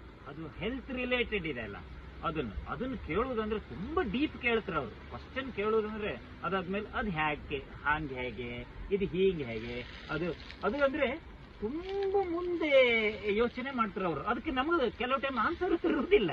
ಅದಕ್ಕೆ ನಾನು ಹೇಳಿದೆ, ಬಾವ ನೀವು ಅಷ್ಟು ಮುಂದೆ ಥಿಂಕ್ ಮಾಡೋದು ಬೇಡ. ಮತ್ತೆ ಇನ್ನೊಂದಂತ ಹೇಳಿದ್ರೆ, ನಿಮ್ಮ ಡಾಕ್ಟ್ರೇ ಹೇಳ್ತಾರೆ ನಿಮ್ಗೆ, ಅವರು ಕೇಳಿದ್ರೆ ಹೌದು ಮಾರಾಯ ನಾ ಹಿಂಗೆ, ಅದಕ್ಕೆ ಅವ್ರು ಹೇಳಿದ್ರು ಹಿಂಗೆ ನಾ ಕೇಂಡ್ ಕ್ವಶನ್ ಅವ್ರು ಹೇಳಿದ್ರು ಇನ್ನು ಸಾಕೆ ಅಂದರೆ ನೀವು ಕೇಳುದು ಬೇಡ ನಾ ಕ್ವಶನ್ ನಾನೇ ಹೇಳಿದ್ದಕ್ಕೆ ಸಾಕಾದ್ರು ಅವರು. ಅಂದ್ರೆ ಅವರು ಆ ತರ ಕ್ವಶನ್ ಡೀಪ್ ಆಗಿ ಕೇಳ್ತಾರಲ್ಲ, ಅದು ಅನಾಯಸ್ ಅಂತ ಅವರಿಗೂ ಗೊತ್ತಿದೆ. ಹೌದು, ನಾ ಕೆಲವು ಟೈಮ್ ಅದು ಕೇಳ್ತೆ ನಿಮ್ಗೆ ಇದತ್ತೇನು ರಗಳಿಯತ್ತೇನು ಅಂತ ಅವ್ರಿಗೆ ಗೊತ್ತಿದೆ. ಅದು ಅವ್ರಿಗೆ ಬಾಂಬೆಯಲ್ಲೂ ಹಾಗೆ ಆಯ್ತಂತೆ, ಡಾಕ್ಟರ್ಸ್ ಹತ್ರ ಕೇಳು ಅದು. ಆದ್ರೆ ಕುತೂಹಲ ಇದೆಯಲ್ಲ ಅವ್ರದ್ದು, ಕೇಳು ಕ್ವಶನ್ಸ್ ಒಂದಷ್ಟು, ಅದು ಭಾರಿ ಅಪ್ರಿಷಿಯೇಬಲ್. ಅದು ಶವರ್ ಆಫ್ ಕ್ವಶನ್ಸ್ ಅನ್ಬೋದು ಅದು ಹೆಡ್ ಆಫ್ ಟೈಮ್. ಇನ್ನೊಂದು ಮೆಟಿಕ್ಯುಲಸ್ನೆಸ್ ಅವ್ರದ್ದು. ಆ ಮೆಟಿಕ್ಯುಲಸ್ನೆಸ್ಗೆ ಎಲ್ಲ ಬರ್ದಿರ್ತಾರ ಅಂತ ಅವ್ರು ಮೋಸ್ಟ್ಲಿ ನಂಗೆ ಅನ್ಸೋದು. ಅದಕ್ಕೆ ಪ್ರಾಬೇಬ್ಲಿ ಅವರು ತೀರಿದಾಗ ಮಕ್ಕಳಿಗೇನು ಕಷ್ಟ ಆಗ್ಲಿಲ್ಲ ಅನ್ಸುತ್ತೆ, ಎಲ್ಲ ಕಂಪ್ಯೂಟರ್ ಅಲ್ಲಿ ಅಲ್ಲಿ ಇಲ್ಲಿ ಡಾಕ್ಯುಮೆಂಟ್ ಮಾಡಿ ಹೋಗಿದ್ದಾರೆ ಅನ್ಸುತ್ತೆ. ಅಂದ್ರೆ ಅಷ್ಟು ಒಂದು 1 ವರ್ಷ ಆಯ್ತು ಅಂತ ಎಣಿಸ್ಕೊಳ್ಳಿಕ್ಕೆ ಆಗೋದಿಲ್ಲ ಅಷ್ಟು ಬೇಗ. ಇನ್ನೂ ನನಗೆ ಬಾಂಬೆಗೆ ಹೋದರೆ, ಅವ್ರ ಮನೆಗೆ ಹೋದರೆ ಅವ್ರು ಇದ್ದಾರಂತಲೇ ತಲೆ ಒಳಗಿದೆ. ನಾನು ಅವ್ರನ್ನ ಮೀಟ್ ಆಗಿದ್ದು ನನ್ನ ಮದುವೆ ಆದಮೇಲೆ. ಫಸ್ಟ್ ಪ್ರತಿ ಸಲ ಮೀಟ್ ಆದಾಗಲೂ ಒಳ್ಳೆ ನೆನಪೇ ಇದೆ ಹೆಚ್ಚು. ಒನ್ ಆಫ್ ದ ಫಸ್ಟ್ ನೆನಪೇನಂದರೆ, ಅವ್ನ ಮದುವೆಗೆ ಒಂದು 5 ವರ್ಷ ಆಗಿದ್ದೇನೋ, 4-5 ವರ್ಷ ಆಗಿರ್ಬೋದು. ಅಷ್ಟೊತ್ತಿಗೆ ಪರ್ಕಳಕ್ಕೆ ಬಂದಿದ್ರು ಅವರು. ಆ ಟೈಮಲ್ಲಿ ಅಶ್ವಿನ್ಗೆ ಹುಡುಗಿ ಹುಡುಕೋದು ಅಂತ ಅವ್ರು ಹೇಳಿದ್ದು. ಸಡನ್ ಆಗಿ ಒಂದು ದಿವಸ ಬೆಳಿಗ್ಗೆ ಎದ್ದು, ನಾವು ಹುಡುಗಿ ನೋಡ್ತಾ ಇದ್ದೇವೆ ಅಶ್ವಿನಿಗೆ, ನಮಗೆ ನಿನ್ನಂತ ಸೊಸೆ ಬೇಕು. ಅದನ್ನ ಕೇಳಿ ನನಗೆ ತುಂಬ ಆಶ್ಚರ್ಯ ಆಯ್ತು. ನಂಗೆ ಗೊತ್ತುಂಟು ಈಗ ಇಷ್ಟು ವರ್ಷ ಆದಮೇಲೆ ಎಷ್ಟು ಚೇಂಜ್ ಆಗಿದೆ. ಆದರೂ ನಂಗೆ ಗೊತ್ತುಂಟು ಅವರಿಗೆ ನನಗಿಂತ 1000 ಟೈಮ್ಸ್ ಮೋರ್ ಇಬ್ಬರು ಸೊಸೆ ಅಂದ್ರೆ ಒಳ್ಳೆ ಸೊಸೆ, ಆಶಾ ಮತ್ತು Malini. One of the best that he can ask for ಸಿಕ್ಕಿದೆ. ಬಟ್ ಅದು ನನಗೆ ಮರ್ತು ಹೋಗದೇ ಇರುವಂಥ ಒಂದು ಮಾತು ಅವ್ರದ್ದು. ನೆಕ್ಸ್ಟ್ ಟೈಮ್ ಅವರು ಇನ್ನೊಂದ್ಸಲ ಉಡುಪಿಗೆ ಬಂದಾಗ ಅವ್ರಿಗೆ ಮಕ್ಕಳಂದ್ರೆ ತುಂಬ ಇಷ್ಟ. ಸಮೇತ ಅವಾಗ ತುಂಬ ಸಣ್ಣದು ಪುಟ್ಟಿ ಹೇಳ್ತೈತೆ ನಾವು. ಅವ್ರು ಫಸ್ಟ್ ಬಂದ್ಕೊಳ್ಳೆ ಹೇಳಿದ್ದು, ಇದು ಅತ್ತೆ ವಿಮಲತ್ತೆ, ಇದು ನಿಂದು ಮಾವ ಅಂತ.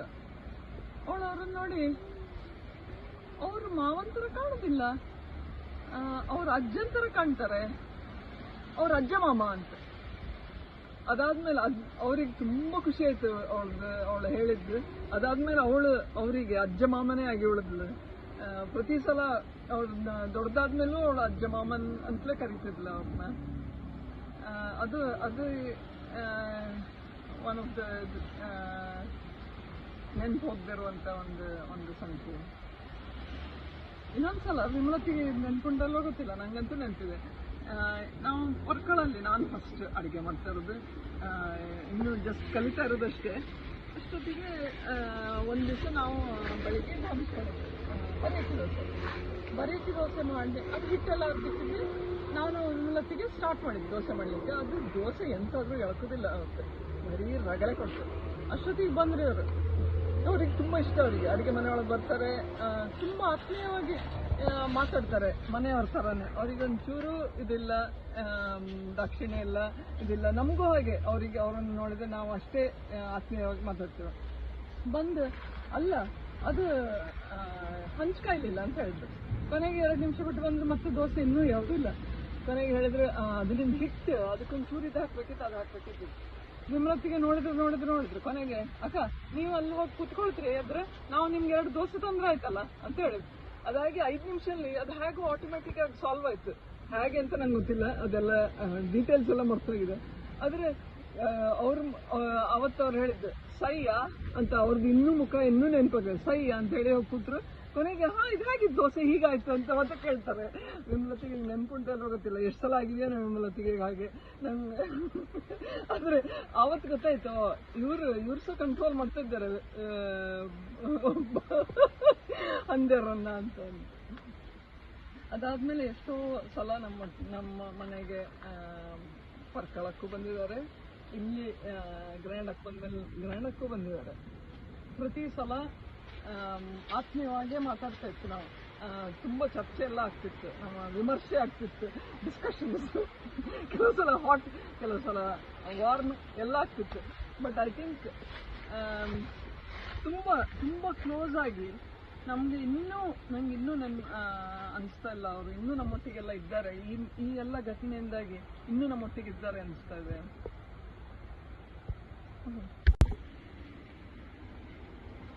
ಹಾಗೆ ಎಣಿಸ್ಕೊಳ್ತಾ ಇದ್ರೆ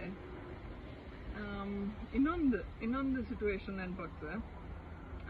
ಇದು ನಾವು ಉಡುಪಿಲಿದ್ದಾಗ ಪರ್ಕಳಲ್ಲಿ ಅಭಿಮಾನ್ ಮದುವೆ. ಅದು ಉಡುಪಿಲಾಗಿದ್ದು. ಅವಾಗ ಅಶ್ವಿನ್ ಮದುವೆ ಆಗಿದ್ದಷ್ಟೇ, ಎಷ್ಟು 1 ವರ್ಷ ಆಗಿತ್ತೇನೋ. ಅದಕ್ಕೆ ಅವ್ರ ಮನೆಯವರೆಲ್ಲ ಇರ್ಲಿಕ್ಕೆ ಮೋಸ್ಟ್ ಕಂಫರ್ಟಬಲ್ ಪ್ಲೇಸ್ ಅಂತ ಹುಡುಕ್ತಾ ಇದ್ರು. ಕೊನೆಗೆ ಬಂದು ಅವರು ಬಂದು ಸುಮ್ಮನೆ ಮತ್ತೆ ಶಮ್ಮಿ ನೀವೇ ನಿಮ್ಮ ಮನೇಲಿ ಇರ್ಲಿಯಾ, ಅವರಿಬ್ರು ಗಂಡ ಹೆಂಡತಿ ಮತ್ತೆ ಅವರ ಅಪ್ಪ ಅಮ್ಮ ಅಂದ್ರೆ ನೆಂಟರು. ನಮಗೆ ಅವರಿಗೆ ಆದಷ್ಟು ಕಂಫರ್ಟಬಲ್ ಮಾಡ್ಬೇಕು ನನಗೆ, ಅದಕ್ಕೆ ನಿಮ್ಮನೇಲಿ ಇರಲಿ ಅಂತ.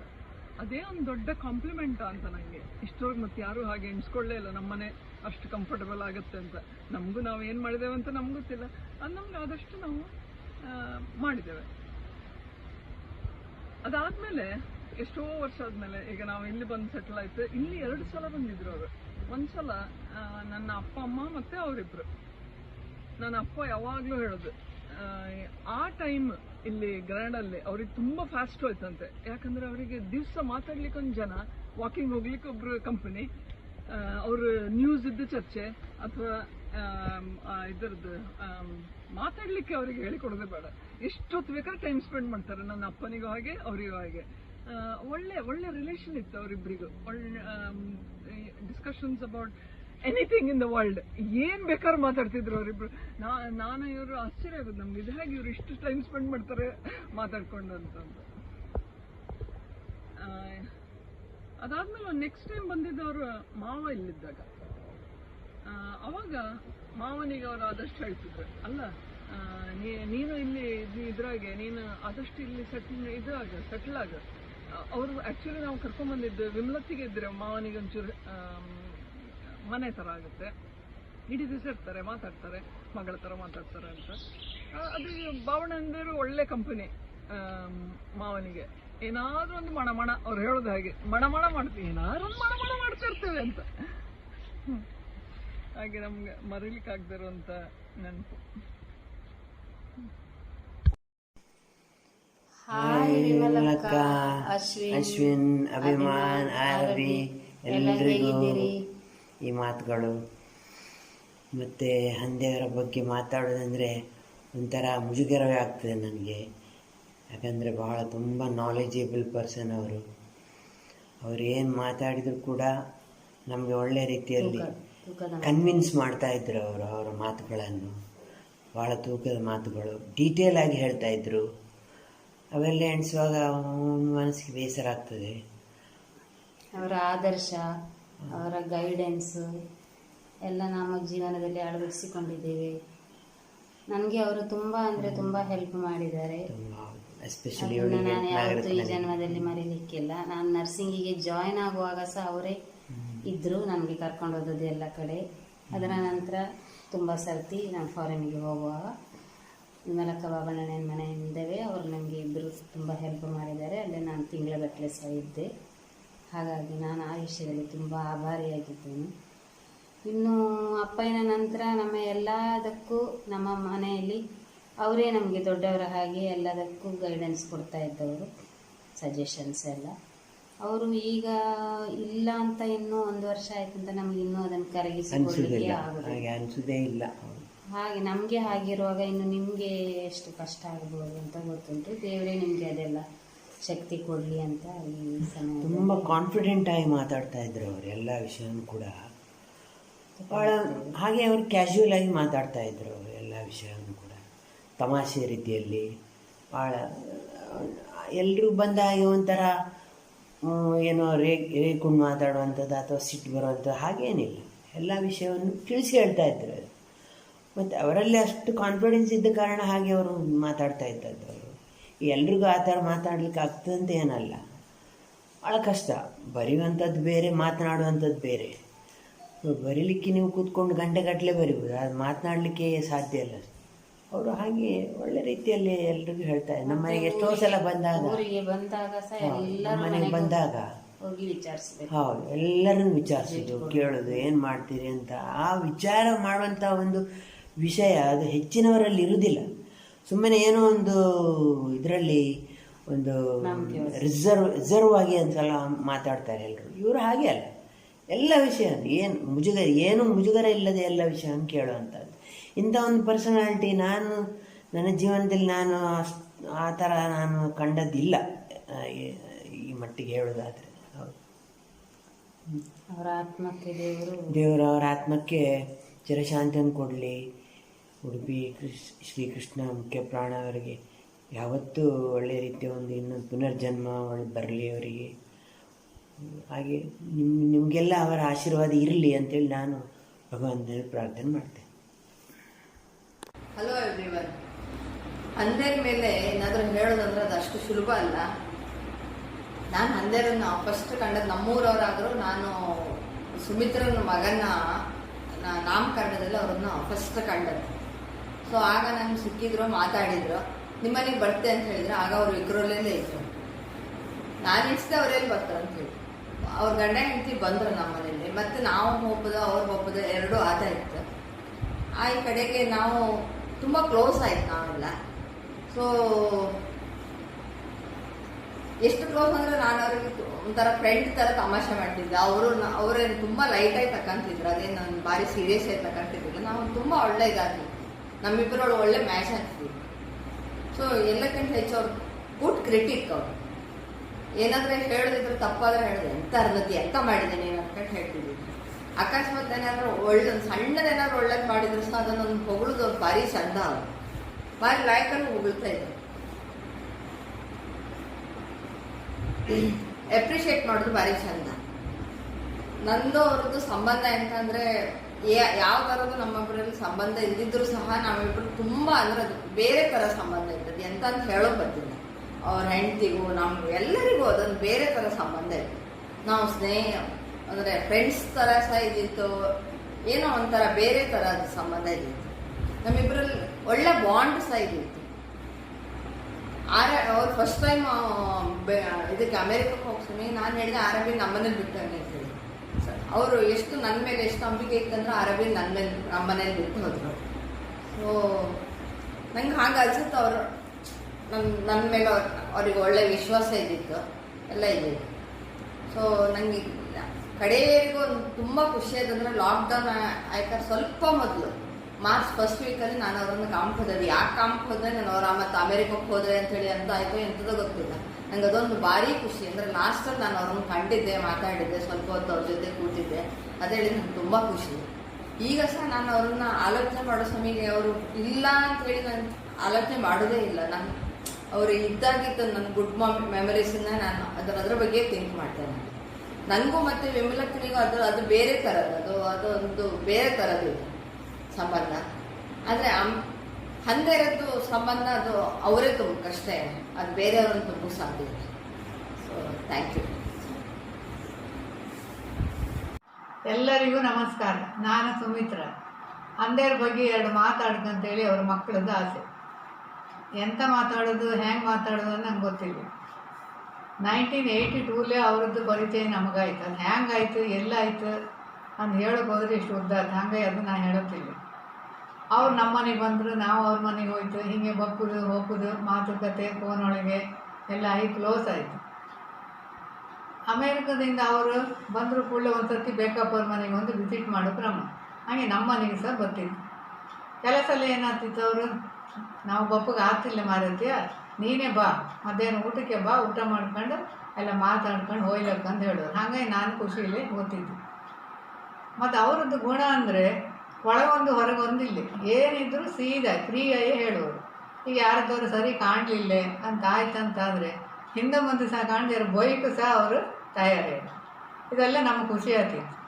ಮತ್ತು ಅವರು ಹಳೆಯವ್ರ ಜೊತೆಗೆ ಹಳೆಯವ್ರಿಗೆ ಬೇಕಾದಂಗೆ, ಮಕ್ಕಳ ಜೊತೆ ಮಕ್ಕಳಿಗೆ ಬೇಕಾದಂಗೆ, ನಮ್ಮ ಹೆಂಗಸ್ರ ಜೊತೆ ನಮಗೆ ಬೇಕಾದಂಗೆ ಕೋಚು ಕುಶಾಲು ಎಲ್ಲ ಮಾತಾಡೋರು. ಇದೆಲ್ಲ ನಮಗೆ ಇಲ್ಲ ಒಂದು ಚಂದ ಖುಷಿ.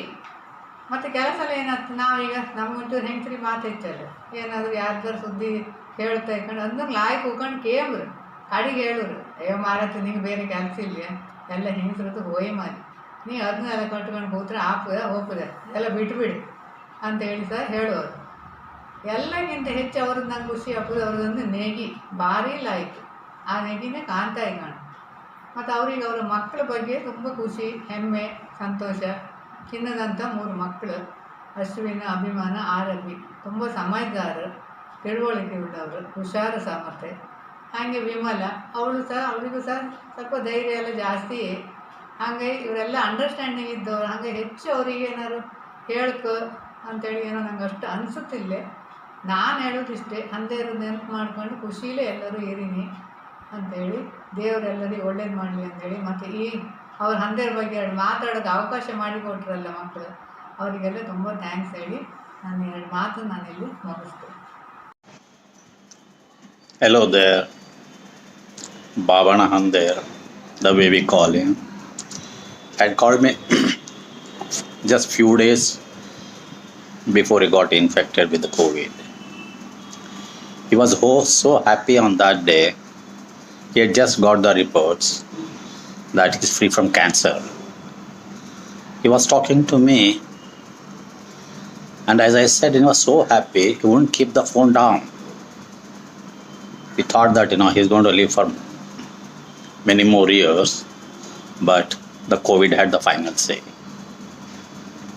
Baban Hander, as I know him for last almost 35 years, had a limited resources.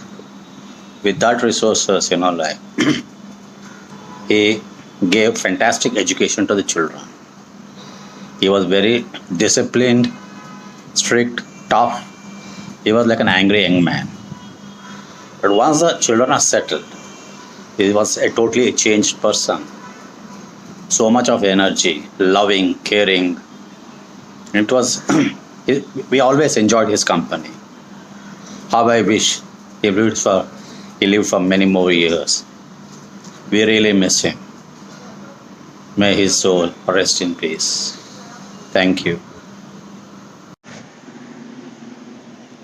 Hello everyone, and a very good morning to all of you. I'm Bharti, Mrs. Bharti Urala from Mumbai. We are related to Hande sir. I don't know how, a distant relative. You can check with Hande's children. And I have known him from the time of marriage. Now, did you notice I called him Hande sir? Why did I call him Hande sir? This is the salutation I have always given only to my seniors at my workplace, and in my life I have never called anybody a sir. Why did I call Hande sir?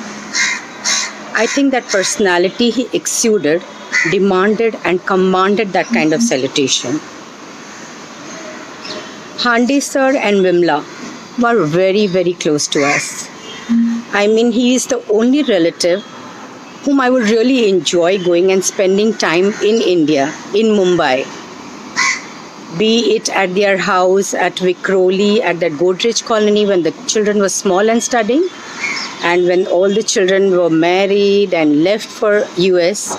Even since then, we would always go and spend time with them, and they would come and spend time with us. Beautiful moments. What I can talk about Hande sir? He loves to talk, was a great talker, would continuously entertain us with his anecdotes and life learnings and experiences, and it was always charming to listen to him.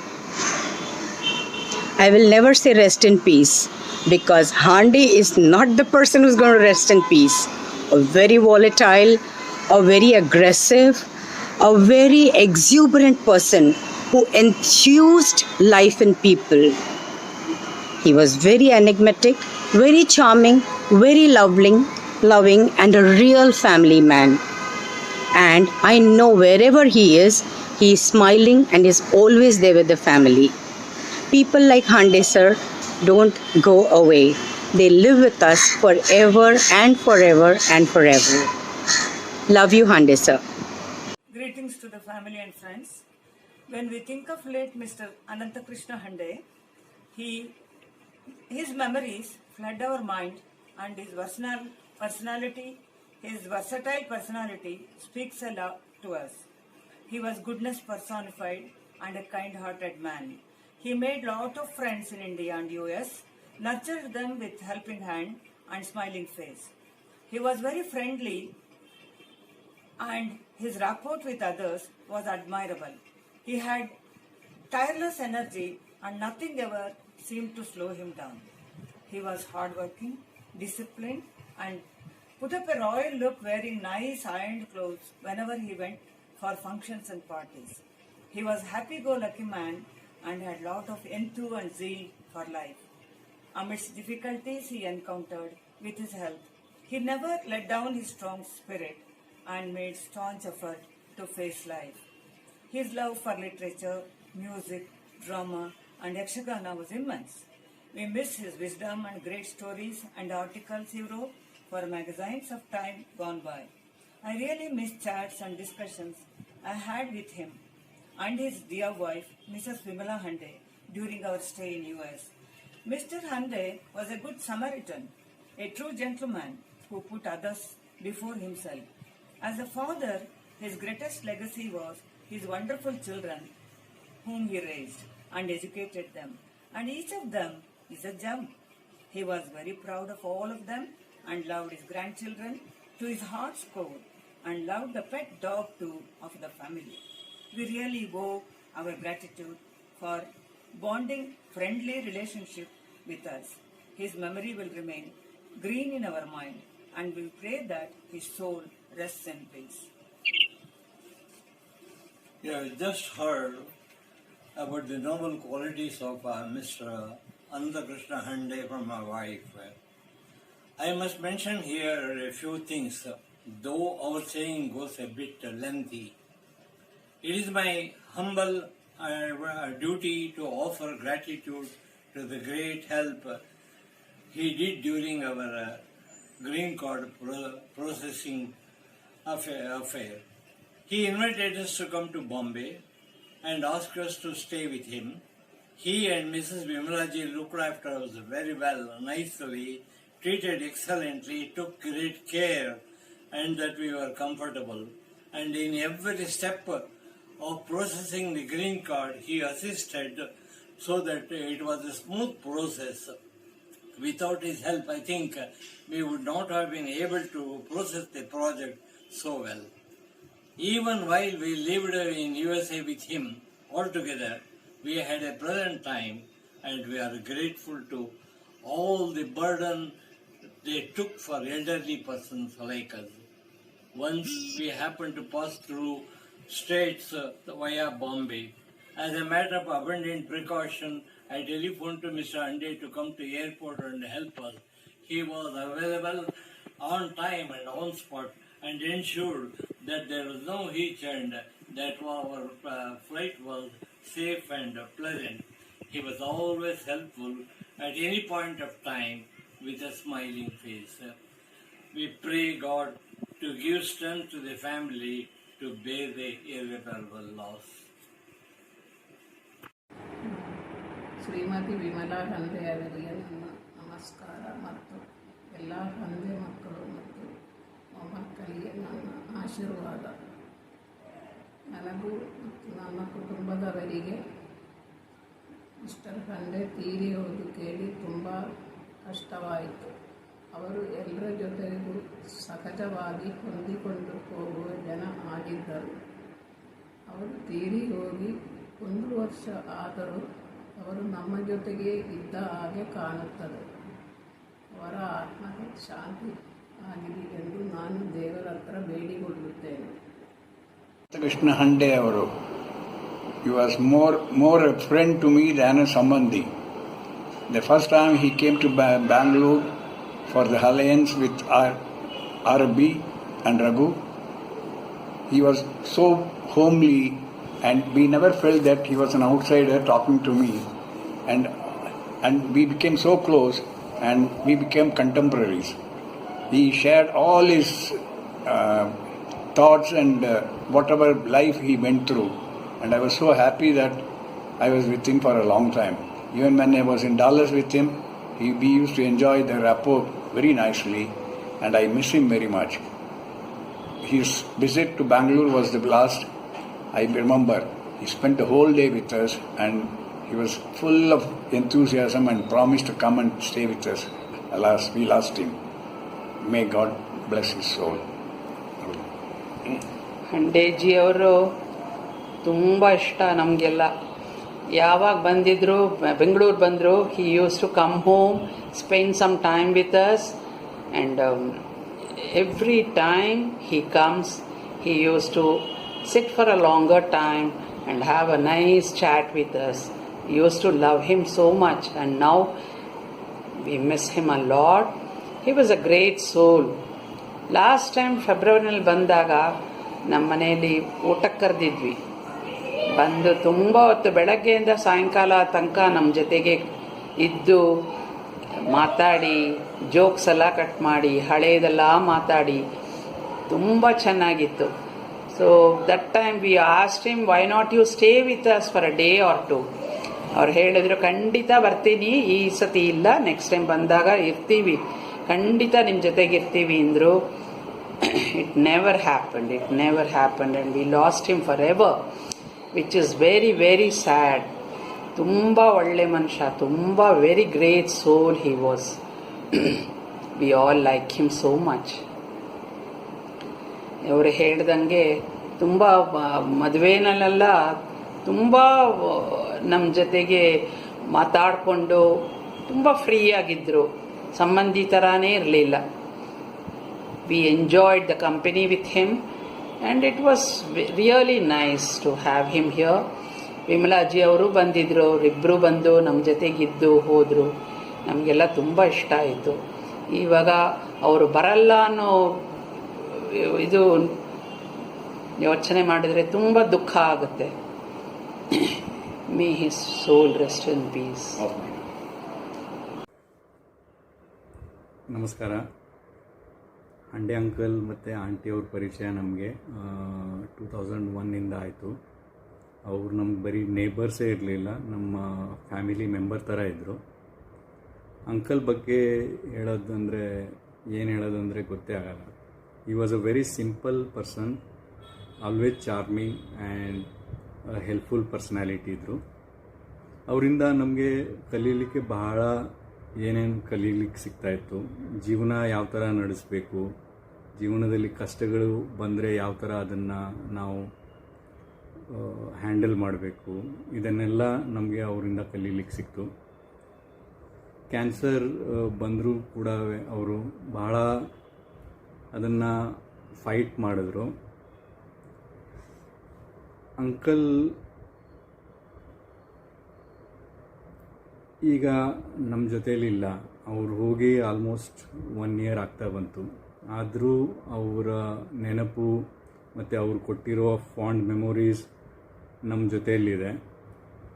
ಅವ್ರದ್ದು ನಗು ಮುಖ ನಮ್ಮ ಮುಂದೆ ಈಗಲೂ ಬರುತ್ತೆ. He was an inspiration to all of us, and he was not only like a friend, he was a guide to us. And uncle, our ಹೆಸರು ಅನಂತ ಕೃಷ್ಣ. ಅನಂತ means it is endless. He was a symbol of endless love and affection and he will always remain in our heart forever. I know uncle ನಮ್ಮನ್ನೆಲ್ಲ ಮೇಲ್ಗಡೆಯಿಂದ ನೋಡ್ತಿದ್ದಾರೆ ಮತ್ತು ನಮ್ಮನ್ನೆಲ್ಲ ಆಶೀರ್ವಾದ ಮಾಡ್ತಿದ್ದಾರೆ. I pray to God that I pray to God that his soul may rest in peace and for well-being of all his family members. Thank you. Thank you.